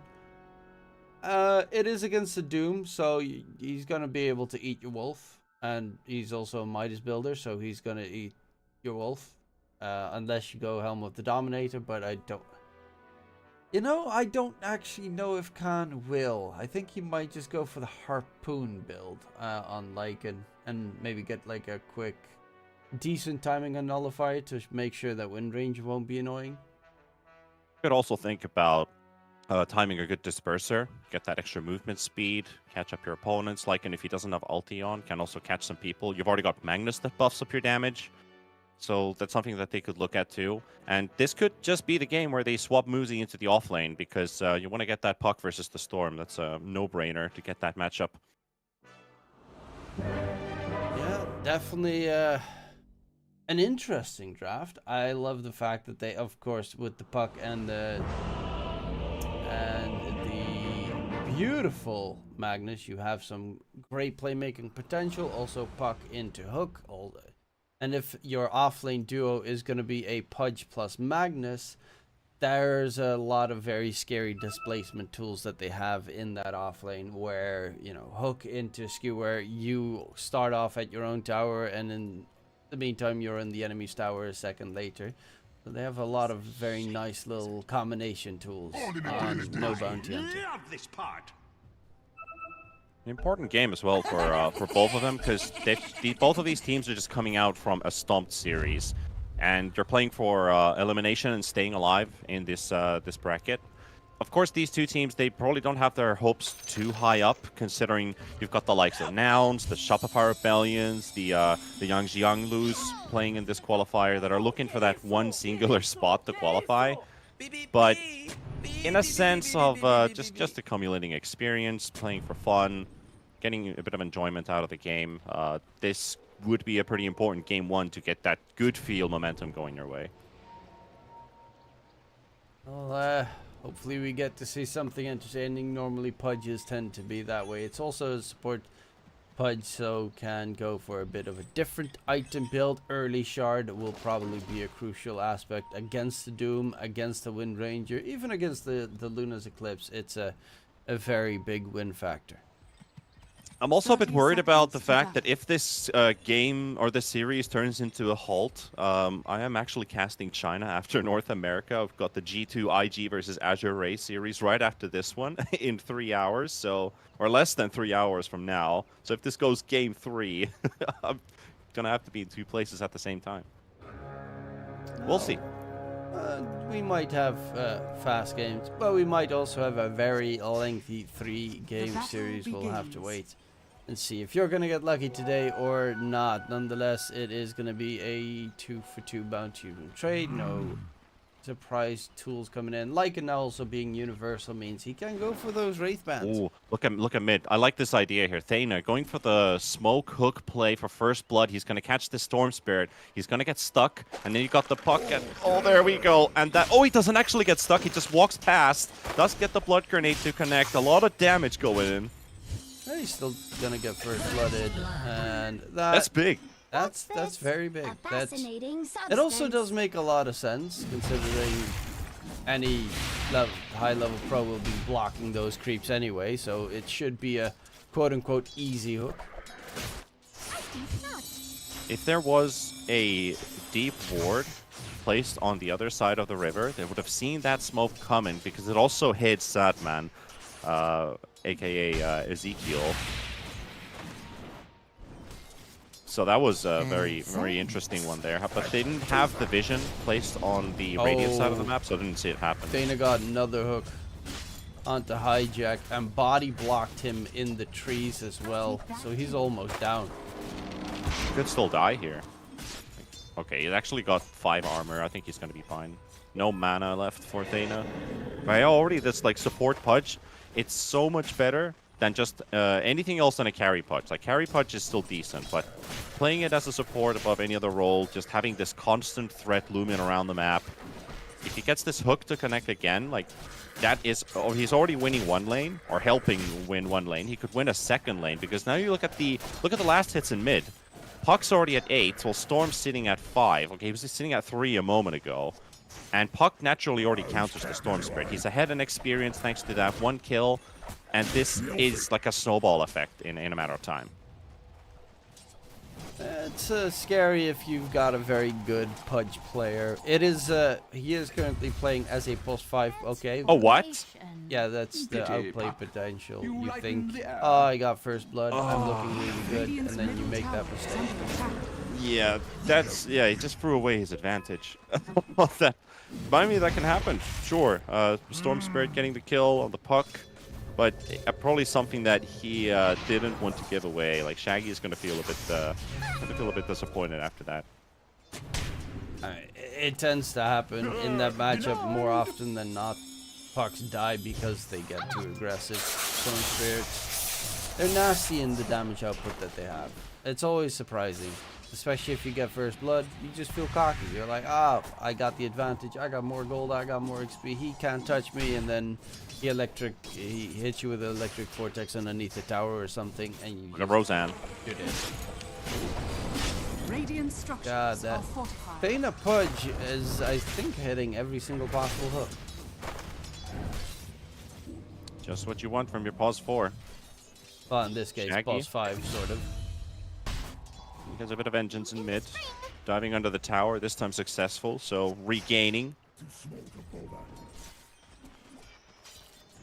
Like, you talk about the +4s that are reliant on skill shots. You have 3 of them.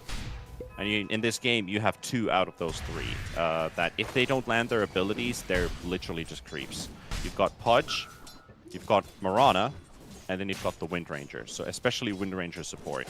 You need to get 2-man shackle shots, or at least shackle shots into trees. If you're just throwing them around, hoping them to connect, you're doing nothing. That what's it like 0.6 stun, it really doesn't feel like it's a lot. It doesn't feel like anything. Yeah, there was, of course, I think Seb played it a bunch as a +5 support and hit like everything, but that's a very specialist thing. Arms gets dragged all the way back towards the Radiant's tier 1 tower. In response, Michael almost dropping, but there is the constant healing from Bloody 9, keeping the Luna alive. Well, he still gets the kill. yeah. Michael dies. I guess, you know, he otherwise would have had to run all the way back to base. Speaking of running back to base, Arms is going to get nuked down by Muzi. Still thought that he was a little bit more survivable. He actually has 2 points in skewer on the Magnus. Yeah. 40 damage from the skewer combined with the shockwave. You are being harassed by 2 range heroes. I guess if you do get that one good connection, you've got this lift into skewer play. You get a nice magical nuke. Luna is a hero that kind of lives off of like the Terrorblade. You've got, well, actually Luna has more HP than a TV does, but they're both very susceptible to magical damage. They're both agi heroes with a lot of armor. They right click a lot. They prefer hitting their opponents above taking hits. And then you have these heroes with big magical nukes. 2 points in Fate Bolt's already under 200 damage. You've got the Skewer and the Shockwave. You're easily bursting like 400 or 500 damage, which is like 50% of Luna's HP pool. That makes sense if you want to fight this lane a lot. But if you've got 3-4 points in Skewer, you're not farming with that ability. Storm Spirit, nice sidestep, but the Dream Coil will be able to catch him, snap, drag back. Io? Courier? No. Neutrals won't be able to get the kill there, and a nice rotation from the Pudge. Yeah, Bloody 9, he tried to TP in time. I was thinking if he can get the Tether. Tether was still on cooldown from the top lane, so he couldn't even get that instant pump heal to try and keep the Storm Spirit alive a little bit longer, because now he dies at level 5. He's got no ball lightning to work with. And it's a bit of a rough kill. Especially when your TPs are sort of rotating, because now Luna's in trouble. Luna's going to get skewered close under the tower, but still looks like he could die here. And indeed he does. That's another one coming through, and Moosey's doing a really good job in that top lane, dealing with the Luna so far. Even though Luna is the top net worth of their team, it's looking pretty a-okay. Khan, bottom side, is going to get chased underneath the tower, and he doesn't have any support coming through. Resummons the wolves. Ooh. And they do a lot of damage, but no response will come in. Got all that regeneration, but it's just not enough for the Lycan to survive under his tower. It looked like he could live off of 5 HP, but he got like this one of the longest attack ranges in the game. Like, got the 600 on Wind Ranger, gonna get the connection. And Thena, there's a shackle. Radiant's bottom tower is under attack. Well, they did get both the bounty experience runes on the side of no bounty hunter, so that is definitely going to be a very big plus. You did mention the upgraded diffusal. Well, he's at the very least going for diffusal blade on the Lycan, so that is an interesting first item choice though. It's not bad. You've got a lot of chase potential in your team. You're kind of lacking stuns, at least the way that you initiate fights. So with Khan with Diffusal, it does help him out with some extra poke. Oh, nice hook on Hijack. I completely lost track of where Hijack... Oh wow, it was actually underneath the tower. Yeah. I was like, oh, he must be somewhere in mid because he would not be tower diving. But no, Hijack's just getting absolutely dumpstered by this amazing fight. Michael in the meantime being chased by Roseanne and Rojo. Fire flew. And they will find the kill finally on towards the Rubik. They went a little bit deep for that chase, and it cost the Storm pretty much all of his mana in the process. Net worth might be tied, but winning double Wisdom runes and all the side lanes are looking really good. Can't shape What happens in mid? Going for the Storm. Oh, that oh my god, that shackle was neat. Nonetheless, they will still lose the Storm power shot. Not gonna... Oh, that would have... I think they would have connected. Yeah, good reaction there. But yeah, like even if net worth feels like it's tied, now it shows 1k. It does feel like this is a 3k lead right now for no bounty hunter. They've got a big XP advantage. They're not getting anything out of the Storm Spirit. He's died 4 times. He's the one who's supposed to play around the map with a farm Doom. Like if Doom has a good laning stage and is uncontested, this game could snowball out of hand really fast if Doom can then just help around with his team. Because you don't want to focus Doom anymore if he gets a great laning stage. You've got to focus on shutting down everybody else. But your safe lane has been kind of all over the place. Luna's still doing good. Hasn't been harassed too much. But you don't have a mid to play with right now. So Hijack has a lot of pressure on his shoulders to start creating situations for his team. Meanwhile, no bounty hunter, they're just all over the map. You've got this Pudge has been to literally every corner of the map so far. Moosey's free farming on this Magnus, which is always a good indicator. You've got this Lycan on good pace. Can still pop that shapeshift in another 30 seconds. Has that good threat potential. And Puck is also getting that confidence from Thena. Like, let's murder kill. That seems to be the build on all of their heroes. The Magnus going for the Blink Dagger first rush, so no, like, Hurricane, Harpoon plays coming in forward. Of course, you have a Pudge on your side, which is definitely going to throw exactly that in towards the mix. Puck is going Witchblade, but that's no real surprise. The Puck these days, I mean, you can go heavy on the right-click Puck as well with the Aghanim Scepter build once you get the Witchblade upgrade, which is kind of insane. Middle tower is under attack. I think that one is like one of the most insane items to go for these days. Oh, look at this threat. They're smoking up towards the dire side of the map, just short of catching the Storm Spirit. But they could still find a prize with the Luna. Dire's middle tower is under attack. Does get scanned.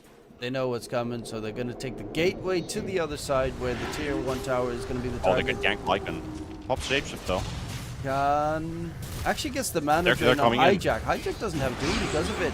Dreamcool comes out. There's a 2-man catch. Oh, this is big. And Dana, nice shackle shot comes through. The Doom DCs. Don't do this. Don't do this. Oh, what a pause. Oh, that is rough. Yeah. How are you? Well, Arms is in a very awkward position right now. Yes. And you also got another TP, and Green have to bail. Yeah, fight's over. Michael's probably going to steal shackle shot. Yep. Because this gets paused for a second. He set everything up. There was a nice stun onto Bloody Nine, chasing for more. Skewer hunt. Bloody Nine drop. Sadman really wants to get the catch. Rosanna actually shackle shots, has the focus fire going in on towards the buck, but Magic one charge. He's even got regen running. Rune keeps on going, and they will zap him down. So a huge fight. Very unfortunate GC coming in for the Dire side. Yeah, but the fight was still over by the time the Doom was already nuked down on. Oh, he might just die again. And you can't use Doom. It's not going to be a good target. Try to even get the cast off, but it quickly gets dodged by the puck. And now the Storm joins. They have RP, the by the way. Ooh, Storm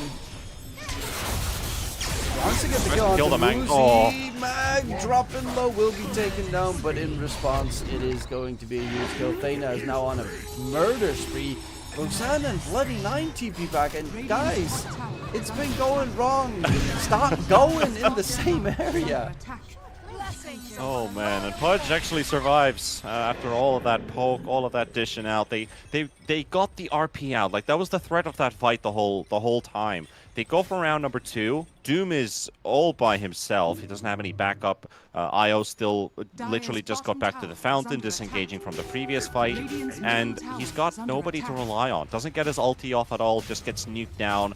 And then the threat of the RP when the Storm Spirit shows up. Like, it should have been a bail for Grin since the fight under the tier 1 tower. Like, everybody should have just tried to bail as fast as possible, leave it there, sack the bottom tier 1 tower. Now you lost your cores again, a second time in a row, and this is a massive lead for No Bounty Hunter right now. There's very limited gameplay for Grin. There's a relocate play coming out bottom. He used the shapeshift. Michael's going to be the target that's left behind. And Khan will be able to shapeshift back to safety. He's going for the Mantis style, so really abusing the universal aspect of the hero at this stage. Topside Doom onto Muzi. Magnus is caught out. That is something he definitely didn't expect. I wasn't suspecting that. Meanwhile, Shaggy's just going around with that DD rune. Just runs out. Radiant's bottom tower Really wanted to use that Witchblade for a potential kill, but only walks into Windranger to get a bit of poke. On the plus side, it does give you that true strike against Windranger on the poison auto attack, so you'll at least always be able to get some extra damage in on the hero. Yep. Well, that's always nice. But yeah, getting the Magnus kill, pretty important for Grin. Things haven't really been going their way this game at all, especially with that debacle of a fight in the bottom lane. They need some time and space being created. As you can see, there's 4 guys approaching. Yeah, chase on to Luna. They get a 2-man Dreamcold going. Moves the RP onto 2. Snaps it as well. Just on the very edge. Sadman still on the back line. Oh, the hook was not really as great as they would have liked. This was the first real miss coming up. That's 2 ultis. It's 2 ultis for no kills. Surprised Grin doesn't lose anybody there. RP is a costly one. Ooh, that's a nice skewer. And Roseanne will be melted. But you still, even though he did miss that hook previously, still it has 10 flesh heap stacks. And Dismember is always a nice tool. Radiant's top tower is under attack. Well, surely No Bounty Hunter came to play in this game, not feeling too demoralized after their previous series. Actually getting a lot of scores done around the map. I feel like maybe the role swap also helped out a little bit, putting Mr. Sadman, or Sodman, actually, I asked in an interview, he does prefer Sod, but I always want to say Sad for some reason. Putting him into the mid lane, putting Muzi into the off lane. Not sure if they were experimenting something with the last game, having their roles put the other way around. or if that really is how their roster functions. Oh, they found the Luna.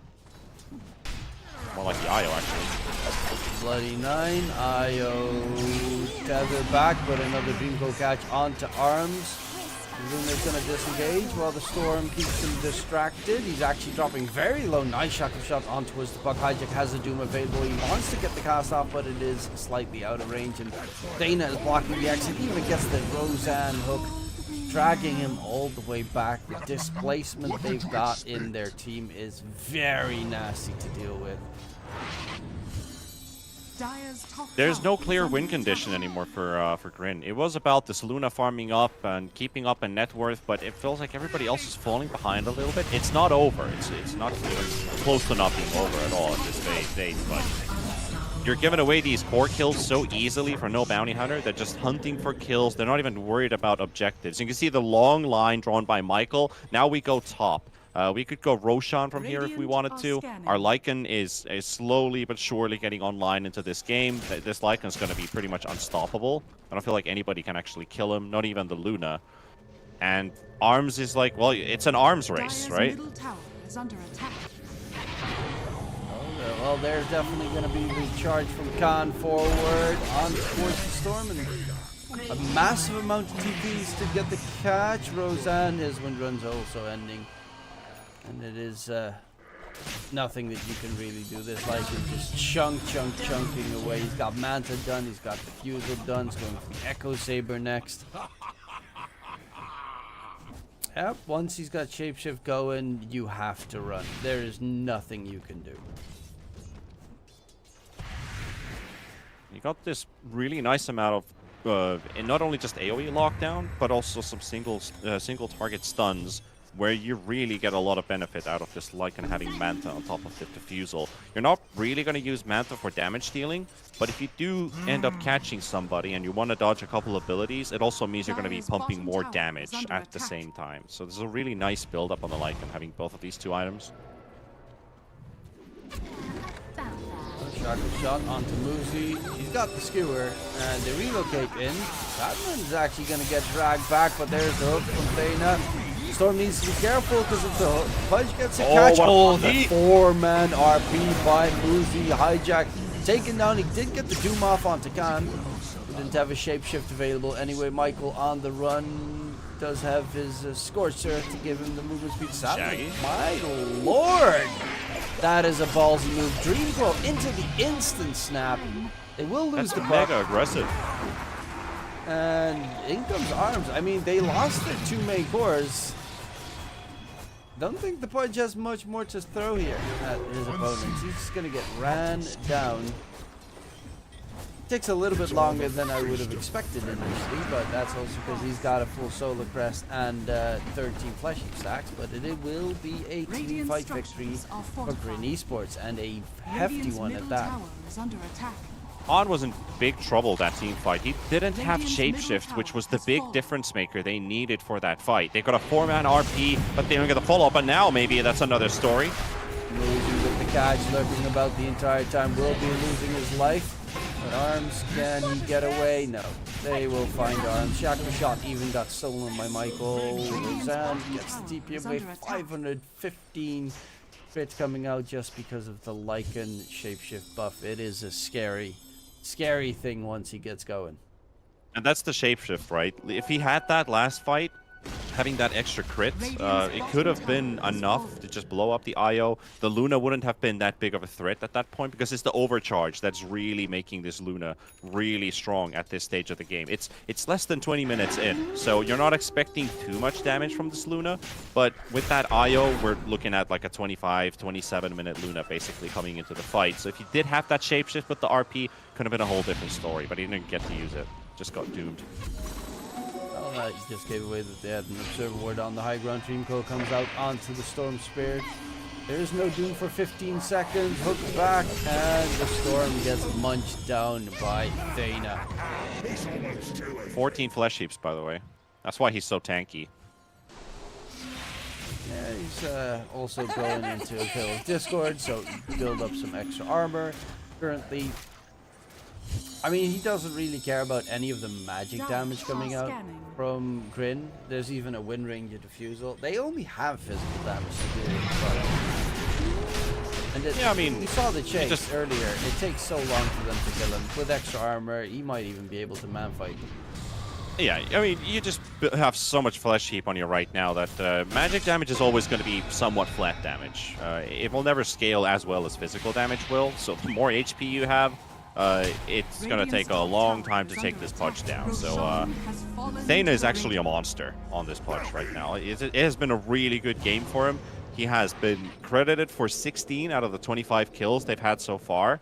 And the majority of those were the impact kills with those good hooks, all the way from getting that first blood of the Storm Spirit in the mid lane.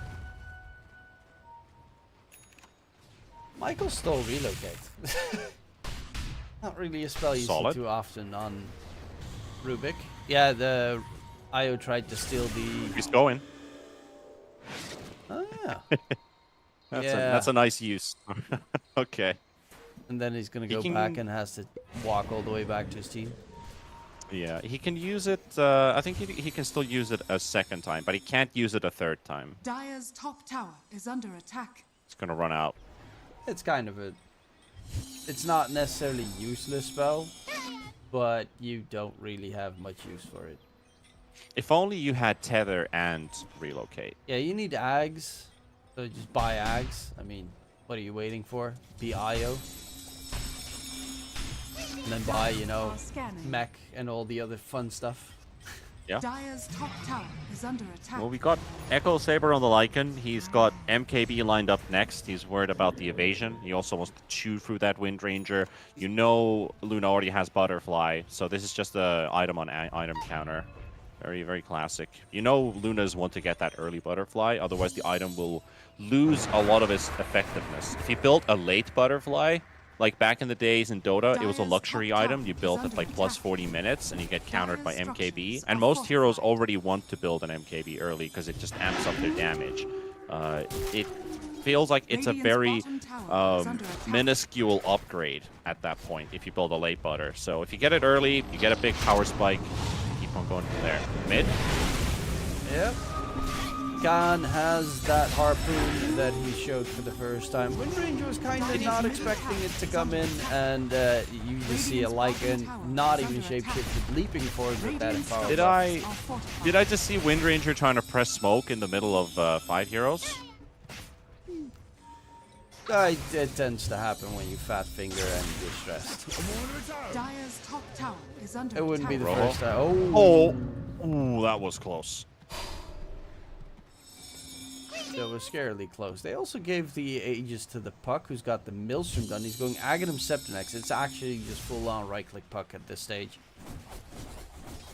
He's got the shard already as well. Behold! I like right-click Puck. Shapeshift? Bloody Oh, it's the Nine. IO. Very unfortunate for Bloody Nine. That's not the place to be in. If it's only gonna look for more. 29 that they lose, it's not bad. But it looks like they're gonna I don't lose think he's more. going to be the only casualty. Look at Khan. He's hungry.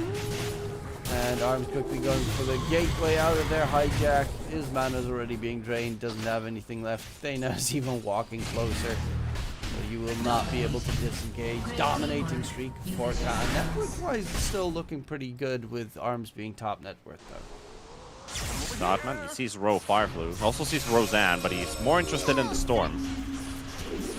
Just so Shackle much shot, though, stronger. on the Puck, and with the Wind Ranger's diffusal blade Still an damage, it's Aegis. actually immense. They will pop that Aegis, and Storm should be able to zip out of there just in time. Storm actually, like, on one end, you have the Puck going full damage with right click, and on the other hand, you have Storm with a Mage Slayer BKB.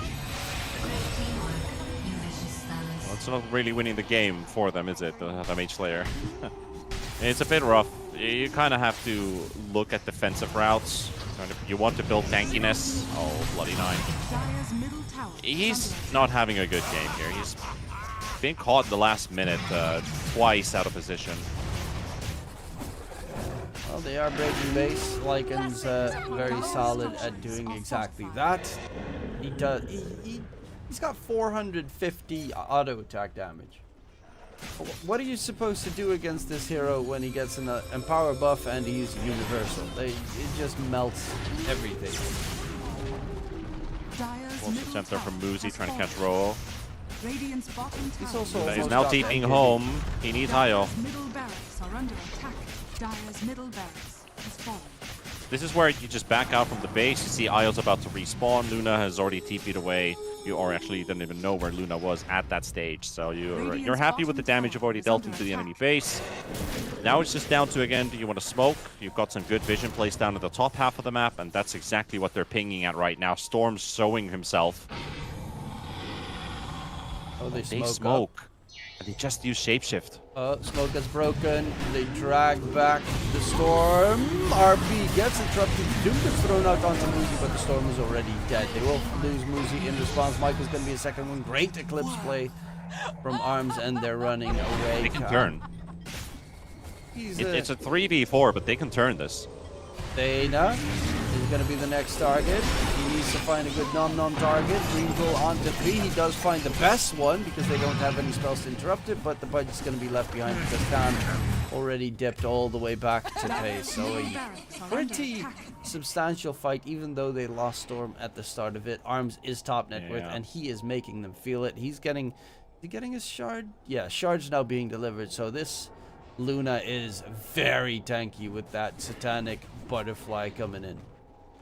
Right, so what I was thinking about the turn was if they went right away, they could have still utilized that shapeshift and get a lot of damage out. But they were contemplating for a little bit too long, and then only half of your team went in. That was the Puck initiating, you had the Pudge following up, and Khan was in the trees teleporting with his shapeshift run out. So he could have dealt some damage, maybe could have killed a hero, but then you're without your shapeshift form. You'd have to be in human form, throwing in right clicks, and then you have no guarantee if you're going to get out from that fight or not. But I guess it's a judgment call on the player or on the team.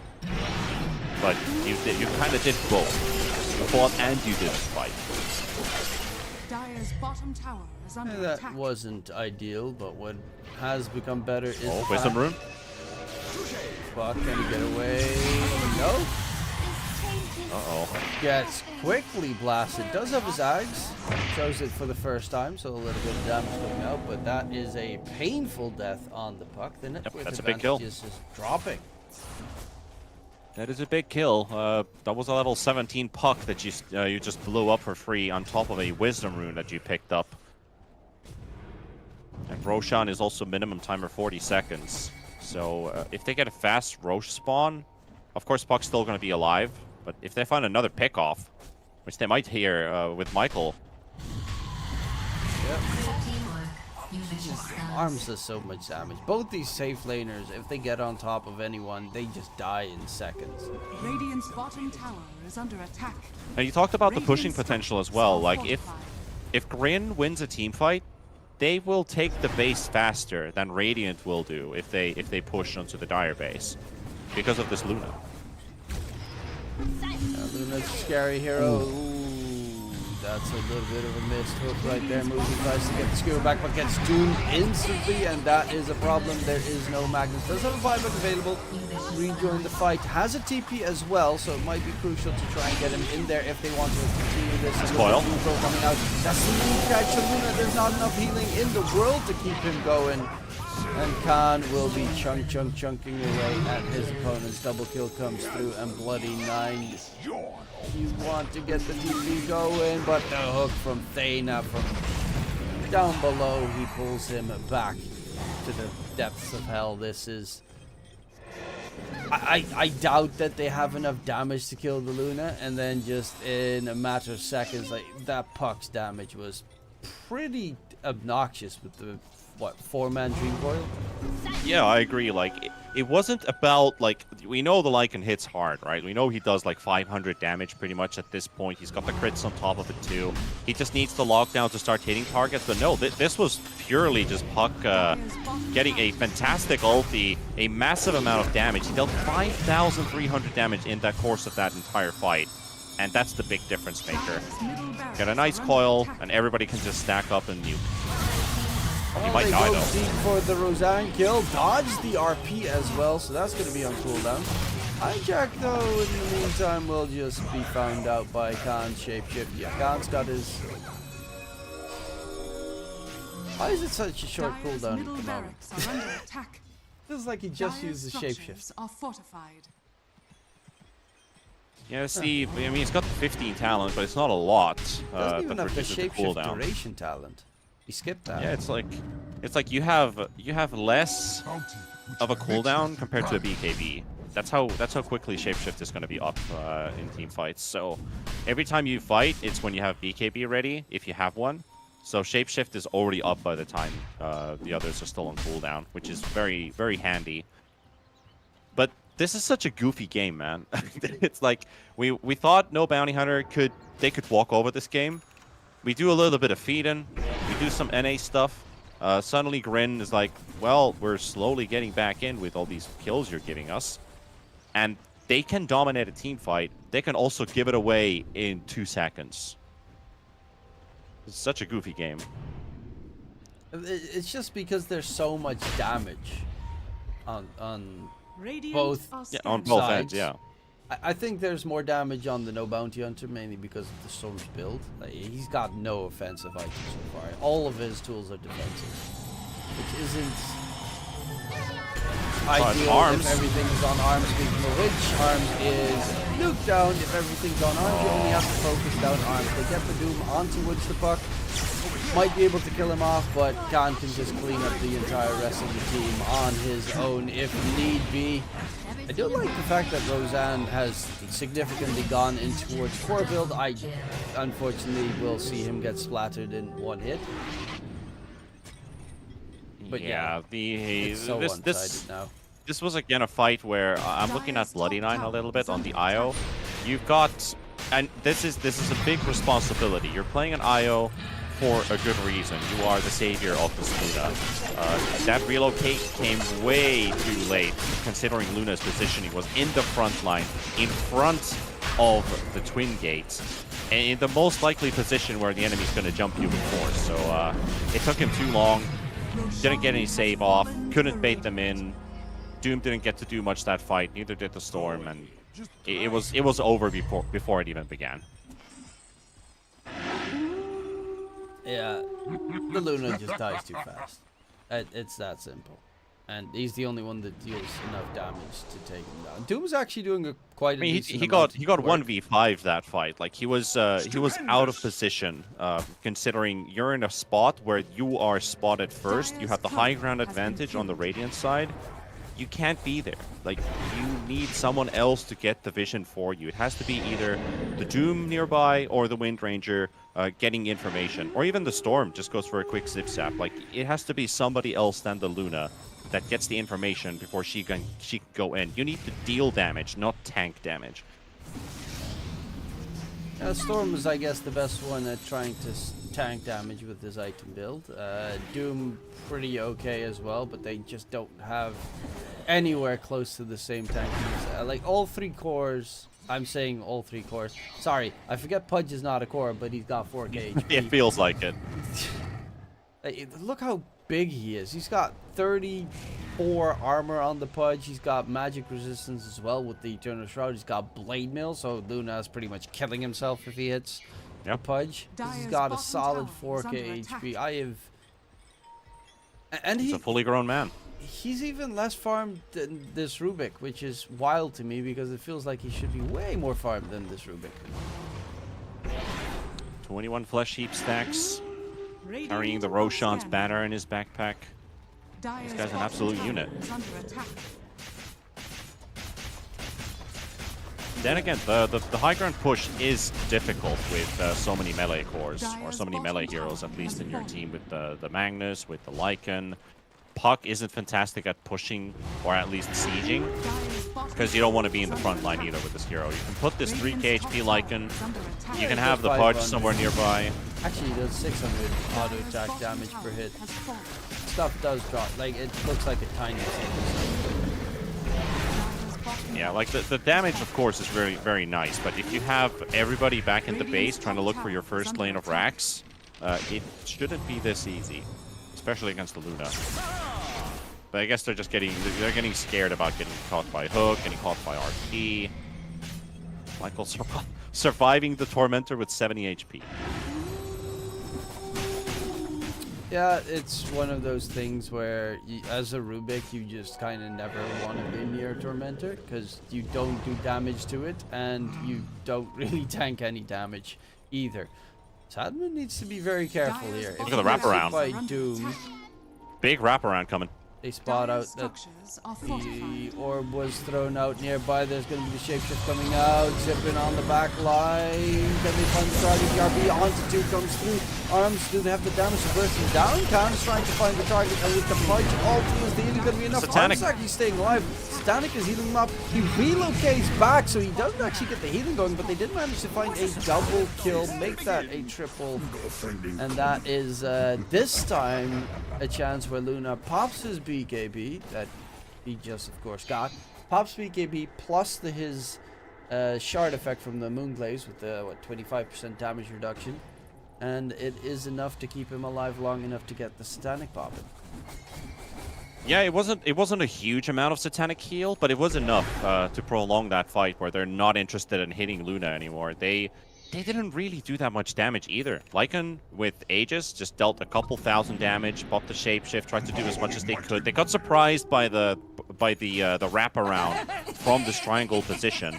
It was a bit messy at the start because you got a lot of mobility abilities, especially like the Magnus going around, the Storm was zipping, missing his initial target. But they still got them to stack, and Io was ready to give everything they needed to the Luna, and they were ready to back him up as well. So this was... No Bounty Hunter didn't really get to react. If every fight they've won so far is when they're at 100% capacity and understanding of how this fight's going to be. This time, they got jumped first, and they weren't ready for it. I think the most important thing is... the puck is playing Glass Cannon. He's going for the Lincolns, which is going to be a huge deal. But he literally has Nemesis Curse, so he is actually Glass Cannon pucking. He cannot get caught. If he gets doomed, the fight is really rough, because Lycan can only do so much. He's a single target oriented hero, and you have 5 heroes that you need to take care of. Shapeshift is up. RP's in 5. Oh, that Storm with the Invis rune just walking next to the puck. Okay, gets the Orchid off on the puck. Relocate coming in as well, but the hook save from Dana. They're gonna bail out. Eat the puck. But Get the puck out of there.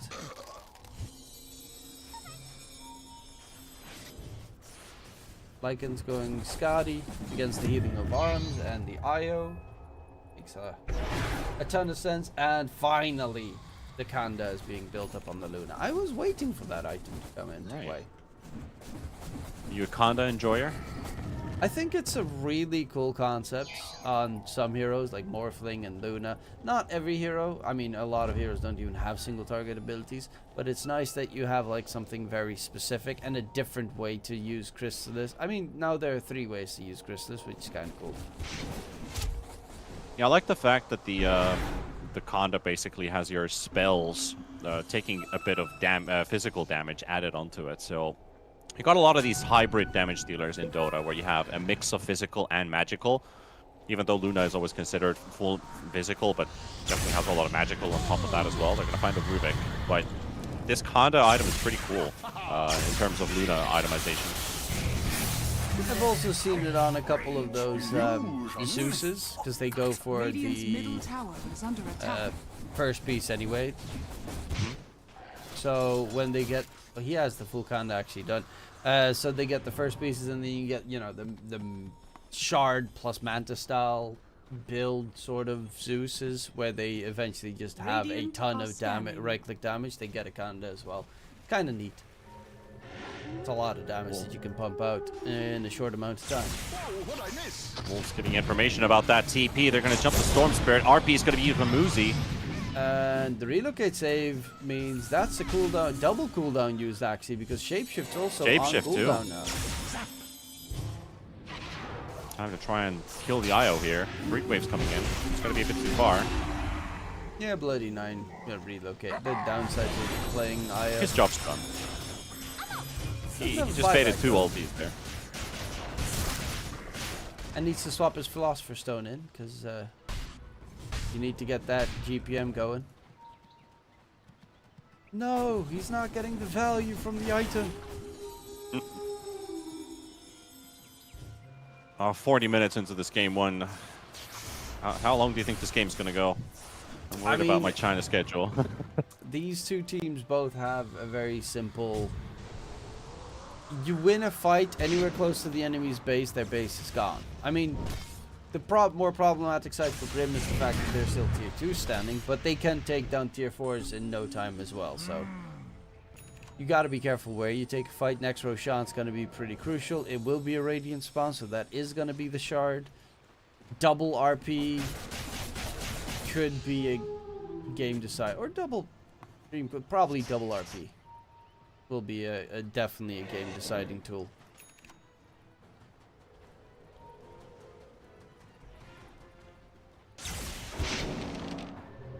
Any other additional items coming into play? Pudge's got his Shiva, so they have so much healing reduction. Double damage.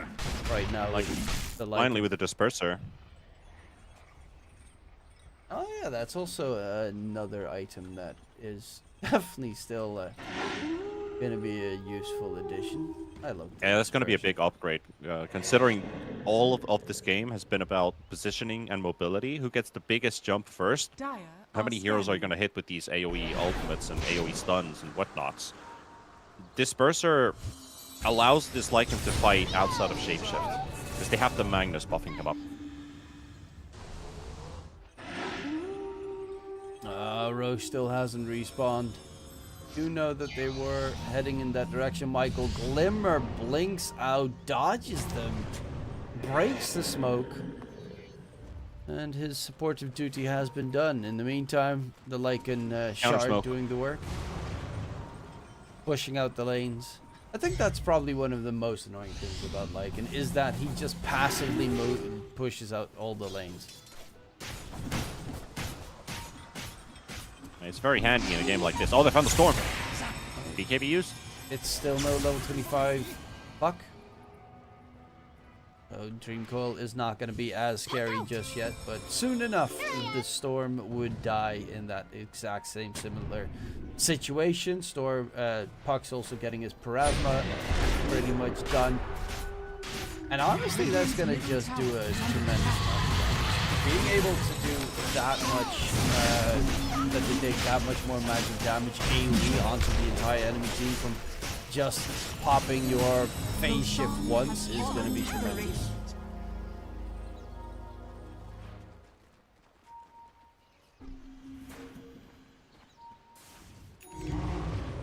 Though, will they? Yeah, they're going to keep the shard on the Magnus, so you have the double RP play. Hijack has a seed shot just to pop Lincoln's, throws out the Doom, gets it onto the Magnus, Shackle shot onto two. Vayna Pudge is a next target. They're going to look for 3 to be secured, and indeed they do manage to get a absolutely fantastic triple kill.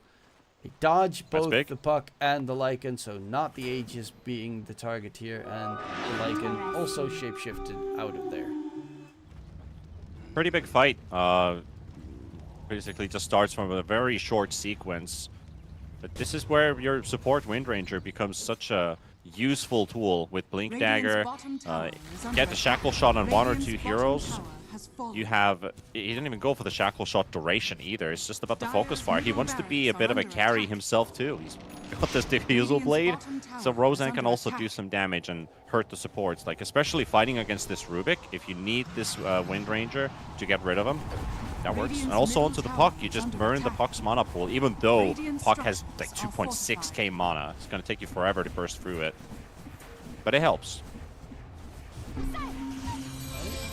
Puck doing some decent damage here. It's actually kind of funny to see the Wind Ranger went for the Ancient Guardian tier 4 item. The one where, you know, either you're defending your Ancient or they're defending theirs, and you're going to be the most useful, and that definitely feels like it might be that kind of game. I'm taking a lot of damage there from the Dream Coil. In comes the Shapeshift. Khan is just munching away at targets, but in comes the Eclipse from Arms, and it's a lovely 26. Luna coming through. The puck gets doomed up in the process. The Pudge is on the run. Khan can't hit him. Khan needs to get out of there. They all need to pretty much get out of there. Bloody Nine actually bought back, relocates into the fight to try and rejoin his teammates, but there's going to be lift up on Luna. All of his tools are on cooldown. Sudanic is up in 1 second. Didn't get anything going. The RP gets used. Wow. Can he heal up? No, he cannot. It gets denied, and a buyback is forced out. Dude, did you see how fast Khan dies to this Luna?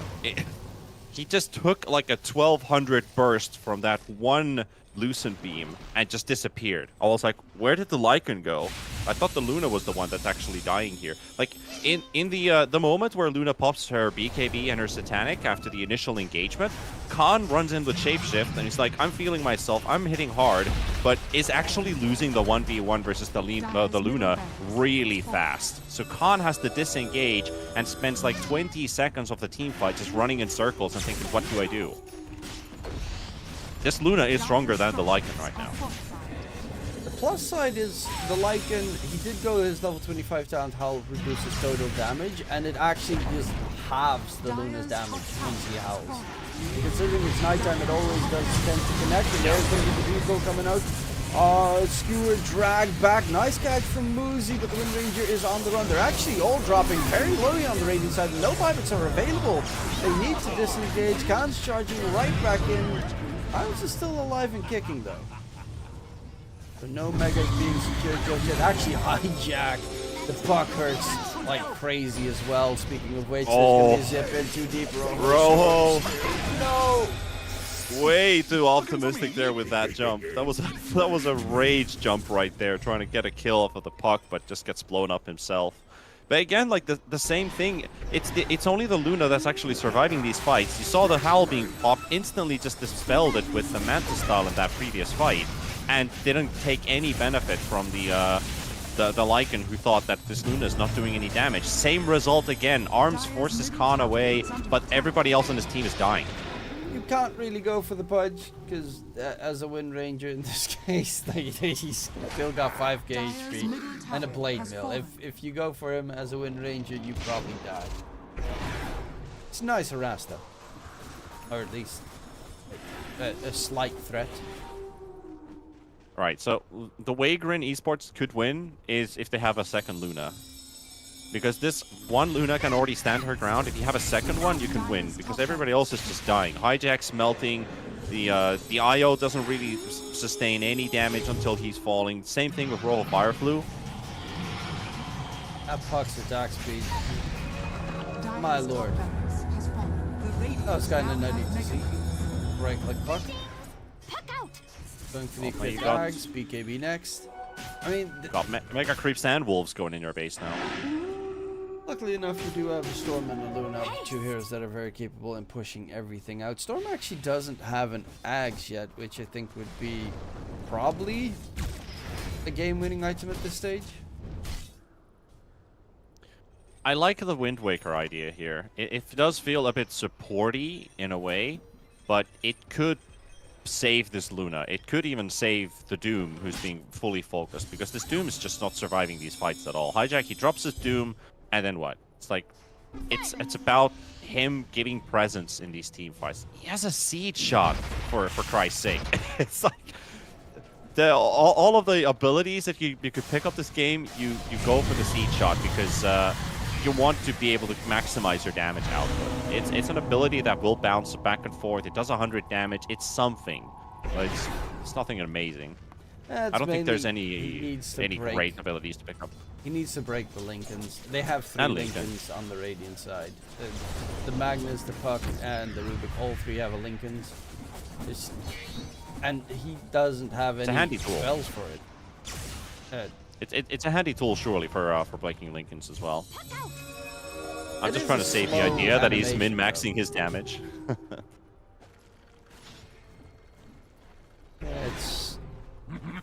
His impact is if he gets the Doom on the Puck or the Magnus. That's his entire impact this game. He does have an Ags now, so you're gonna at least get to see the AoE Doom. He's level 25. Now it applies a mute, which honestly is a pretty big addition, so that you on especially the Magnus. He can't get like BKB going.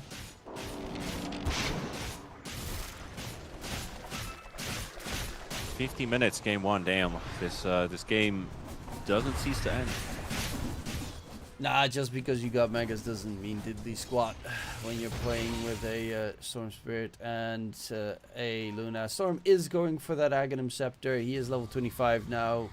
Finally time to get some extra damage for his own, and the most important thing is hold everyone together in a neat little package so that Luna actually has time to right click, because they're really dependent on Wind Ranger shackle shots, and you can't. It's a skill shot for a reason.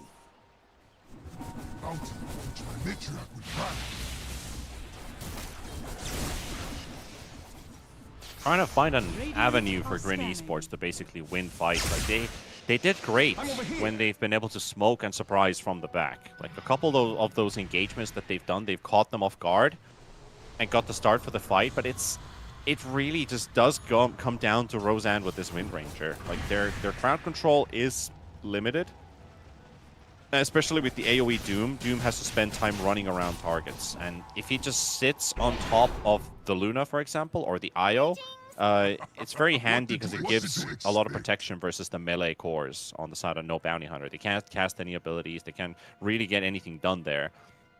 But it's a lot riding on a support Wind Ranger, having to land all of these shackle shots, because that's your biggest 3-second stun you could possibly hope for to open up a fight. The other, you talked about the Aghanims on the Storm Spirit, which he does have now, is also another tool that they can benefit from a lot.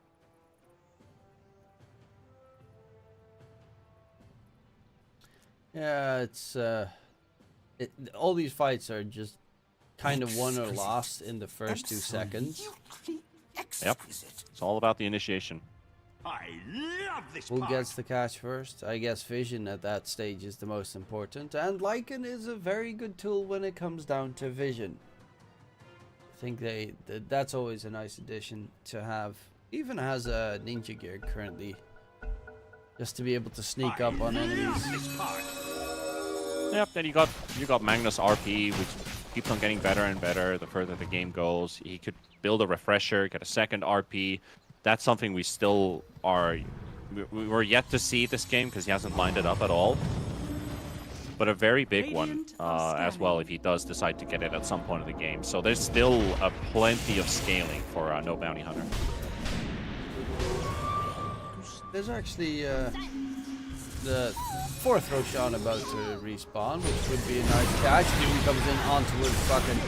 They find a good catch. Lycan Shapeshift was used as well. Roche is up right now. Dire's middle tower is If they could rush in to try and yoink it, would be big. The Wind Ranger, by the way, cliffs himself in the process. Yeah, refresher shard Roshan. Michael gets the info about Roche being up. Tells his team about it. Do they just greed Roshan quickly out of the way before Grin gets there? Could be a call to do. They're thinking about it. Puck can TP to the outpost and help out his team if a fight breaks loose, but it does come with a buyback. There's no Doom.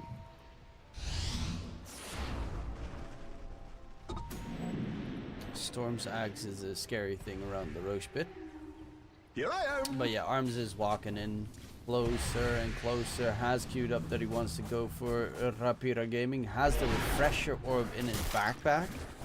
It's for the second round of BKB Satanic. And the Eclipse isn't bad, especially considering he's close to his level 30. That's going to be the Eclipse Lucent mini stun. He's got the Ags. You can solo enemy heroes with that tool alone. Both teams really thinking about this Roshan. You've got Storm Spirit fighting against Mega Creeps, trying to keep them away from the base. Somebody has to do it. He's going Not for a very... as well, just so that he can TP towards his teammates in case it's needed. Yeah, not a very favorable position to be in right now when you have your mid player having to defend the base while everybody else is trying to scout out Roche. But here we go, Roche begins. There's the roar. They're not going. They're going to leave Roche.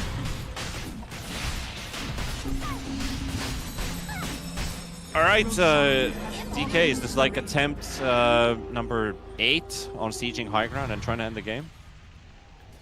Well, they will have their buyback soon on Green Esports. They're still not up, which is definitely a scary thing on their part when Ranger's actually 1,000 gold away. Storm 700. Try and get it done. Roseanne working about nearby. Does spot all of them walking through with that observer ward that's previously placed. You do also have to be very careful. There's luckily enough of fortification, but one mistake and your base is gone. Like Lycan at this point, he hits for 800 auto attack damage per hit. He's 6 slotted, has a moon shard equipped. Doesn't have his Ags yet. I'm a little bit disappointed that I don't see an equipped Ags on the Lycan. That would be, I don't even know what you use it on the puck. Roseanne, very risky position to be in here, but One tree. one singular tree. That's all that keeps him more than alive enough. right now. He gets to walk past them as well. He's going to be right behind them. He's got the ward positioning there. But he's a bit too far away. But again, we talked about the importance of the shackle shot. This is one of those positions to be in if you can sneak up behind. Dire's middle tower is under attack. Arms. There goes Shapeshift. Spotted. Hijack Hold shoots it. himself. Goes in, but Khan is a little bit too fast to chase after. Bloody Knight gets hooked out. The IO is in a lot of trouble. AoE Electric Vortex. Pyro. In comes the Eclipse from Arms and is doing a ton of damage. Moody gets absolutely nuked down thanks to the Eclipse, even through BKB. And there's even more catches coming out. The Soul Spirit's Aghanim Scepter is doing the work on in response, though coming through him. But there's the refresher from Arms, the second round, the second salvo. Khan doesn't have a shapeshift available, and that's going to be the Lycan. The puck in trouble. Skewer comes out. RP from Moody. Oh my god, Sadman, does he have the AoE Second damage? one. The second RP coming through. Sadman, he's lacking in the damage, or is he? Skewer comes through. Arms, Glimmer Cape. Invisibility is invincibility, as they say. Luckily enough, Wow. it does end. Has a buyback to rejoin the fray. Oh, that was an insane turnaround from No Bounty Hunter. Lacking the damage, but still the double RP. Talked about the double RP. That's the one that really wins the fight in the end.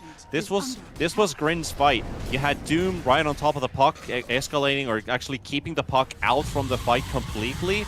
Then you have this IO getting hooked up by the Pudge, and Arms is like, I have a free avenue in.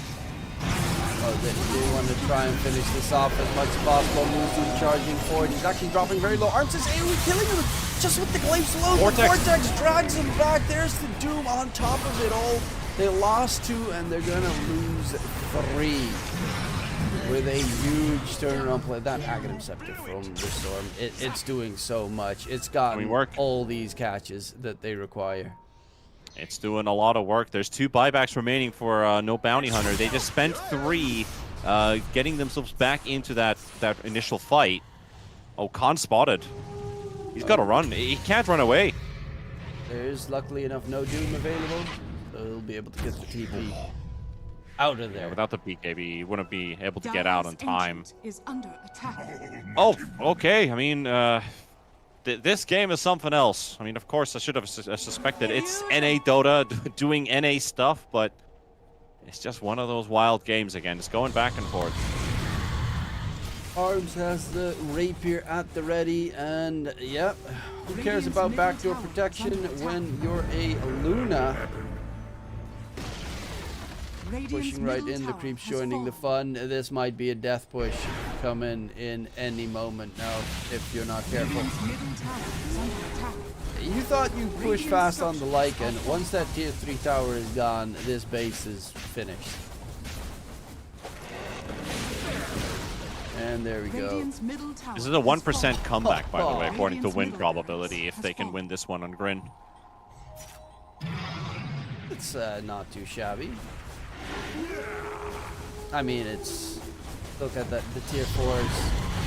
This is Don in Base is second, just dying. Spain are charging forward. The Fudge is trying to get something going, but there's the AoE Doom, the electric vortex from the back on. But the Storm, he is instantly gone. They have a fortification still alive, and Arms is going to get dragged back, but he does have the healing. Satanic coming out the hook to the side. game. Now drags him out of the Doom, actually. That's game. But the puck has a buyback. That's all they've got left. He's going to jump right back in. Hijack is dropping low. The RP comes through. He skewers them towards the fountain. Oh no! The catch! Is it actually going to be the case? Arms is dead! Arms is actually dead! What is this game? Oh, this was supposed to be over already by now, but Muzi with a double RP. And that's GG. The Fountain wins the game. Oh my lord, this game right before the 60-minute mark as well. No tier 5 for us, but no bounty hunter this one. I did not initially expect this game to be this absolutely amazing, and I had no idea who was going to win at any point in this game. That was almost a 1% comeback as well for Green Esports. They held so long. They were unlucky with some of the team fights. Some of them they also landed really, really well. Splitting the fight was something that helped the Luna in these engagements. And every time they were stacked up as 5, no Bounty Hunter looked like they were much stronger than Green Esports were, because the control was much better. But these last moment Aghanims pickups, like the Doom Ags, didn't feel it was that huge this game. But it was just one singular fight where the puck didn't get too much done. Storm Spirit with the Ags, getting those big vortexes, and just enabling Arms on this Luna to get even more hits out. But it's Muzi who basically just turns this game for no Bounty Hunter. One good RP into the Fountain push. Like, what an ending to a game that looked like no Bounty Hunter could still easily just walk through, but they're having difficulties breaching that high ground. They finally got the megas. Oh, what a game. Oh, what a game indeed. Absolutely. Like that finale. We see the Lycan die. We see the puck die. We're like, nope, it's over. They're done. Puck buys back. But you don't even need the puck. It's all on that Hijack Magnus. Sorry, not Hijack Magnus. Yeah, Muzi, yeah. Muzi, yeah. The safe laner from the mid laner from the previous series, looking fantastic in that drag back, in that catch. It's sublime performance coming out from them. By the way, Arms Luna had 1176 GPM that game. That is that's Alchemist level farm. That's pretty mint. Yeah. Oh, that was. I mean, what happens in game 2? Are they both out of steam? I mean, the European players on no Bounty Hunter after that game, like Khan and yeah, they definitely got to be sweating Michael as well. But they should definitely be hyped up for the next match. Will it be a 2-0 or a third map required? We'll be checking it after the break. We'll be right back.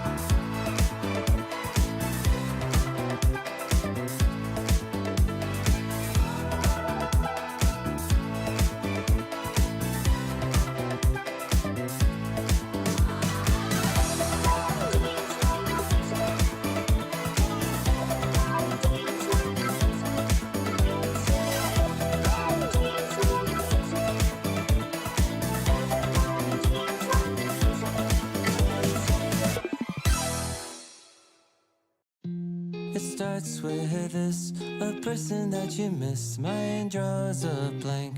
I wanna go back to the early days when life was an escape. Now I just wait for better days.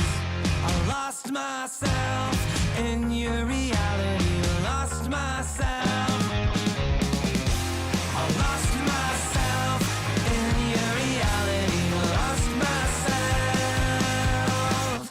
I filled that life according to a friend. We're all shrink wrapped in families and making ends meet, stuck in jobs we'll never leave. I never wanna be like that, so I wanna go back to my reality. Wanna go back. I wanna go back to my reality. Wanna go back. Didn't mean to sound so concerning. Am I alone in the hurt? I never followed anyone. It's so absurd.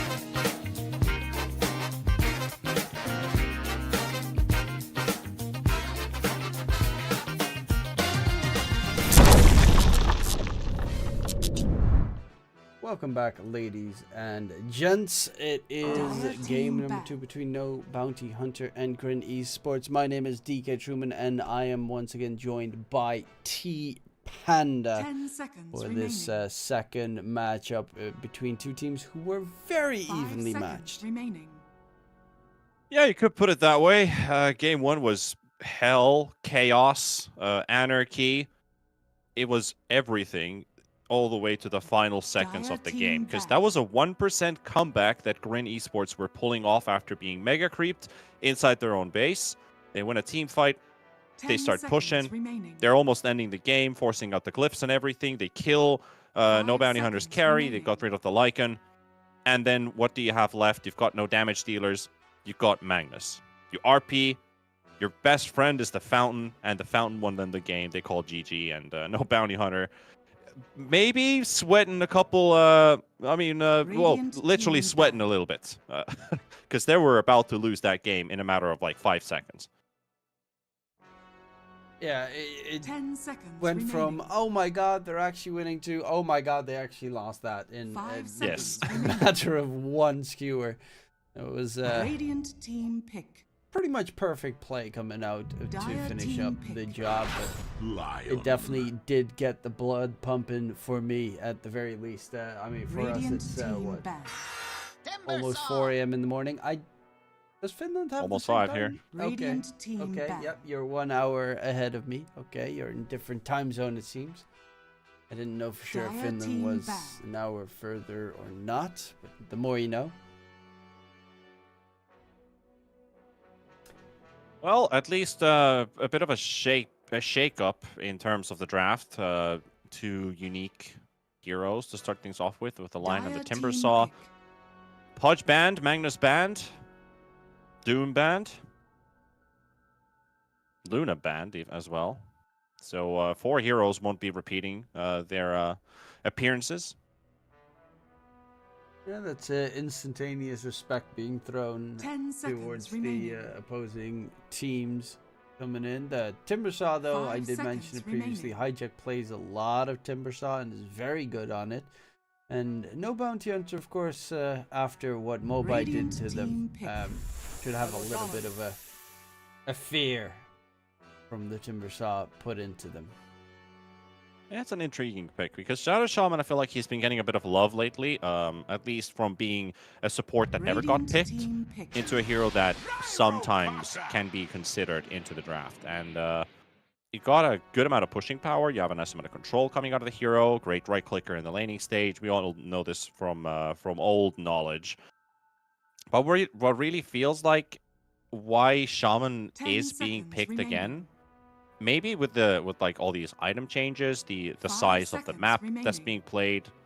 He is so good at making these surprise rotations because of the shackles. You got instant hex, you've got shackles to hold somebody on the spot, and all you just need is some sustained damage Dire dealer. You don't team need pick. burst damage with the Admiral shaman Conquer. because he's already got some of his on his own, and he's good at also just kind of showing up on the other side of the map, pop your boards down, take down an objective if you want to, force rotations there, force a fight elsewhere, which has been the storyline for at least No Bounty Hunter in their 10 previous seconds series. remaining. They kind of had to perfect that, where one hero takes 5 the attention seconds remaining. and the rest of them can engage a fight somewhere else around the map.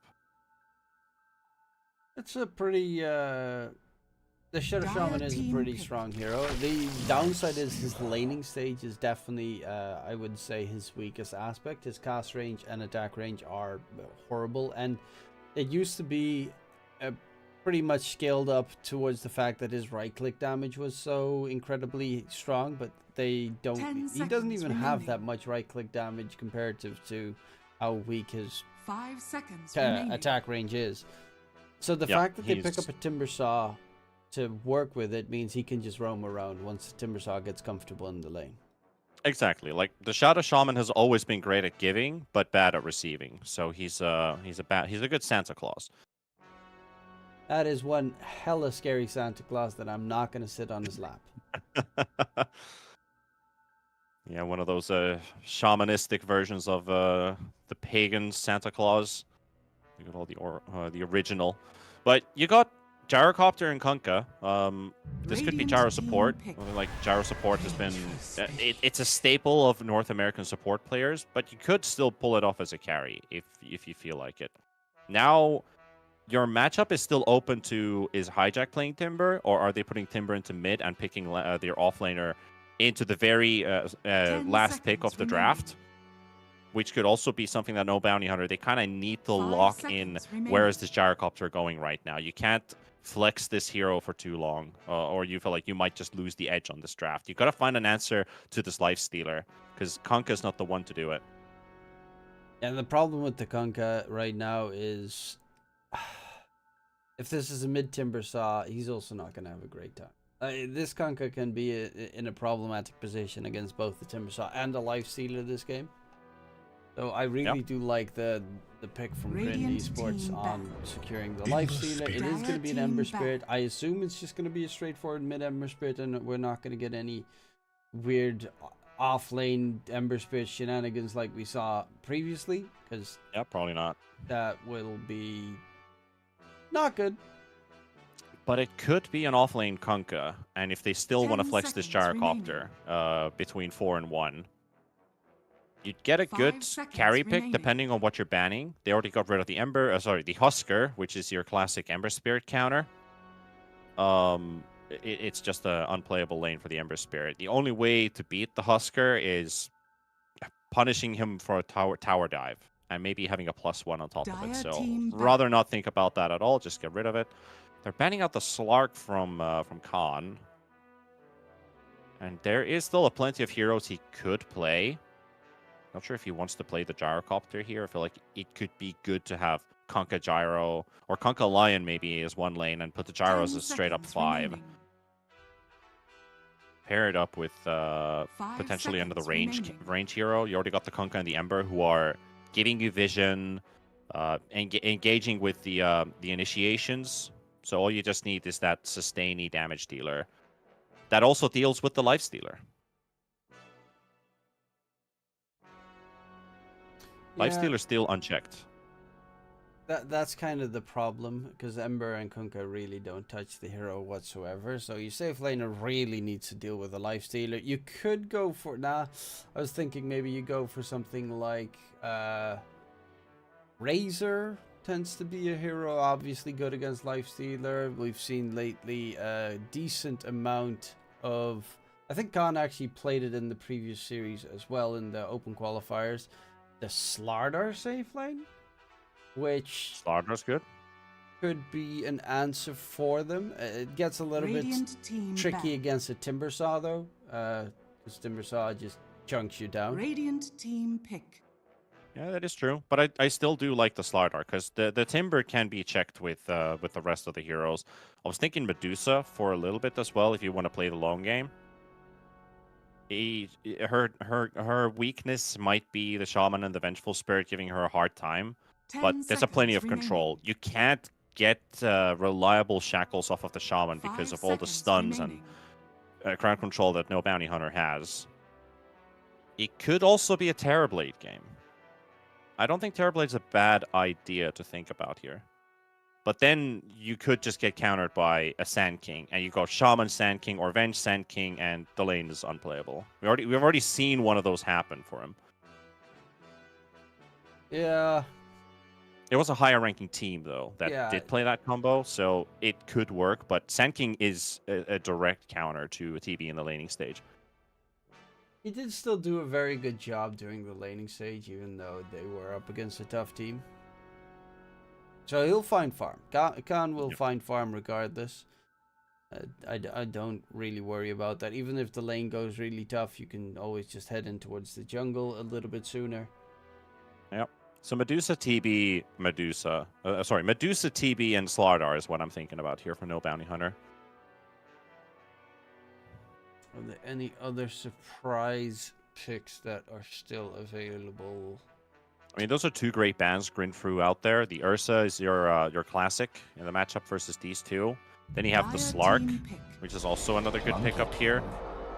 Monkey King could work, but I have not been a believer in Monkey King carry for almost a year now. So I'll really just leave it into the hands of the player. Like, can you prove me wrong here? Because Monkey 1 is still the best. 10 Sorry, seconds Monkey remaining. 4 is actually the best out of all of the roles you play on this 5 hero. Like seconds 4, remaining. then 1, then 2, and the rest you just don't play. But it could also mean Gyrocopter could now be put as the carry, potentially. Or unless they want to play Kunkka carry, Monkey into... Okay, I mean, I'm reaching out here. You may now select Let's your just see what they pick here. Oh, we have a new player, Gringo. Oh my god, yeah.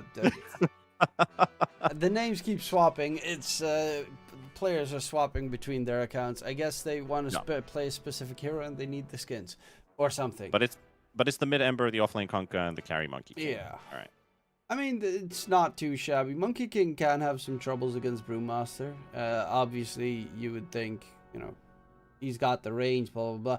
But Brewmaster does a lot of damage once he throws his little pestering brew on you and throws out the heavy slow. But regardless, even though necessarily it wouldn't 1, 2, 3 be the best hero in this batch, I think Khan is a specialist on the Monkey King. And it is not the worst Monkey King game, especially if you get at one point the Shard. You can really get on top of the Shadow Shaman and Vengeful Spirit very easily. They have ways of breaking trees and spotting you out inside the tree, so you do have to definitely be careful. But I think the Monkey King can be... It is one of those heroes that can 1v1 man fight a lifestealer at the very least.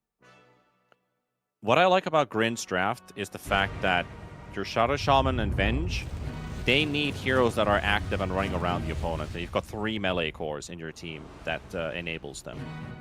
So if you have, say, you had a Luna or a Medusa or something like that, the Shaman's going to be like, where do I position? Because you need to wait for the enemy to come to you or to the Medusa until you can do something. But now you have these melee cores that are constantly chasing, going all over the place. It also helps the Shaman position much better. So they've got I think they've got a pretty solid draft. You got Hijack on this Brewmaster. I'm surprised Brew actually went through the draft all the way to the end. Because this is a first phase ban material hero. It's a good surprise pick. Yeah, looking forward to seeing what the Brewmaster can do. It's a nasty hero in the laning stage with the Cinder Brew. You don't have to level Thunderclap yourself because you can just let one of your supports pop it. Are they ganking? They're gonna go. They're gonna go and try. But you know, Bounty Hunter is on the other side of the tier 1.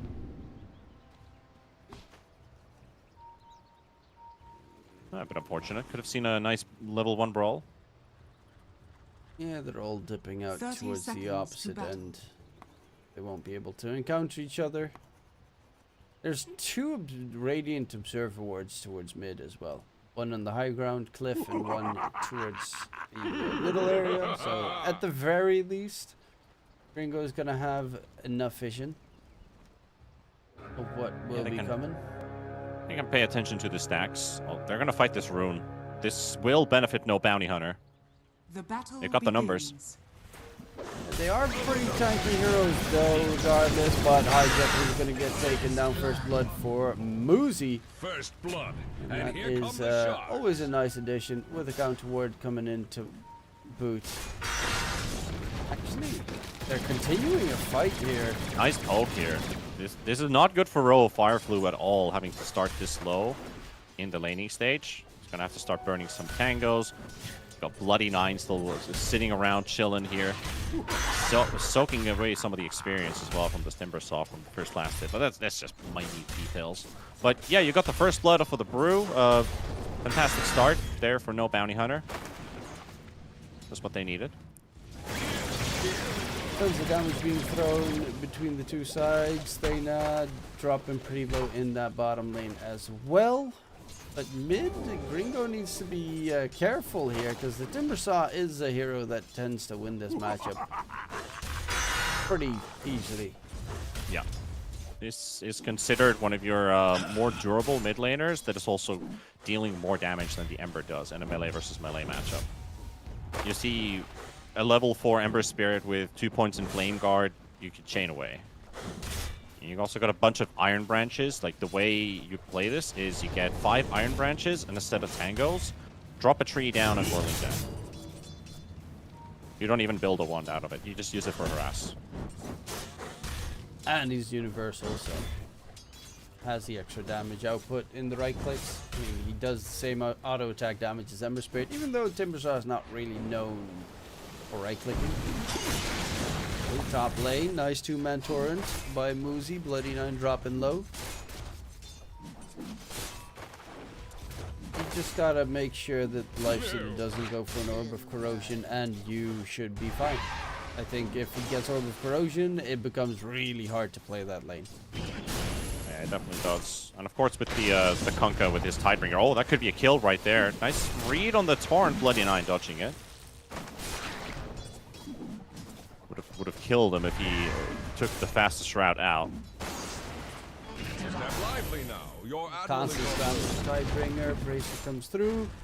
Bloody 9 staying low in terms of HP the entire time.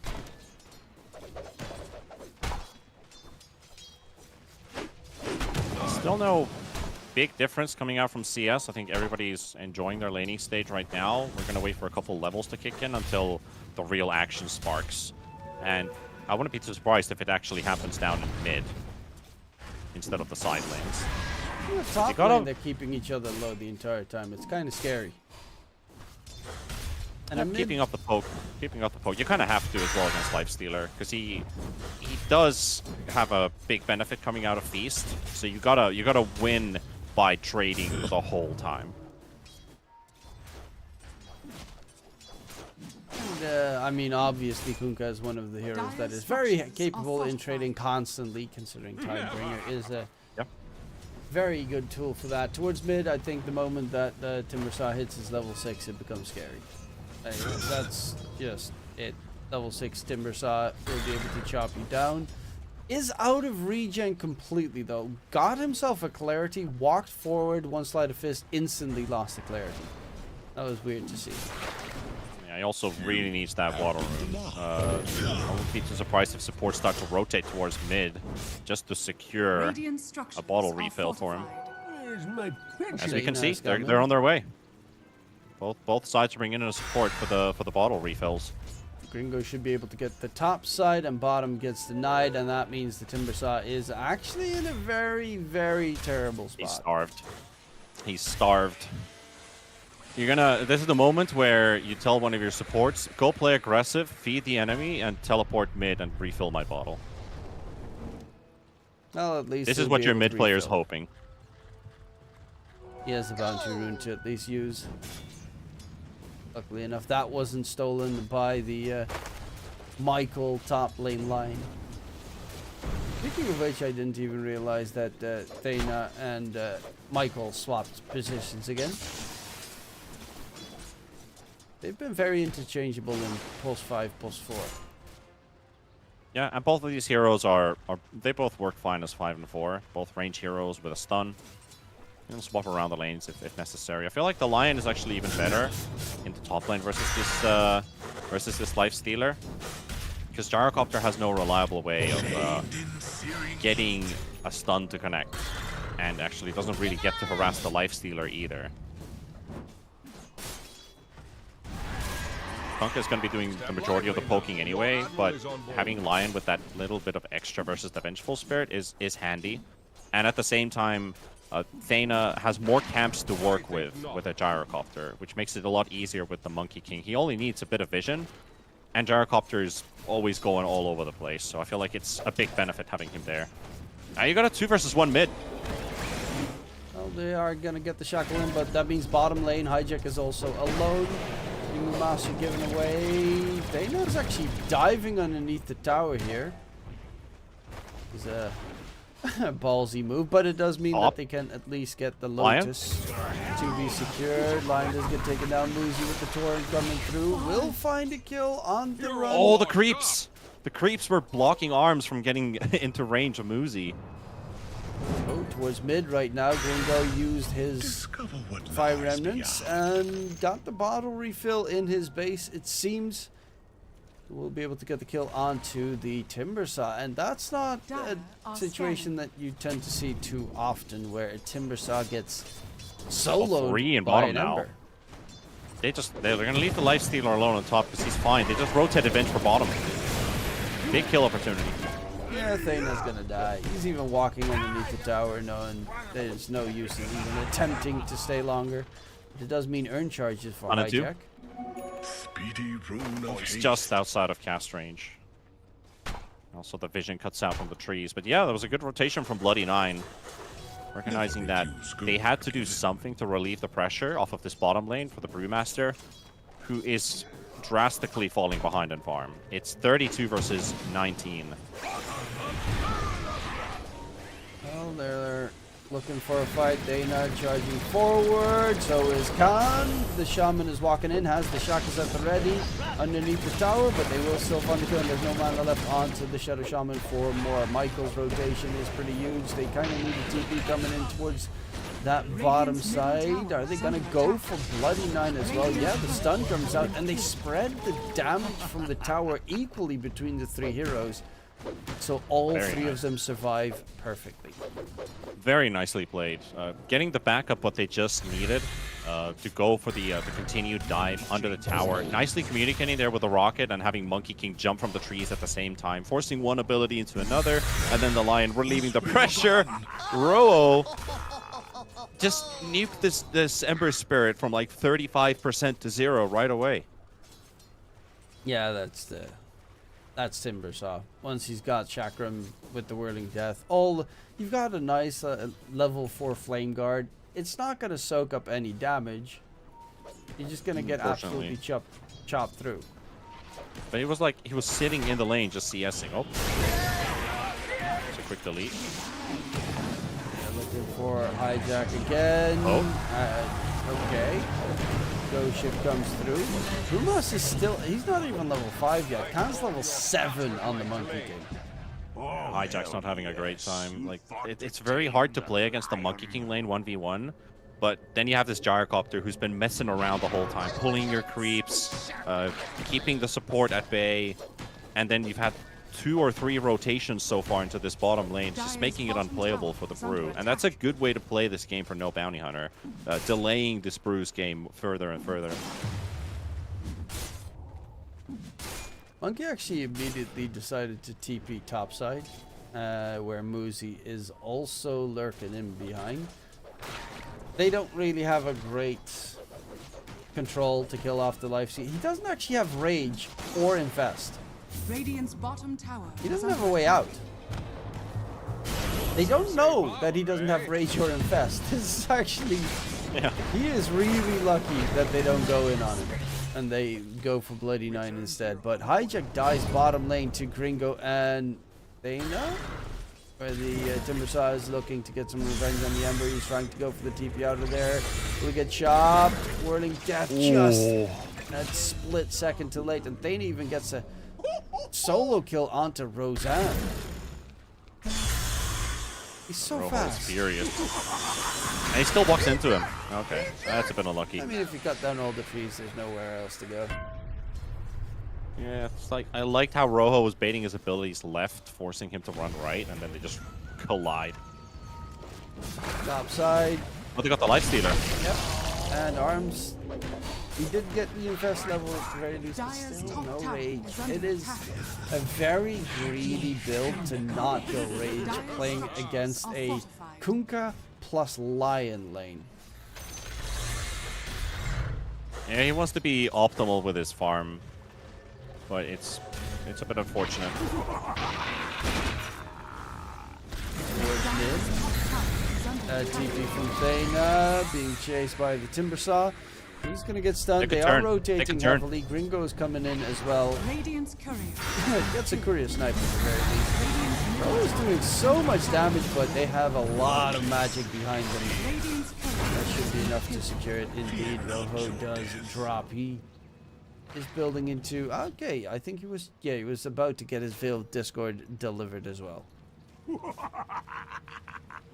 that was, you know, honest day's work, killing the Timber Saw at 11 minutes. That's a Dire's very middle good tower is kill under for no attack. bounty hunter. Again, Radiant's putting them in the bottom driver's tower seat this is game. under attack.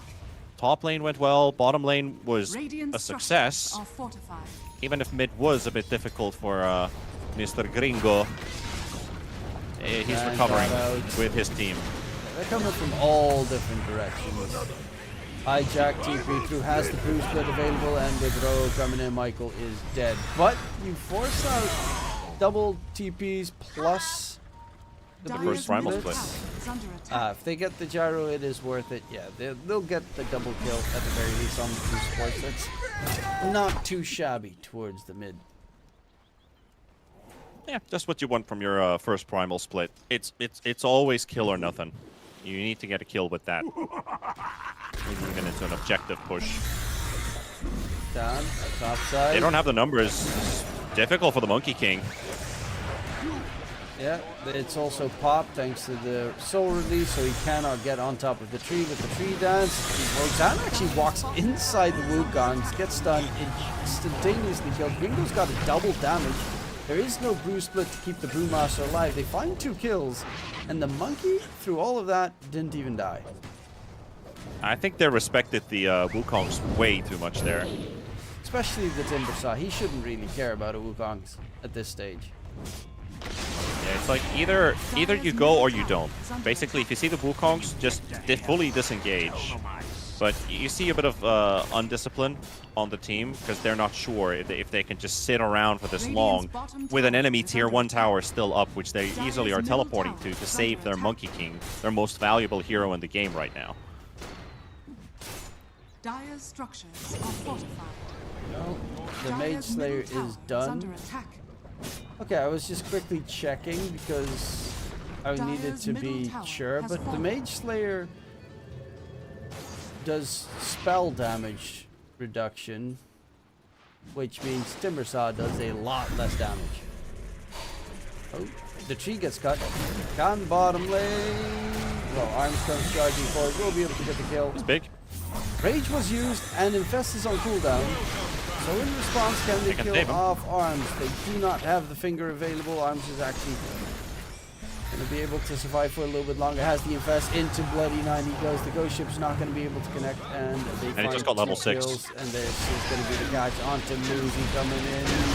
Call down onto 4 heroes in the area, but Thana, yeah, this might just be a 4th death.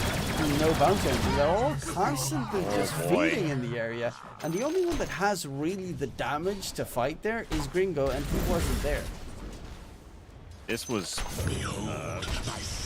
a big win for Grin, and especially from the perspective of Arms.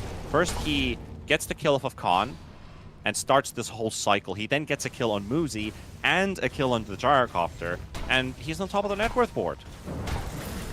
That is a massive recovery for Arms, who was doing okay in the laning stage, got killed once with everybody else dying around the map.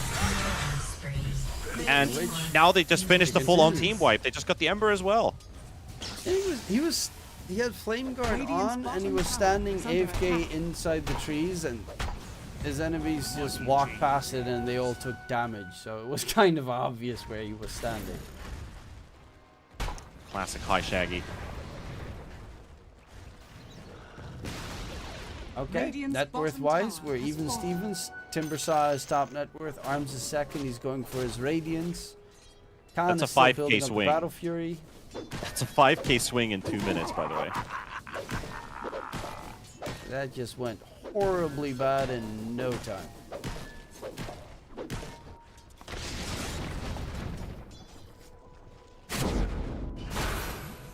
Okay, Bloody 9. A little early on the swap. Teammates were kind of nowhere nearby. So Brewmaster went for the Hand of Midas, going for the Spirit Vessel next.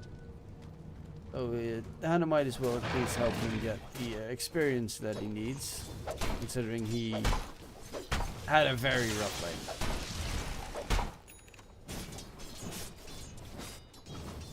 Well, his team is making all the effort to get Hijack back into this game. You've got Arms already topping the net worth, or was. He's already at the top pretty much there. You have Rojo Fireflu, Middle tower is under who's attack. off to a very good start in this game.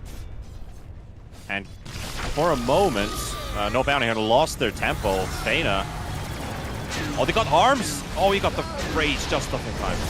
Yeah, cooldown was used as well. They lost Thena in the process. Gringo gets shackled underneath the tower as well, and that is a double kill there. Currently just kind of feeding, as I say that Michael just walks in and annihilates Arms right there. That was, he just straight up walks forward and gets the job done. Gets the money for the blink because of it. He kinda makes the trade even-ish. Of course, there's more heroes dying on the side of No Bounty Hunter, but punishing Arms, slowing him down a little bit there is an important pick-off for them to get. Also, a Finger of Death stack, which is always nice to have as a support player. They could TP to defend this, though. Gringo is trying to get that done. He's alone. Instantly hexed and He's alone. Gringo, not again. Nice. Oh, the torrent! torrent! With the torrent, guys, that's huge. They get a 3-man kill, and the Timbersaw is left behind. That was Moose. I mean, last game we saw a godlike clutch Magnus, and right now that torrent, everything. Obviously, you know, we gotta say, great bait from Gringo. Don't know if it was necessarily meant to keep them all grouped up at the same spot, but by golly, did he just turn that one around on that beautiful Muzi Kunka. Yeah, that was like, I was worried for the Ember Spirit there because he's gonna run out of durability soon. He's not the tankiest of heroes. Oh, Michael, what are you doing? He was standing on the very edge, on the high ground, and Bloody Nine hit him with the Wave of Terror swap in the tower. Right. And gets the kill. It was I mean, his positioning was kind of weird, but I missed how they knew he was standing there. We've got two chases going on. Thanos being chased by Rojo. Oh, dodging you, baby. Elusive Gaming. Rojo guesses incorrectly again, and now Evasive action. Rojo is in a lot of trouble. Yep, he's left behind. There's also a Diffusal Blade now on Khan available as well, which is very, I would say, greedy. Battle Fury plus Diffusal Blade as your first two items. You have 0 stats to keep you alive on Monkey King at that stage. Speaking of which, he's going to get jumped up and gets completely locked down and controlled into mid. Hijack's actually dropping so fast. Oh, passive Midas. Oh, he wanted to use it so bad to get out of there as well, but yeah, it is a semi-greedy build-up, having this Battle Fury into Diffusal, but at the same time, it does enable him to fight a lot. And what's going on in this game? 42 kills in 19 minutes. We have more than 2 kills a minute phase, which is an absolute bloodbath. Oh, bounty! Helicopter, okay, he did just buy out 4 staff. I was wondering, he had a casual 2.4k gold in his inventory. Was waiting for his item to be purchased, but 4 staff makes sense. You're playing against Lifestealer, you want to kite as much as possible. To be fair, he's doing a really good job at, in general, kiting, especially with Timbersaw. Where Arms unable to catch him in time. And Rojo on the other side tries to catch off the retreat, but too elusive, they beat. On Zadidi rune. Could go for Khan, or for the Ember Spirit if he feels like it. Could be very beneficial for the Monkey King, but Ember's gonna want that for himself. They could... Do they have any smokes? They have a smoke, yeah. Lion just brought it from his backpack. They could just smoke up and go. Also, the Lifestealer Sacred Relic in the Courier died a while ago, so took some while to get his Radiance going. Oh, they smoked under vision. They walked so far enough that this ward right here just revealed their location. And there's a counter smoke. Though Arms needs to be careful because there's an Orchid done on Muzi and they don't know where he is. The Orchid silence comes out, but he is a little bit too far gone. Rojo charges him forward. They expected this play to come through, but the Timbersaw is actually dropping the swap play, but he got X-marked, and drag back the finger comes out. He doesn't really take any damage from it, but unfortunately there is more damage to be pumped out. Arms though gets silenced up. The Orchid is doing the work. Drag back, taking down Roseanne. Last but not least will be dead and done in. Gringo double damage. Ember Spirit quad kill secured. And they could head Two towards Orchids. the Roche pit themselves. I think they actually have a very slow Roche.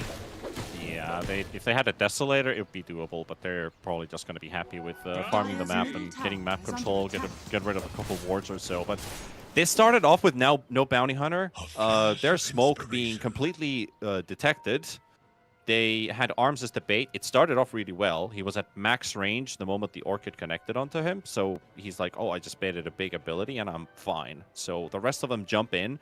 But they jump into a Monkey King ulti almost instantaneously. And if you look at the fight recap, how much damage they dealt, they didn't. That's just how it is. They didn't deal damage. While you have this DD Ember doing over 5,000 damage and applying the Mage Slayer debuff on pretty much everybody. So it kind of escalated a bit too fast for Grin, who thought they had the upper hand for the first 2 seconds of the fight, maybe 3 seconds if we're generous.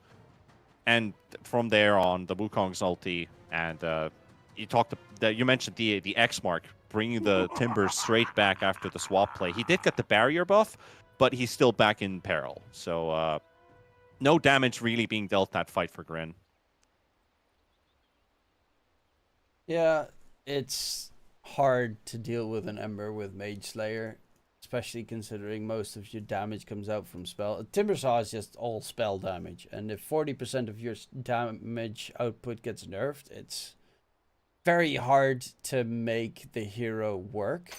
I mean, Mobai, of course, had such an incredible laning stage that he was like 5k ahead at this stage.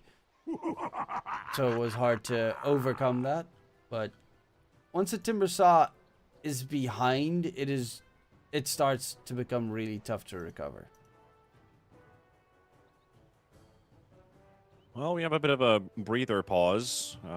Grin's going to need that at least. Kind of calm themselves down a little bit, because they win some fights and then they lose some fights, right? You know, they give and take. It's all over the place. Hopefully the lag issues can be resolved momentarily. Monkey King has reconnected. Khan, of course, playing from EU.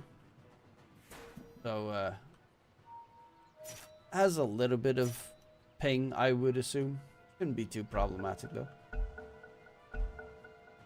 And back to action we go. You still got this tier 1 in bottom. You can open up towards the Wisdom Rune, which is exactly what they're thinking about right now. It literally just spawned. So that's a freebie pickup. There's a TP coming in from the Shaman, but he's going to be a bit too late for it. Unfortunate. Maybe they can get some vengeance. Yeah, they'll find the Lion. He should be. Lion almost has more levels than Timbersaw. That's how crazy that last fight was for no Bounty Hunter.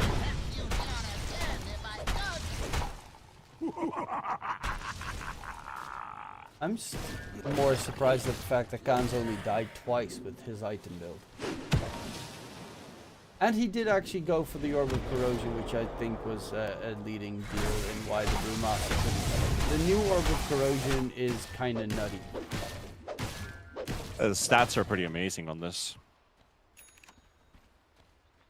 Very big rework when you think about the item and its cost.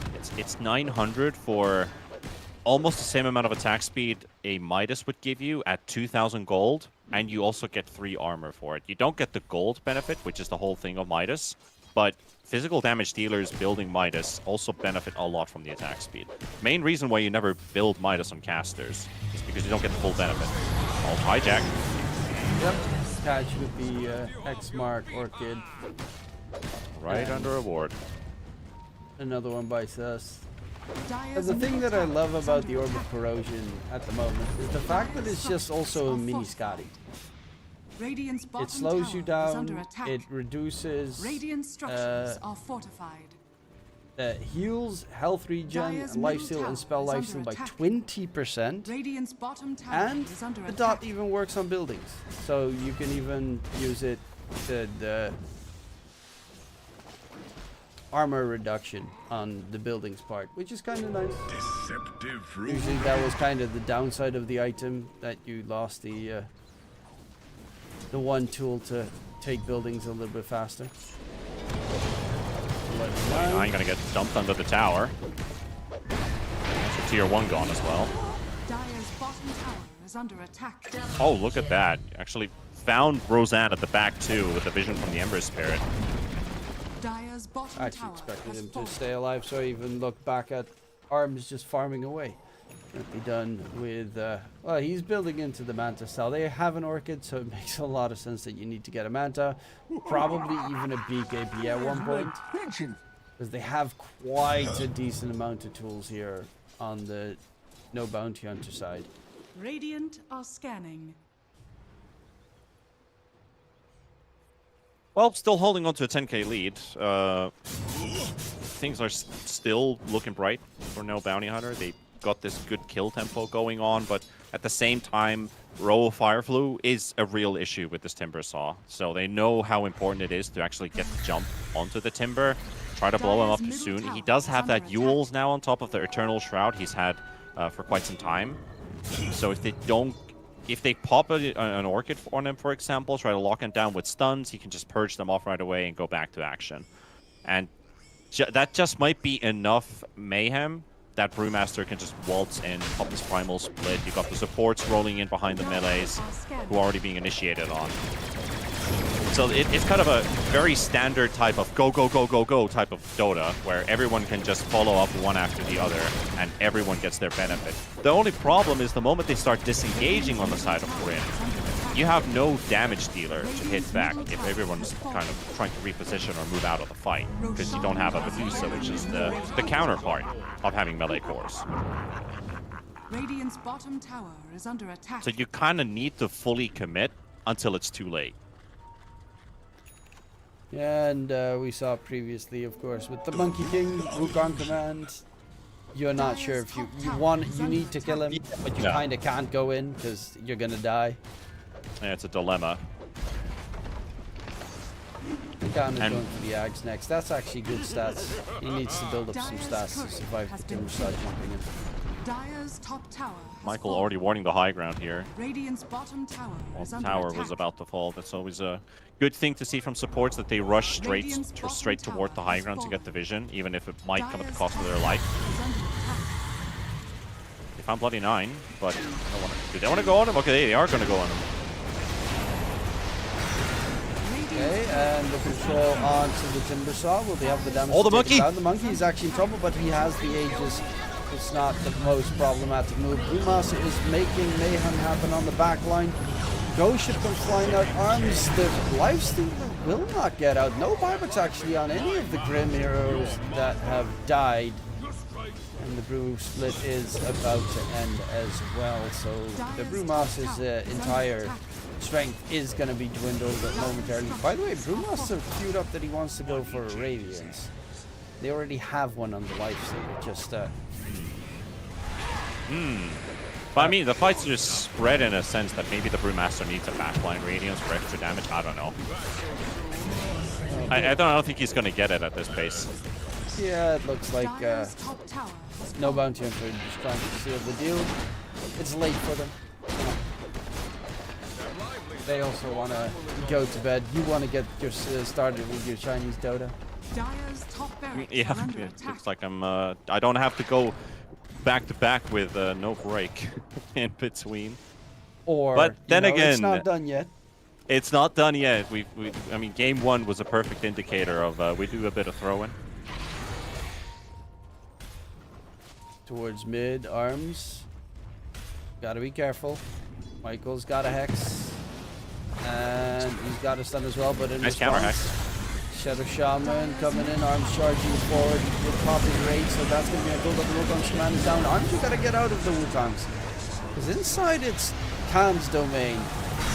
Rojo on the run, go ship, everything thrown. The Rojo dodges pretty much everything, can't dodge the series change, unfortunately for the Timber Saw.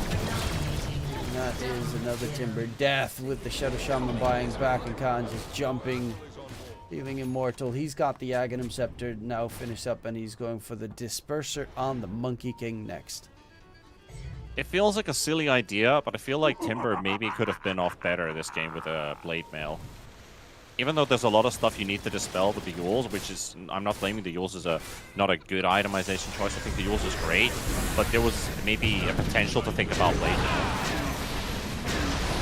Oh, right stuns. Everything on the Ember. Ringo's still not dead. The Brewmaster's actually... Yeah, he has to cancel his split because they're all dying from just the straight combo. Wow. Yeah, this... I mean, fair good attempt there, but you have no damage coming out from anyone. It has to be the Life Stealer constantly in these fights, or Rojo Fire Flu, but they're the only ones alive when everybody else is dead. You've already lost the lane of Rax, might lose the second lane here. No Bounty Hunter, they're solidifying this game, and this time it's looking a bit easier than game number 1. Game number 1, it looked very easy for quite some time because they had such an insane advance in the early game, but then they kind of lost control at one point and made it very scary for them. But game number 2, I don't really see the comeback. The Timber Saw just has no comeback mechanic in this game. It doesn't become easier to kill off his Monkey King at any point. They've got the Timber controlled as well. Man comes down, dragon back, no movement possible. Go for the tier 4s. They know there's a tier 2 still standing bottom, so they can't get megas. Might as well just try to finish it. There is no fortification available for Grin Esports anyway. Arms with the rage.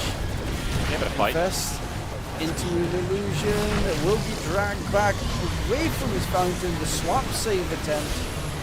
Will Arms get to safety? Yes, he will, but the rest of his team is not going to be so lucky. Brewmaster buyback, split in 20.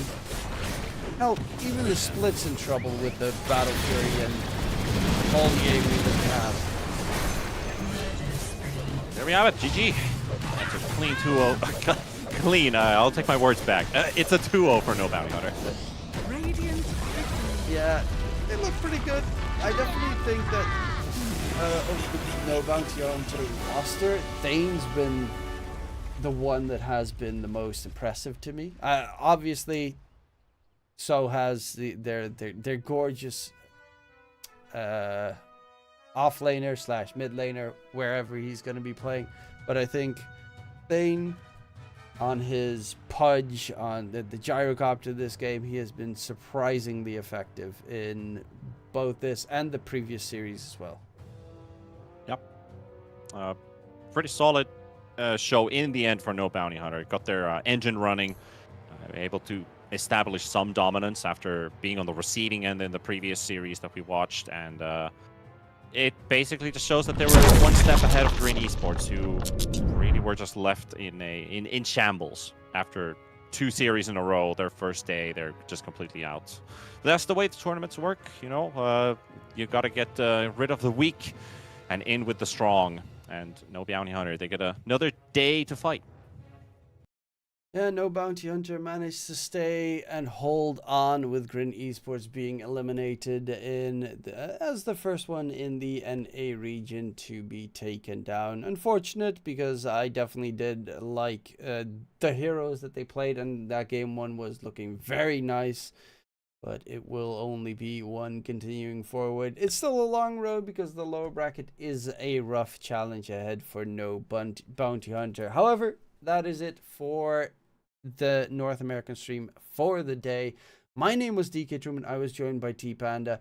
And T Panda, any last words for the viewers at home before you have to start again in 30 minutes? I mean, I think the other NA game is still going on, so maybe check that one out, for example. I hear the gossip goes the series is tied right now with Tilted Boys and Fart Studios, so there's something. Or you can go follow me and listen to some Chinese casts That's all I have to really say. My work day's only begun. You get to sleep at least, but I still have work to do.